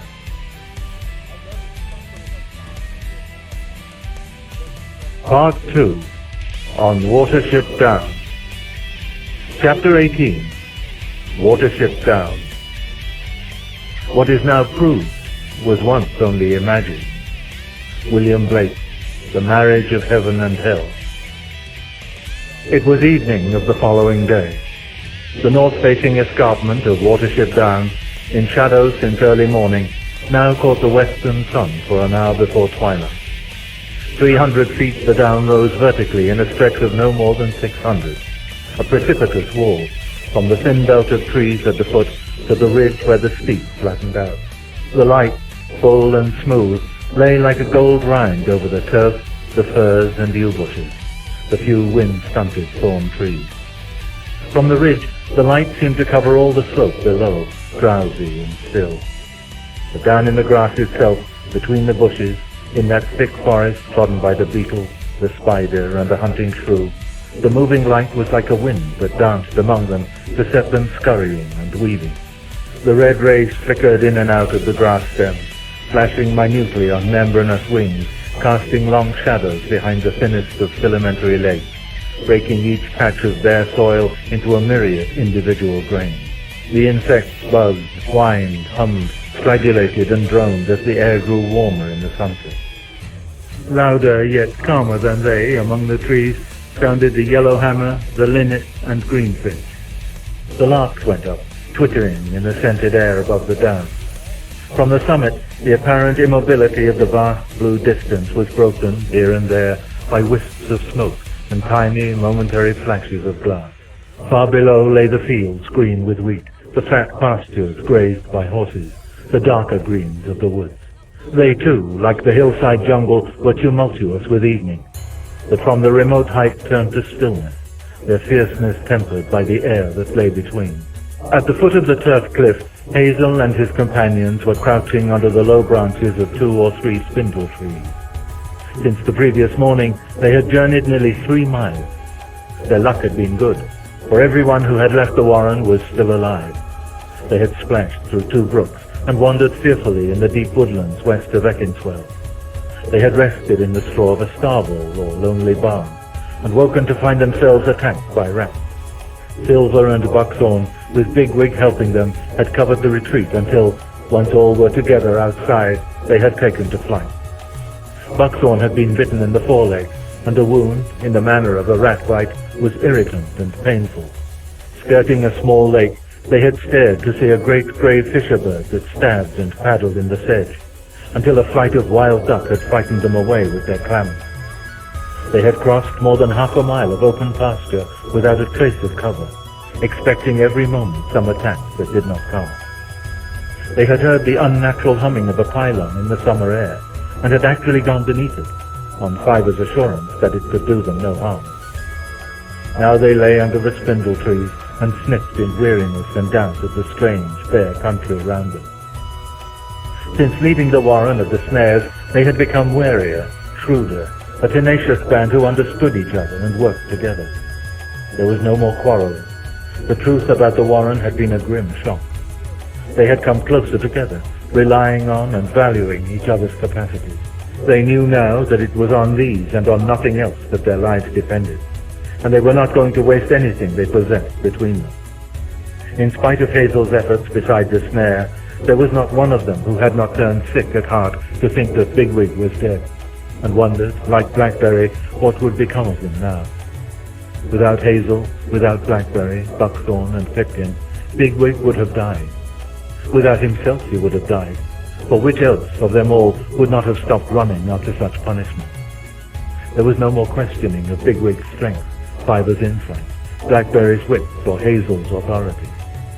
When the rats came, Buckthorn and Silver had obeyed Bigwig and stood their ground. The rest had followed Hazel when he roused them and, without explanation, told them to go quickly outside the barn. Later, Hazel had said that there was nothing for it but to cross the open pasture, and under Silver's direction they had crossed it, with Dandelion running ahead to reconnoiter. When Fiver said the iron tree was harmless, they believed him. Strawberry had had a bad time. His misery made him slow-witted and careless, and he was ashamed of the part he had played at the warren. He was soft, and more used than he dared admit to indolence and good food. But he made no complaint, and it was plain that he was determined to show what he could do, and not to be left behind. He had proved useful in the woodland, being better accustomed to thick woods than any of the others. "He'll be all right, you know, if we give him a chance," said Hazel to Bigwig by the lake. "So he darn well ought to be," replied Bigwig, the great dandy, for by their standards, Strawberry was scrupulously clean and fastidious. "Well, I won't have him browbeaten, Bigwig, mind. That won't help him." This Bigwig had accepted, though rather sulkily. Yet he himself had become less overbearing. The snare had left him weak and overwrought. It was he who had given the alarm in the barn, for he could not sleep, and at the sound of scratching had started up at once. He would not let Silver and Buckthorn fight alone, but he had felt obliged to leave the worst of it to them. For the first time in his life, Bigwig had found himself driven to moderation and prudence. As the sun sank lower and touched the edge of the cloud belt on the horizon, Hazel came out from under the branches and looked carefully round the lower slope. Then he started upward over the anthill to the open down rising above. Fiver and Acorn followed him out and fell to nibbling at a patch of sainfoin. It was new to them, but they did not need to be told that it was good, and it raised their spirits. Hazel turned back and joined them among the big, rosy-veined magenta flower spikes. "Fiver," he said, "let me get this right. You want us to climb up this place, however far it is, and find shelter on the top. Is that it?" "Yes, Hazel. But the top must be very high. I can't even see it from here. It'll be open and cold." "Not in the ground, and the soil so light that we shall be able to scratch some shelter easily when we find the right place." Hazel considered again. "It's getting started that bothers me. Here we are, all tired out. I'm sure it's dangerous to stay here. We've nowhere to run to. We don't know the country and we can't get underground. But it seems out of the question for everybody to climb up there tonight. We should be even less safe." "We shall be forced to dig, shan't we?" said Acorn. "This place is almost as open as that heather we crossed, and the trees won't hide us from anything hunting on 4 feet. "It would have been the same any time we came," said Fiver. "I'm not saying anything against it, Fiver," replied Acorn, "but we need holes. It's a bad place not to be able to get underground." "Before everyone goes up to the top," said Hazel, "we ought to find out what it's like. I'm going up myself to have a look round. I'll be as quick as I can, and you'll have to hope for the best until I get back. You can rest and feed anyway." "You're not going alone," said Fiver firmly. Since each one of them was ready to go with him in spite of their fatigue, Hazel gave in and chose Dandelion and Hawkbit, who seemed less weary than the others. They set out up the hillside, going slowly, picking their way from one bush and tussock to another, and pausing continually to sniff and stare along the great expanse of grass, which stretched on either side as far as they could see. A man walks upright. For him it is strenuous to climb a steep hill, because he has to keep pushing his own vertical mass upward, and cannot gain any momentum. The rabbit is better off. His forelegs support his horizontal body, and the great back legs do the work. They are more than equal to thrusting uphill the light mass in front of them. Rabbits can go fast uphill. In fact, they have so much power behind that they find going downhill awkward, and sometimes, in flight down a steep place, they may actually go head over heels. On the other hand, the man is 5 or 6 feet above the hillside and can see all round. To him, the ground may be steep and rough, but on the whole it is even, and he can pick his direction easily from the top of his moving 6-foot tower. The rabbit's anxieties and strain in climbing the down were different, therefore, from those which you, reader, will experience if you go there. Their main trouble was not bodily fatigue. When Hazel had said that they were all tired out, he had meant that they were feeling the strain of prolonged insecurity and fear. Rabbits above ground, unless they are improved, familiar surroundings close to their holes, live in continual fear. If it grows intense enough, they can become glazed and paralyzed by it. Farmed, to use their own word. Hazel and his companions had been on the jump for nearly 2 days. Indeed, ever since they had left their home warren 5 days before, they had faced one danger after another. They were all on edge, sometimes starting at nothing, and again lying down in any patch of long grass that offered. Bigwig and Buckthorn smelled of blood, and everyone else knew they did. What bothered Hazel, Dandelion, and Hawkbit was the openness and strangeness of the down, and their inability to see very far ahead. They climbed not over, but through the sun-red grass, among the awakened insect movement and the light ablaze. The grass undulated about them. They peered over anthills and looked cautiously round clumps of teasel. They could not tell how far away the ridge might be. They topped each short slope only to find another above it. To Hazel, it seemed a likely place for a weasel, or the white owl perhaps might fly along the escarpment at twilight, looking inward with its stony eyes, ready to turn a few feet sideways and pick off the shelf anything that moved. Some earlier wait for their prey, but the white owl is a seeker, and he comes in silence. As Hazel still went up, the south wind began to blow, and the June sunset reddened the sky to the zenith. Hazel, like nearly all wild animals, was unaccustomed to look up at the sky. What he thought of as the sky was the horizon, usually broken by trees and hedges. Now, with his head pointing upward, he found himself gazing at the ridge, as over the skyline came the silent, moving, red-tinged cumuli. Their movement was disturbing, unlike that of trees or grass or rabbits. These great masses moved steadily, noiselessly, and always in the same direction. They were not of his world. "Oh, Frith," thought Hazel, turning his head for a moment to the bright glow in the west. "Are you sending us to live among the clouds? If you spoke truly to Fiver, help me to trust him." At this moment he saw Dandelion, who had run well ahead, squatting on an anthill clear against the sky. Alarmed, he dashed forward. "Dandelion, get down," he said. "Why are you sitting up there?" "Because I can see," replied Dandelion with a kind of excited joy. "Come and look. You can see the whole world." Hazel came up to him. There was another anthill nearby, and he copied Dandelion, sitting upright on his hind legs and looking about him. He realized now that they were almost on level ground. Indeed, the slope was no more than gentle for some way back along the line by which they had come. But he had been preoccupied with the idea of danger in the open, and had not noticed the change. They were on top of the down. Perched above the grass, they could see far in every direction. Their surroundings were empty. If anything had been moving, they would have seen it immediately. And where the turf ended, the sky began. A man, a fox, even a rabbit coming over the down would be conspicuous. Fiver had been right. Up here they would have clear warning of any approach. The wind ruffled their fur and tugged at the grass, which smelled of thyme and self-heal. The solitude seemed like a release and a blessing. The height, the sky, and the distance went to their heads, and they skipped in the sunset. "Oh, Frith on the hills!" cried Dandelion. "He must have made it for us." "He may have made it, but Fiver thought of it for us," answered Hazel. "Wait till we get him up here. El-ahrairah." "Where's Hawkbit?" said Dandelion suddenly. Although the light was still clear, Hawkbit was not to be seen anywhere on the upland. After staring about for some time, they ran across to a little mound some way away and looked again. But they saw nothing except a field mouse, which came out of its hole and began frolicking in a patch of seeded grasses. "He must have gone down," said Dandelion. "Well, whether he has or not," said Hazel, "we can't go on looking for him. The others are waiting, and they may be in danger. We must go down ourselves." "What a shame to lose him, though," said Dandelion, "just when we'd reached Fiver's Hills without losing anyone. He's such a duffer. We shouldn't have brought him up. But how could anything have got hold of him here without our seeing?" "No, he's gone back for sure," said Hazel. "I wonder what Bigwig will say to him.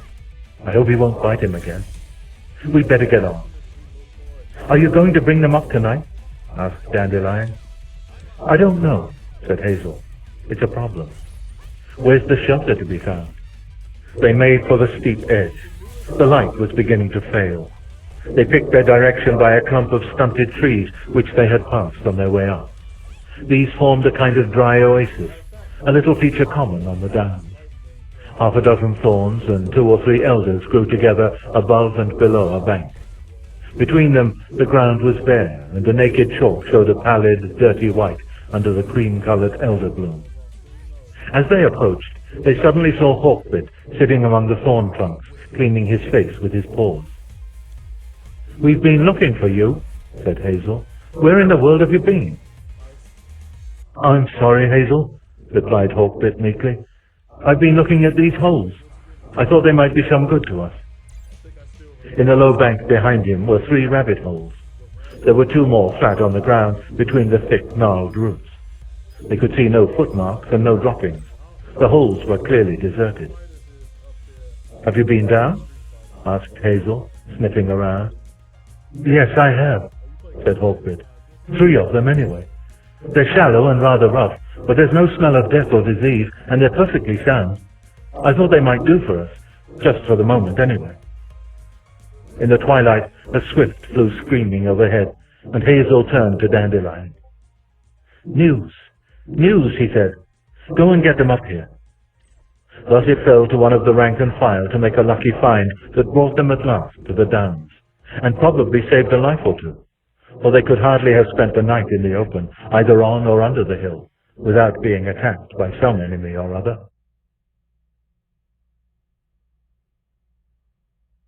Chapter 19. Fear in the Dark. Who's in the next room? Who? A figure wan, with a message to one in there of something due? Shall I know him anon? Yea, he, and he brought such, and you'll know him anon. Thomas Hardy. Who's in the next room? The holes certainly were rough.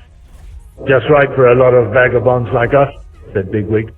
"But the exhausted and those who wander in strange country are not particular about their quarters." At least there was room for 12 rabbits, and the burrows were dry. 2 of the runs, the ones among the thorn trees, led straight down to burrows scooped out of the top of the chalk subsoil. Rabbits do not line their sleeping places, and a hard, almost rocky floor is uncomfortable for those not accustomed to it. The holes in the bank, however, had runs of the usual bow shape, leading down to the chalk and then curving up again to burrows with floors of trampled earth.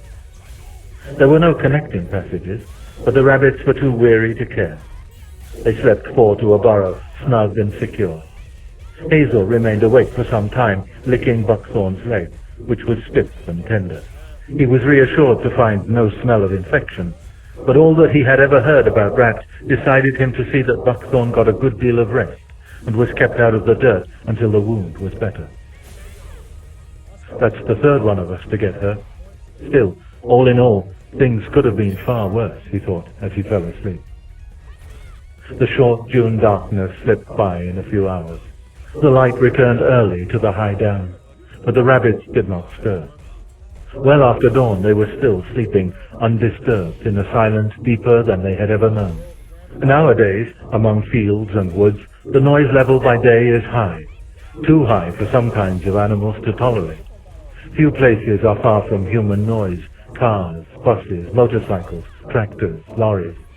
The sound of a housing estate in the morning is audible a long way off. People who record birdsong generally do it very early, before 6 o'clock if they can.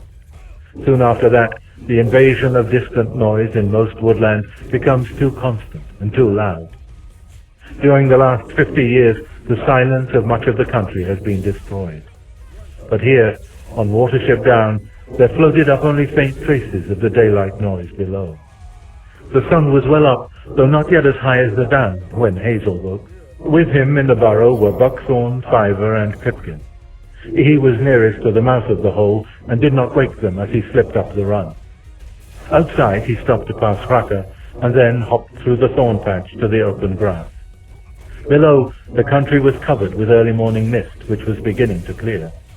Here and there, far off, were the shapes of trees and roofs, from which streamers of mist trailed down like broken waves pouring from rocks.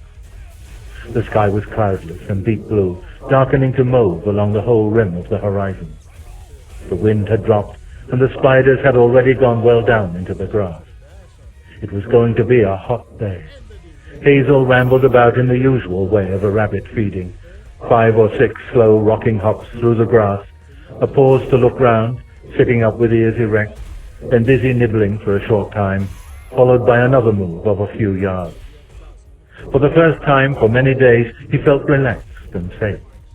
He began to wonder whether they had much to learn about their new home. Fiver was right, he thought. This is the place for us.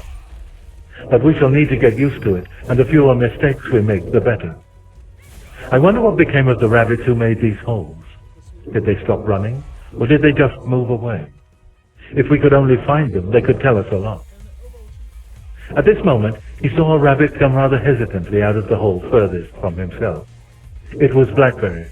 He too passed Cracker, scratched himself, and then hopped into the full sunlight and combed his ears.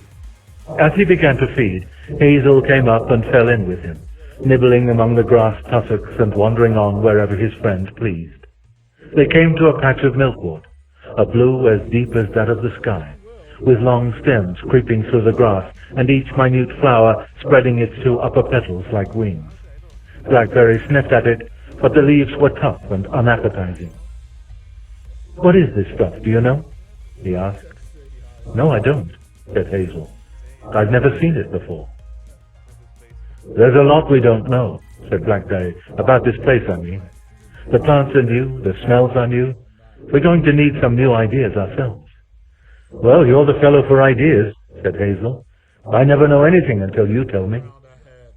"But you go in front and take the risks first," answered Blackberry. "We've all seen that. And now our journey's over, isn't it?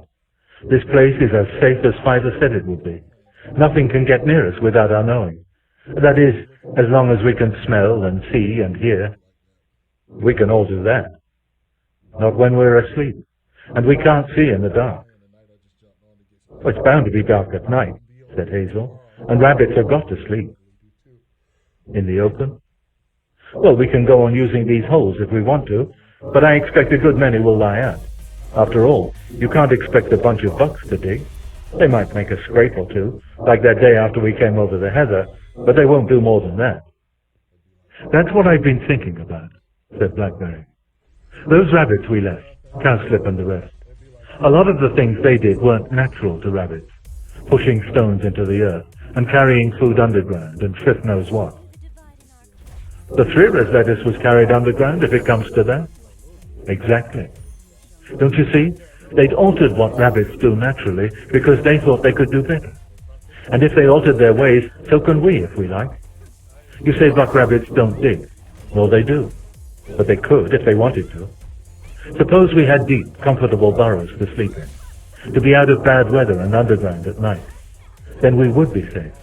And there's nothing to stop us having them, except that buck rabbits won't dig. Not can't, won't." "What's your idea then?" asked Hazel, half interested and half reluctant. "Do you want us to try to turn these holes into a regular warren?" "No, these holes won't do. It's easier to see why they've been deserted.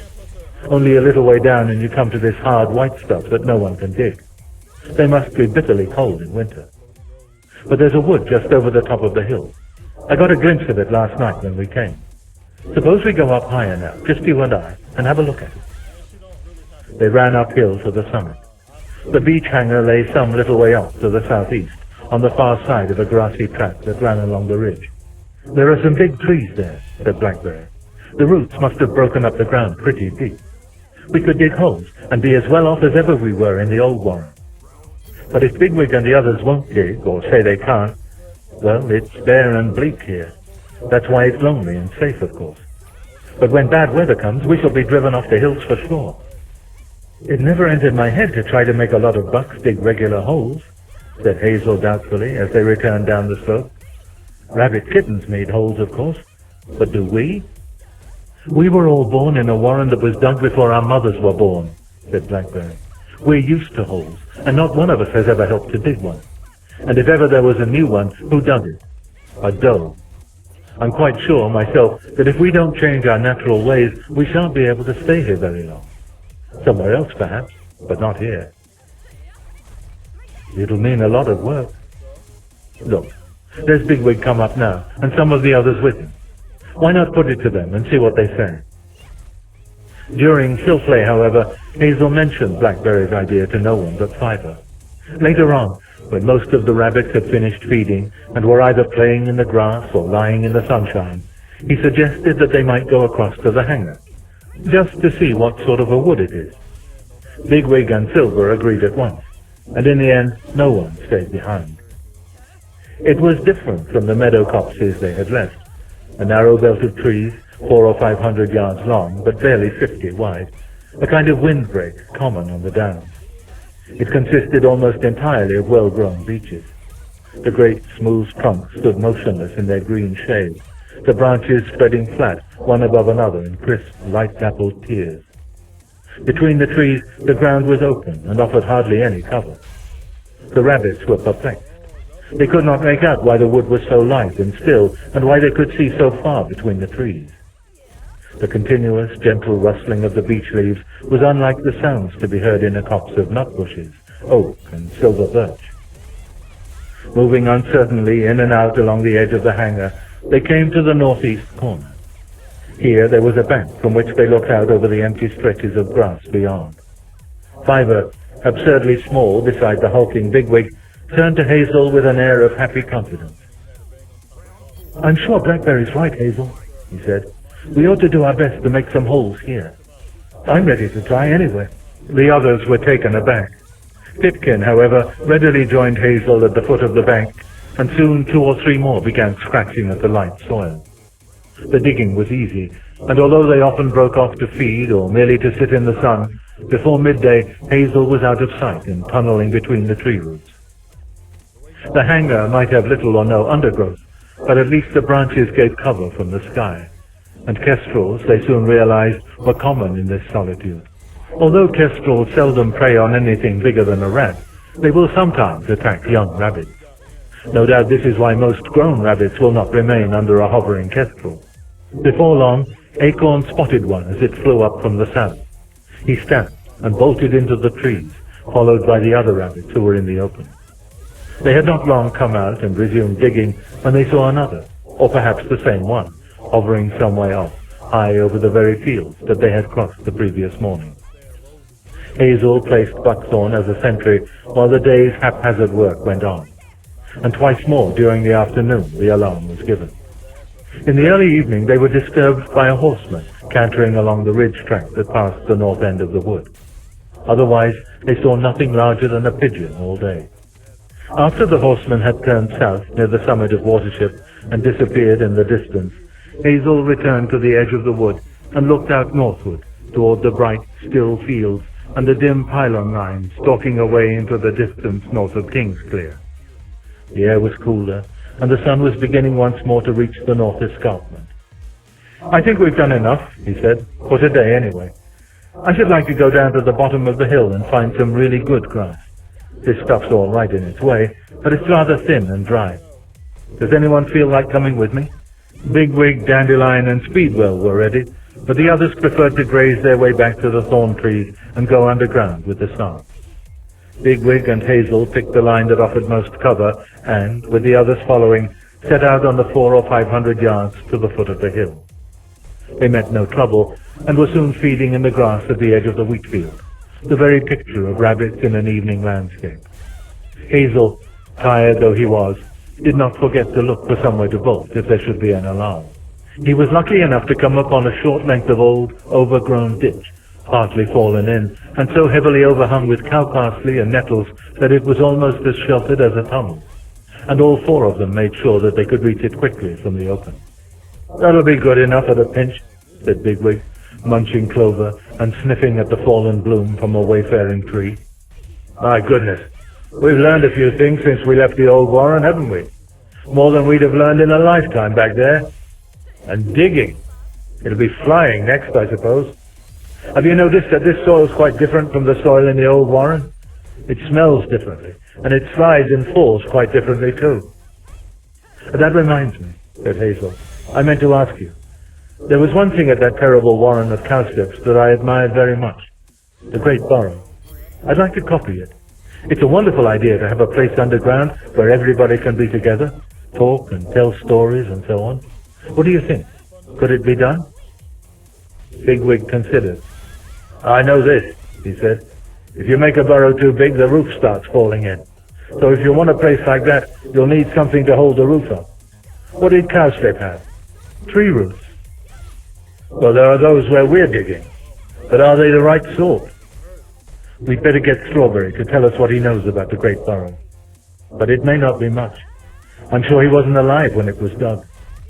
"He may not be dead when it falls in either. That warren's starn as an owl in daylight. He was wise to leave when he did." Twilight had fallen over the cornfield, for although long red rays still lit the upper down, the sun had set below. The uneven shadow of the hedge had faded and disappeared. There was a cool smell of moisture and approaching darkness. A cockchafer droned past. The grasshoppers had fallen silent. "Owls will be out," said Bigwig. "Let's go up again." At this moment, from out in the darkening field, there came the sound of a stamp on the ground. It was followed by another, closer to them, and they caught a glimpse of a white tail. They both immediately ran to the ditch. Now that they had to use it in earnest, they found it even narrower than they had thought. There was just room to turn round at the far end, and as they did so, Speedwell and Dandelion tumbled in behind them. "What is it?" asked Hazel. "What did you hear?" "There's something coming up the line of the hedge," replied Speedwell. "An animal, making a lot of noise, too." "Did you see it?" "No, and I couldn't smell it either. It's downwind. But I heard it plainly enough." "I heard it too," said Dandelion. "Something fairly big, as big as a rabbit anyway, moving clumsily, but trying to keep concealed, or so it seemed to me." "Omber?" "No, that we should have smelled," said Bigwig. "Wind or no wind. From what you say, it sounds like a cat. I hope it's not a stoat. Hoi, hoi, El-ahrairah. What a nuisance. We'd better sit tight for a bit, and get ready to bolt if it spots us." They waited.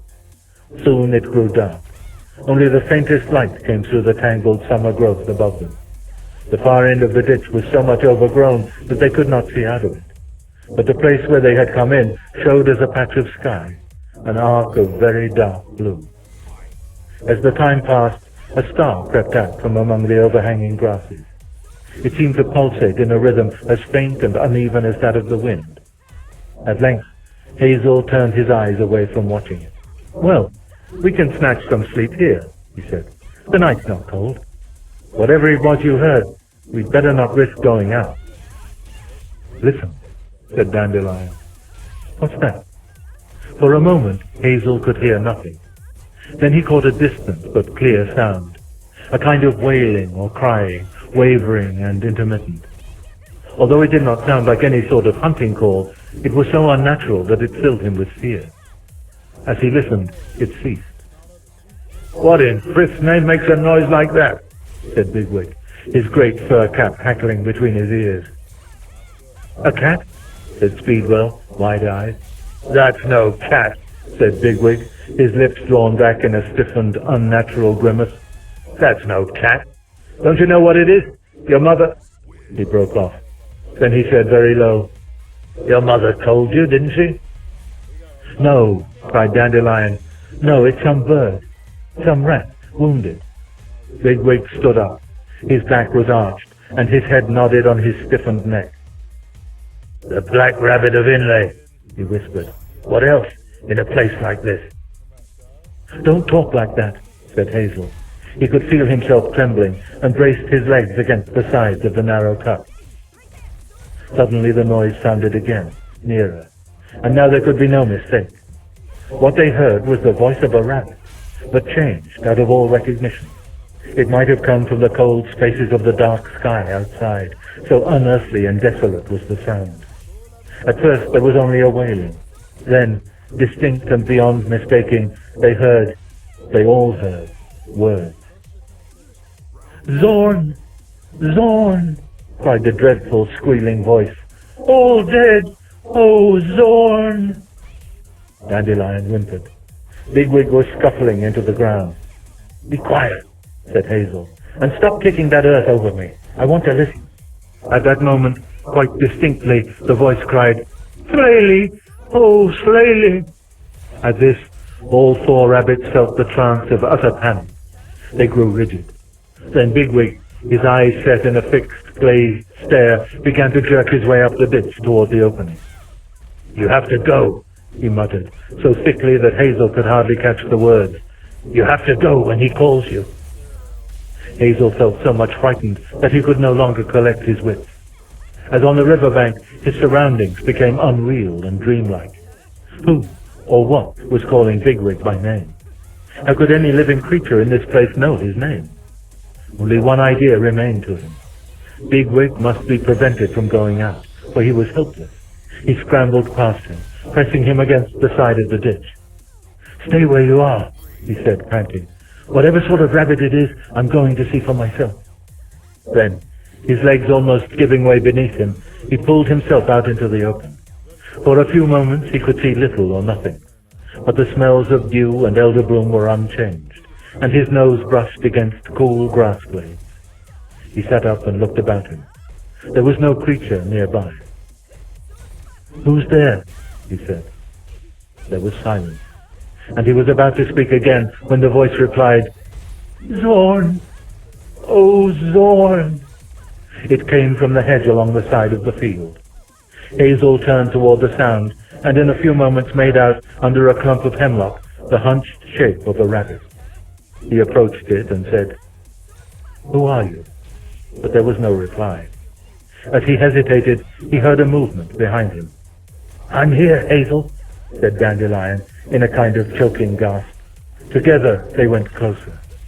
The figure did not move as they came up.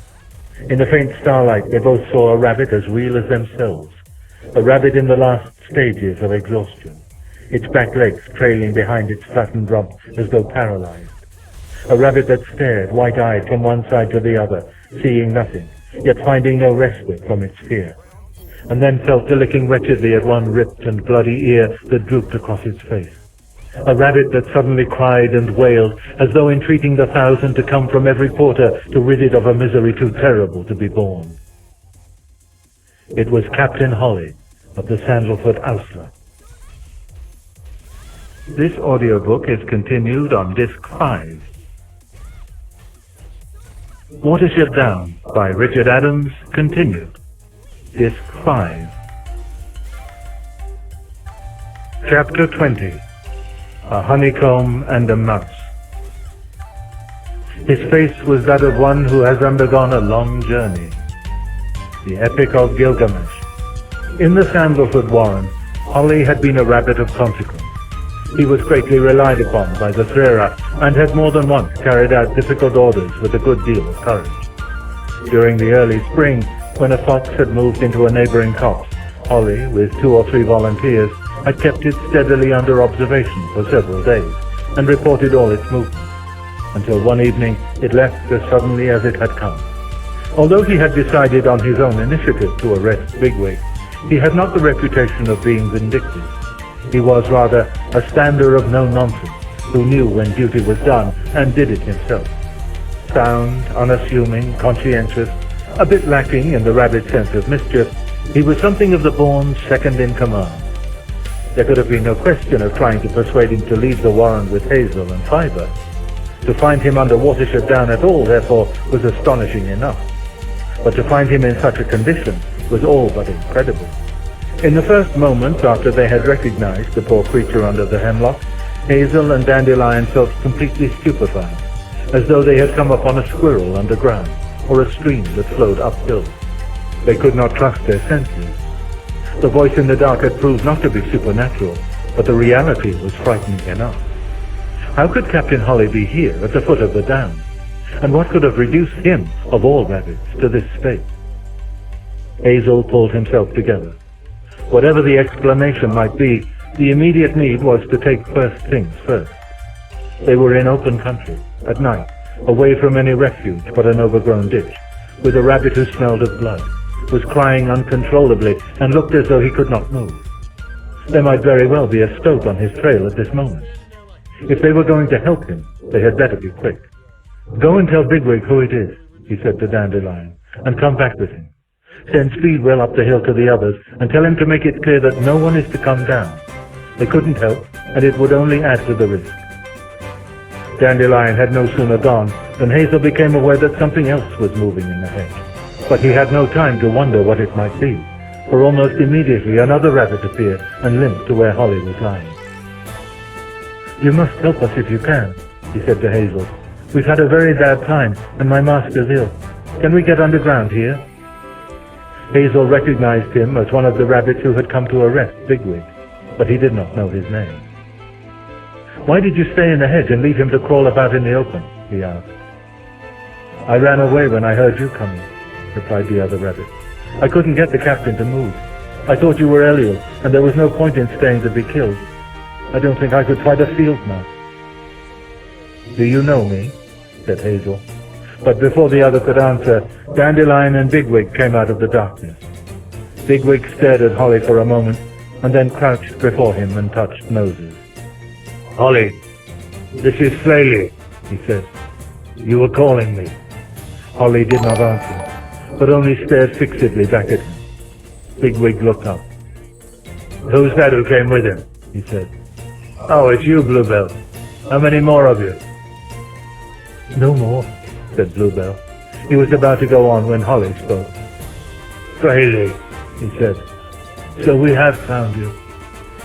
He sat up with difficulty and looked round at them. "You're Hazel, aren't you?" he asked. "And that... Oh, I should know, but I'm in very poor shape, I'm afraid." "It's Dandelion," said Hazel.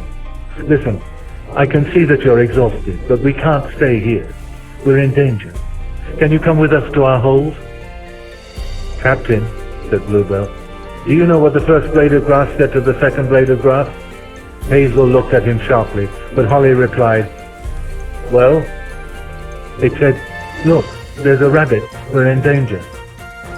"This is no time," began Hazel. "Don't silence him," said Holly. "We wouldn't be here at all without his blue tips chatter. Yes, I can go now.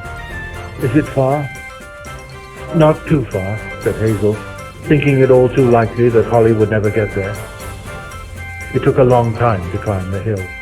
Hazel made them separate, himself remaining with Holly and Bluebell, while Bigwig and Dandelion went out to either side. Holly was forced to stop several times, and Hazel, full of fear, had hard work to suppress his impatience. Only when the moon began to rise, the edge of its great disk growing brighter and brighter on the skyline below and behind them, did he at last beg Holly to hurry. As he spoke, he saw in the white light Pipkin coming down to meet them. "What are you doing?" he said sternly. "I told Speedwell no one was to come down." "It isn't Speedwell's fault," said Pipkin. "You stood by me at the river, so I thought I'd come and look for you, Hazel. Anyway, the holes are just here. Is it really Captain Holly you've found?" Bigwig and Dandelion approached. "I'll tell you what," said Bigwig. "These two will need to rest for a good long time. Suppose Pipkin here and Dandelion take them to an empty burrow and stay with them as long as they want. The rest of us had better keep away until they feel better." "Yes, that's best," said Hazel. "I'll go up with you now." They ran the short distance to the thorn tree. All the other rabbits were above ground, waiting and whispering together. "Shut up," said Bigwig, before anyone had asked a question. "Yes, it is Holly, and Bluebell is with him. No one else. They're in a bad way and they're not to be troubled. We'll leave this hole empty for them. Now, I'm going underground myself, and so will you if you've got any sense." But before he went, Bigwig turned to Hazel and said, "You got yourself out of that ditch down there instead of me, didn't you, Hazel?" "I shan't forget that." Hazel remembered Buckthorn's leg and took him down with him. Speedwell and Silver followed them. "I say, what's happened, Hazel?" asked Silver. "It must be something very bad. Holly would never leave the El-ahrairah." "I don't know," replied Hazel, "and neither does anyone else yet. We'll have to wait until tomorrow.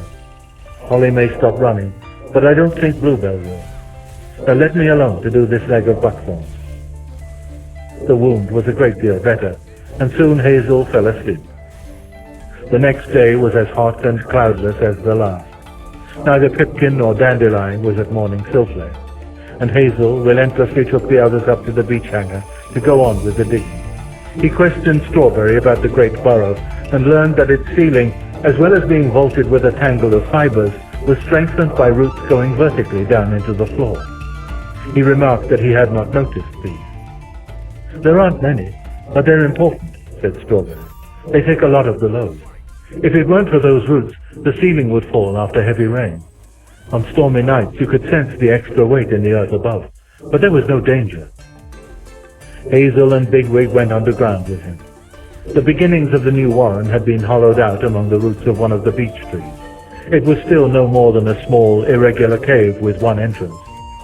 They set to work to enlarge it, digging between the roots and tunneling upward to make a second run that would emerge inside the wood.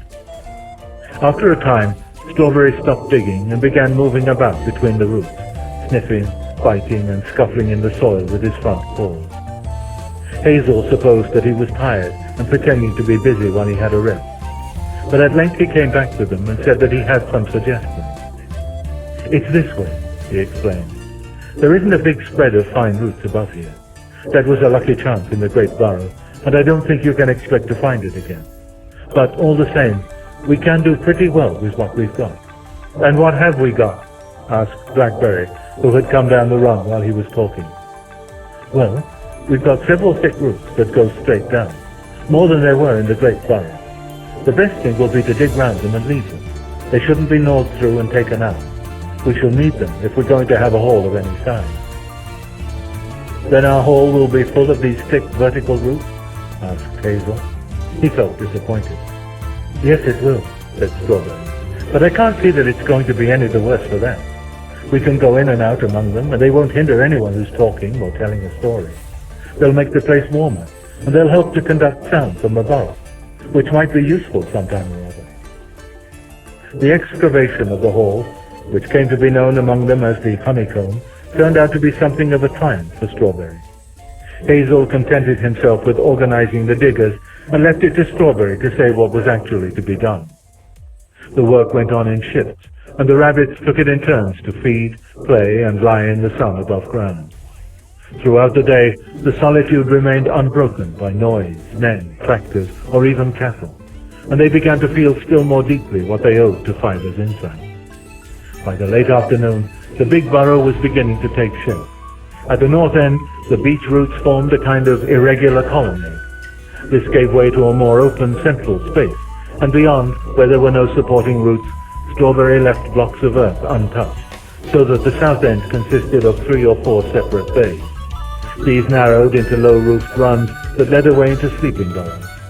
Hazel, much better pleased now that he could see for himself how the business was going to turn out, was sitting with Silver in the mouth of the run, when suddenly there was a stamping of "Hawk! Hawk!" and a dash for cover by the rabbits outside. Hazel, safe where he was, remained looking out past the shadow of the wood to the open, sunlit grass beyond. The kestrel sailed into view and took up station, the black-edged flange of its tail bent down and its pointed wings beating rapidly as it searched the down below. "But do you think it would attack us?" asked Hazel, watching it drop lower and recommence its poised fluttering. "Surely it's too small." "You're probably right," replied Silver. "All the same, would you care to go out there and start feeding?" "I'd like to try standing up to some of these, Eliel," said Bigwig, who had come up the run behind them. "We're afraid of too many, but a bird from the air would be awkward. especially if it came fast. It might get the better of even a big rabbit if it took him by surprise. "See the mouse?" said Silver suddenly. "There, look. Poor little beast." They could all see the field mouse, which was exposed in a patch of smooth grass. It had evidently strayed too far from its hole, and now could not tell what to do. The kestrel's shadow had not passed over it, but the rabbit's sudden disappearance had made it uneasy, and it was pressed to the ground, looking uncertainly this way and that. The kestrel had not yet seen it, but could hardly fail to do so as soon as it moved. "Any moment now," said Bigwig callously. On an impulse, Hazel hopped down the bank and went a little way into the open grass. Mice do not speak Latin, but there is a very simple, limited lingua franca of the hedgerow and woodland. Hazel used it now. "Run," he said. "Here, quick." The mouse looked at him, but did not move. Hazel spoke again, and the mouse began suddenly to run toward him as the kestrel turned and slid sideways and downward. Hazel hastened back to the hole. Looking out, he saw the mouse following him. When it had almost reached the foot of the bank, it scuttered over a fallen twig with 2 or 3 green leaves. The twig turned. One of the leaves caught the sunlight slanting through the trees, and Hazel saw it flash for an instant. Immediately the kestrel came lower in an oblique glide, closed its wings and dropped. Before Hazel could spring back from the mouth of the hole, the mouse had dashed between his front paws and was pressed to the ground between his back legs. At the same moment, the kestrel, all beak and talons, hit the loose earth immediately outside like a missile thrown from the tree above. It scuffled savagely, and for an instant the 3 rabbits saw its round, dark eyes looking straight down the run. Then it was gone. The speed and force of the pounce, not a length away, were terrifying, and Hazel leaped backward, knocking Silver off his balance. They picked themselves up in silence. "Like to try standing up to that one?" said Silver, looking round at Bigwig. "Let me know when. I'll come and watch." "Hazel," said Bigwig, "I know you're not stupid, but what did we get out of that? Are you going in for protecting every mole and shrew that can't get underground?" The mouse had not moved. It was still crouching a little inside the run, on a level with their heads and outlined against the light. Hazel could see it watching him. "Perhaps Hawk not gone," he said. "You stay now. Go later." Bigwig was about to speak again when Dandelion appeared in the mouth of the hole. He looked at the mouse, pushed it gently aside, and came down the run. "Hazel," he said, "I thought I ought to come and tell you about Holly. He's much better this evening, but he had a very bad night, and so did we. Every time he seemed to be going to sleep, he kept starting up and crying. I thought he was going out of his mind. Pipkin kept talking to him. He was first rate, and he seems to set a lot of store by Bluebell. Bluebell kept on making jokes. He was worn out before the morning, and so were a lot of us. We've been sleeping all day. Holly's been more or less himself since he woke up this afternoon, and he's been up to Silfway. He asked where you and the others would be tonight, and, as I didn't know, I came to ask." "Is he fit to talk to us then?" asked Bigwig. "I think so. It would be the best thing for him, if I'm any judge. And if he was with all of us together, he'd be less likely to have another bad night." "Well, where are we going to sleep?" said Silver. Hazel considered. The honeycomb was still rough dug and half finished, but it would probably be as comfortable as the holes under the thorn trees. Besides, if it proved otherwise, they would have all the more inducement to improve it. To know that they were actually making use of their day's hard work would please everybody, and they were likely to prefer this to a third night in the chalk hole. "I should think here," he said, "but we'll see how the others feel." "What's this mouse doing in here?" asked Dandelion. Hazel explained. Dandelion was as puzzled as Bigwig had been. "Well, I'll admit I hadn't any particular idea when I went out to help it," said Hazel. "I have now, though, and I'll explain later what it is. But first of all, Bigwig and I ought to go and talk to Holly. And, Dandelion, you go and tell the rest what you told me, will you? And see what they want to do tonight." They found Holly with Bluebell and Pipkin on the turf by the anthill where Dandelion had first looked over the downs. Holly was sniffing at a purple orchid. The head of mauve blooms rocked gently on its stem as he pushed his nose against it. "Don't frighten it, Master," said Bluebell. "It might fly away. After all, it's got a lot of spots to choose from. Look at them all over the leaves." "Oh, get along with you, Bluebell," answered Holly good-humouredly. "We need to learn about the ground here. Half the plants are strange to me. This isn't one to eat, but at least there's plenty of vernet, and that's always good." A fly settled on his wounded ear, and he winced and shook his head. Hazel was glad to see that Holly was evidently in better spirits. He began to say that he hoped he felt well enough to join the others, but Holly soon interrupted him with questions. "Are there many of you?" he asked. "Prayer," said Bigwig. "All that left the warren with you?" "Everyone," replied Hazel proudly. "No one hurt?" "Oh, several have been hurt, one way and another." "Never a dull moment, really," said Bigwig. "Who's this coming? I don't know him." Strawberry came running down from the hangar, and as he joined them, began to make the same curious dancing gesture of head and forepaws which they had first seen in the rainy meadow before they entered the great burrow. He checked himself in some confusion, and, to forestall Bigwig's rebuke, spoke to Hazel at once. "El-ahrairah," he said. Holly looked startled, but said nothing. "Everyone wants to stay in the new warren tonight, and they're all hoping that Captain Holly will feel able to tell them what's happened and how he came here." "Well, naturally we all want to know," said Hazel to Holly. "This is Strawberry. He joined us on our journey, and we've been glad to have him. But do you think you can manage it?" "I can manage it," said Holly. "But I must warn you that it will strike the frost into the heart of every rabbit that hears it." He himself looked so sad and dark as he spoke that no one made any reply, and after a few moments all 6 rabbits made their way up the slope in silence. When they reached the corner of the wood, they found the others feeding or basking in the evening sun on the north side of the beech tree. After a glance round among them, Holly went up to Silver, who was feeding with Fiver in a patch of yellow trefoil. "I'm glad to see you here, Silver," he said. "I hear you've had a rough time." "It hasn't been easy," answered Silver. "Hazel's done wonders, and we owe a lot to Fiver here as well." "I've heard of you," said Holly, turning to Fiver. "You're the rabbit who saw it all coming. You talked to the El-ahrairah, didn't you?" "He talked to me," said Fiver. "If only he'd listened to you." "Well, it can't be changed now, till acorns grow on thistles." "Silver, there's something I want to say, and I can say it more easily to you than to Hazel or Bigwig. I'm not out to make any trouble here. Trouble for Hazel, I mean. He's your chief rabbit now, that's plain.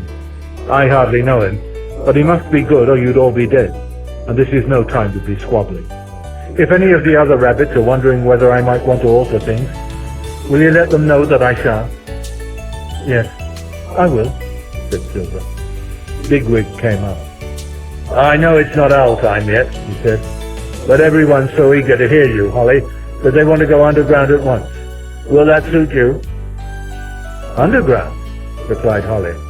"But how can you all hear me underground? I was expecting to talk here." "Come and see," said Bigwig. Holly and Bluebell were impressed by the honeycomb. "This is something quite new," said Holly. "What keeps the roof up?" "It doesn't need to be kept up," said Bluebell. "It's right up the hill already." "An idea we found on the way," said Bigwig. "Lying in a field," said Bluebell. "It's all right, Master. I'll be quiet while you're speaking." "Yes, you must," said Holly. "Soon no one will want jokes." Almost all the rabbits had followed them down. The honeycomb, though big enough for everybody, was not so airy as the great burrow, and on this June evening it seemed somewhat close.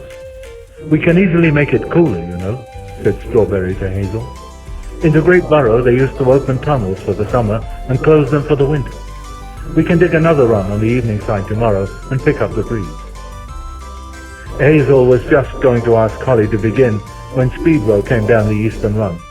"Hazel," he said, "you're a visitor. Your mouse. He wants to speak to you." "Oh, I'd forgotten him," said Hazel. "Where is he?" "Up the run." Hazel went up. The mouse was waiting at the top. "You go now?" said Hazel. You think safe? Go now, Said the mouse. no wait owl. But the one I like to say, you help a mouse. One time a mouse help you. You want him, he come. Frith in a pond, muttered Bigwig further down the run. And so will all his brothers and sisters. I dare say the place will be crawling. Why don't you ask them to dig us a burrow or two, Hazel? Hazel watched the mouse make off into the long grass.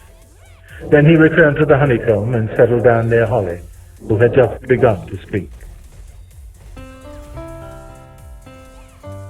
Chapter 21. For El-ahrairah to cry. Love the animals. God has given them the rudiments of thought and joy untroubled. Don't trouble it. Don't harass them. Don't deprive them of their happiness. Don't work against God's intent. Dostoevsky, The Brothers Karamazov. Acts of injustice done between the setting and the rising sun in history lie like bones, each one. W. H. Auden and Christopher Isherwood, The Ascent of F6. The night you left the Warren, the Auslover turned out to look for you.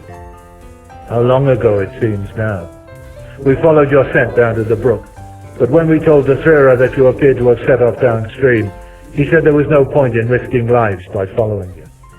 If you were gone, you were gone. But anyone who came back was to be arrested. So then I called off the search. Nothing unusual happened the next day.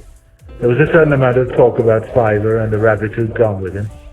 Everyone knew that Fiver had said that something bad was going to happen, and all sorts of rumors started.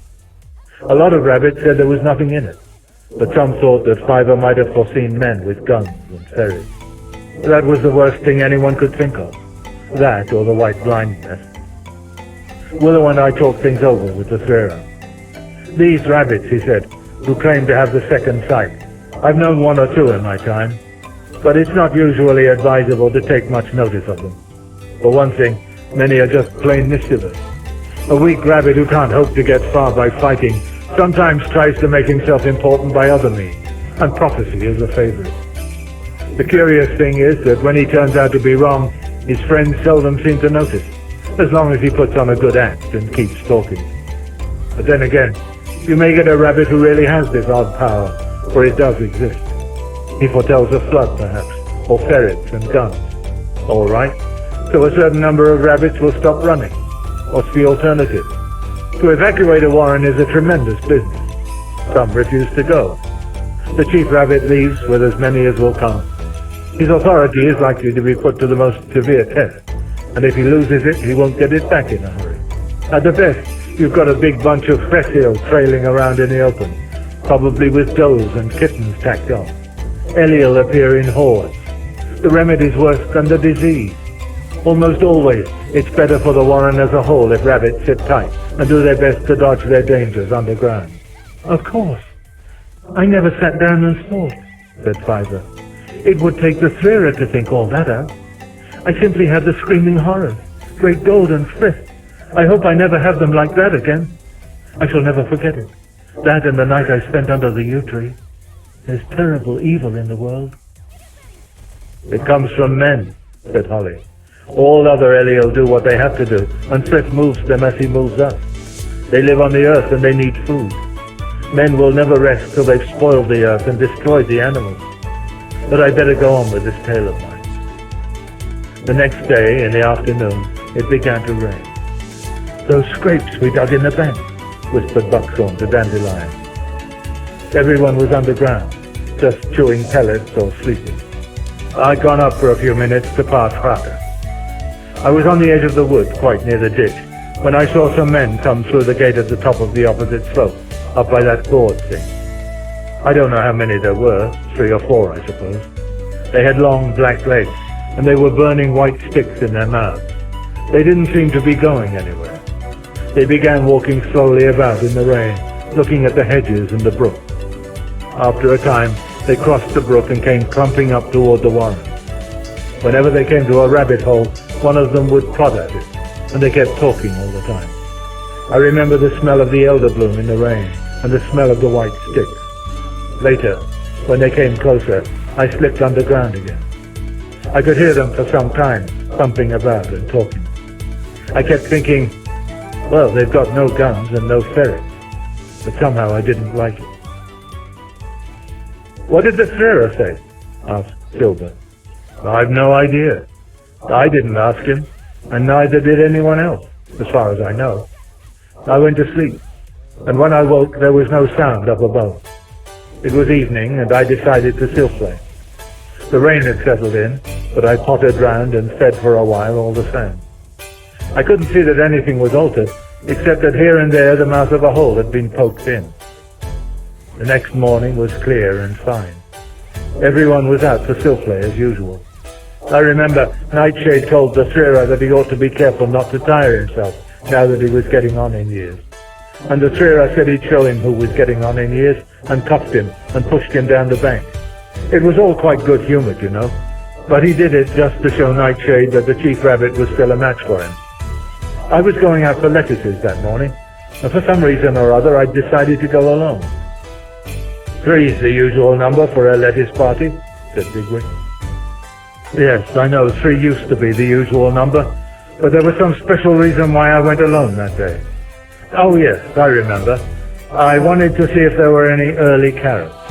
I thought they might just be ready, and I reckoned that if I was going hunting about in a strange part of the garden, I'd be better off by myself. I was out most of the morning, and it can't have been long before Neefrith when I came back through the wood. I was coming down Silent Bank. I know most rabbits preferred the green loose, but I nearly always went by Silent Bank. I got into the open part of the wood, where it comes down toward the old fence, when I noticed a rudadoo in the lane at the top of the opposite slope. It was standing at the gate by the board, and a lot of men were getting out. There was a boy with them, and he had a gun. They took down some big, long things. I don't know how to describe them to you. They were made of the same sort of stuff as a rudadoo, and they must have been heavy, because it took 2 men to carry one of them. The men carried these things into the field, and the few rabbits who were above ground went down. I didn't. I'd seen the gun, and I thought they were probably going to use ferrets, and perhaps nets, so I stayed where I was and watched. I thought, as soon as I'm sure what they're up to, I'll go and warn the El-ahrairah. There was more talking and more white sticks. Men never hurry, do they? Then one of them got a spade and began filling in the mouths of all the holes he could find. Every hole he came to, he cut out the turf above and pushed it into the hole. That puzzled me, because with ferrets they want to drive the rabbits out. But I was expecting that they'd leave a few holes open and net them, although that would have been a foolish way to ferret, because a rabbit that went up a blocked run would be killed underground, and then the man wouldn't get his ferret back very easily, you know. Don't make it too grim, Holly, said Hazel, for Pipkin was shuddering at the thought of the blocked run and the pursuing ferret. Too grim, replied Holly bitterly. I've hardly started yet. Would anyone like to go away? No one moved, and after a few moments he continued. Then another of the men fetched some long, thin, bending things. I haven't got words for all these men things, but they were something like lengths of very thick bramble. Each of the men took one and put it on one of the heavy things. There was a kind of hissing noise and, well, I know you must find this difficult to understand, but the air began to turn bad. For some reason I got a strong scent of this stuff that came out of the bramble things, even though I was some way off, and I couldn't see or think. I seemed to be falling. I tried to jump up and run, but I didn't know where I was, and I found I'd run down to the edge of the wood toward the men. I stopped just in time. I was bewildered, and I'd lost all idea of warning the El-ahrairah. After that, I just sat where I was. The men put a bramble into each hole they'd left open, and after that nothing happened for a little while. And then I saw Scabious. You remember Scabious?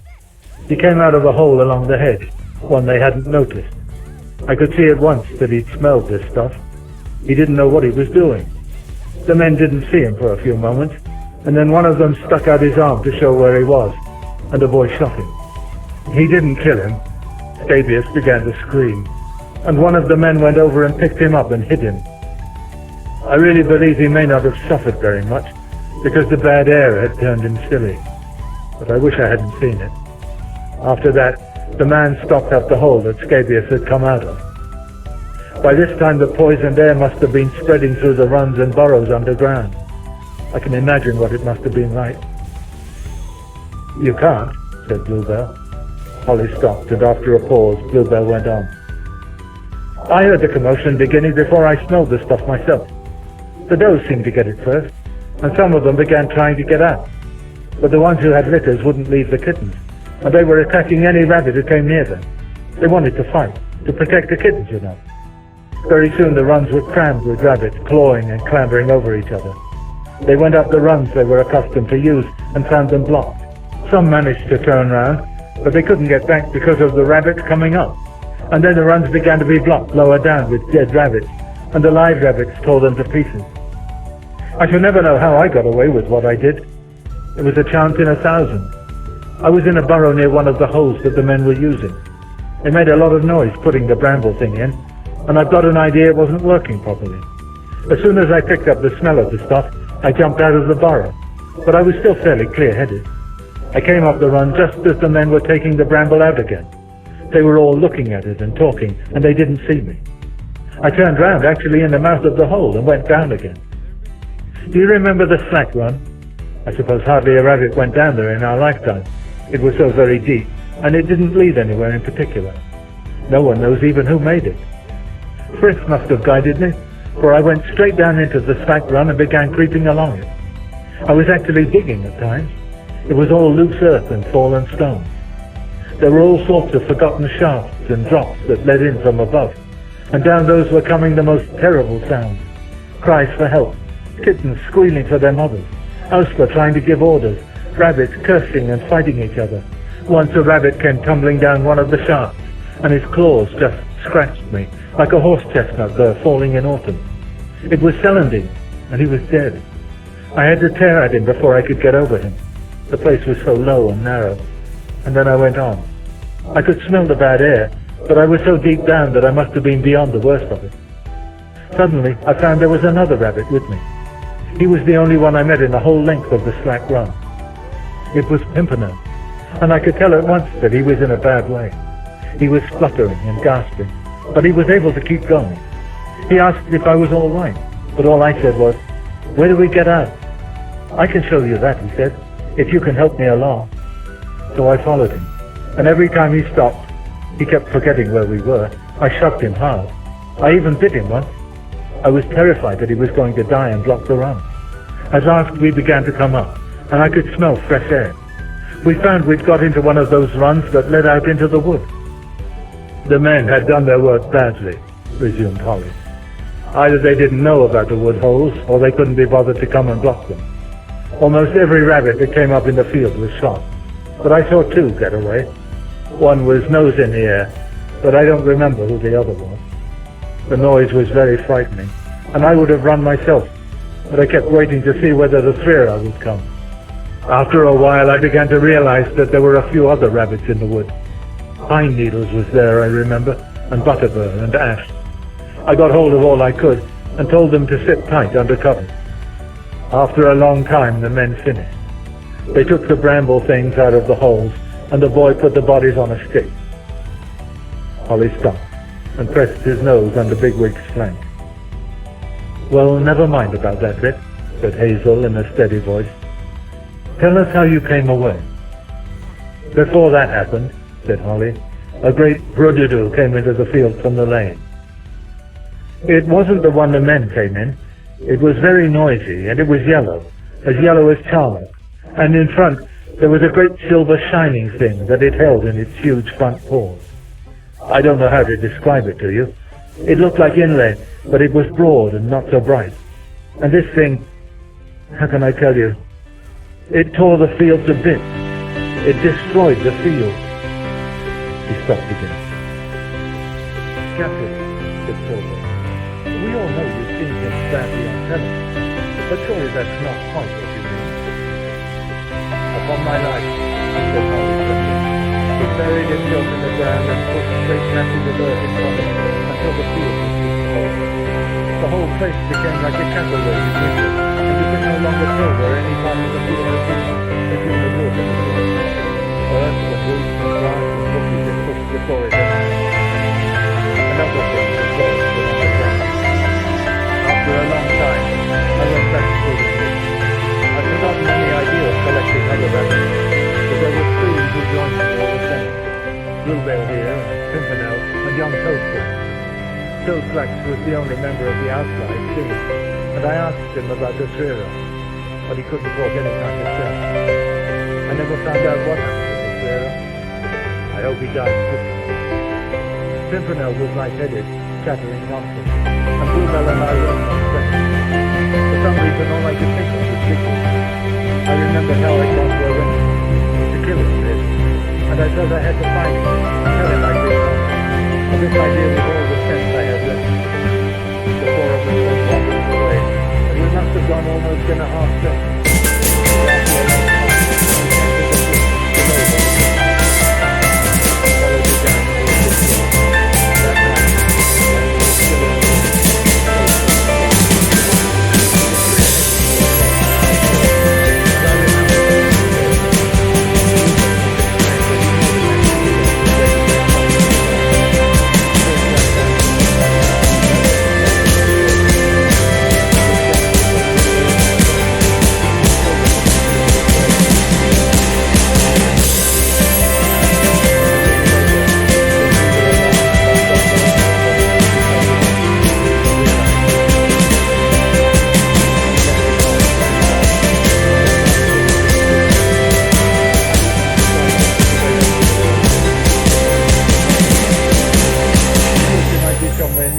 We began to go along the bank upstream, looking for you.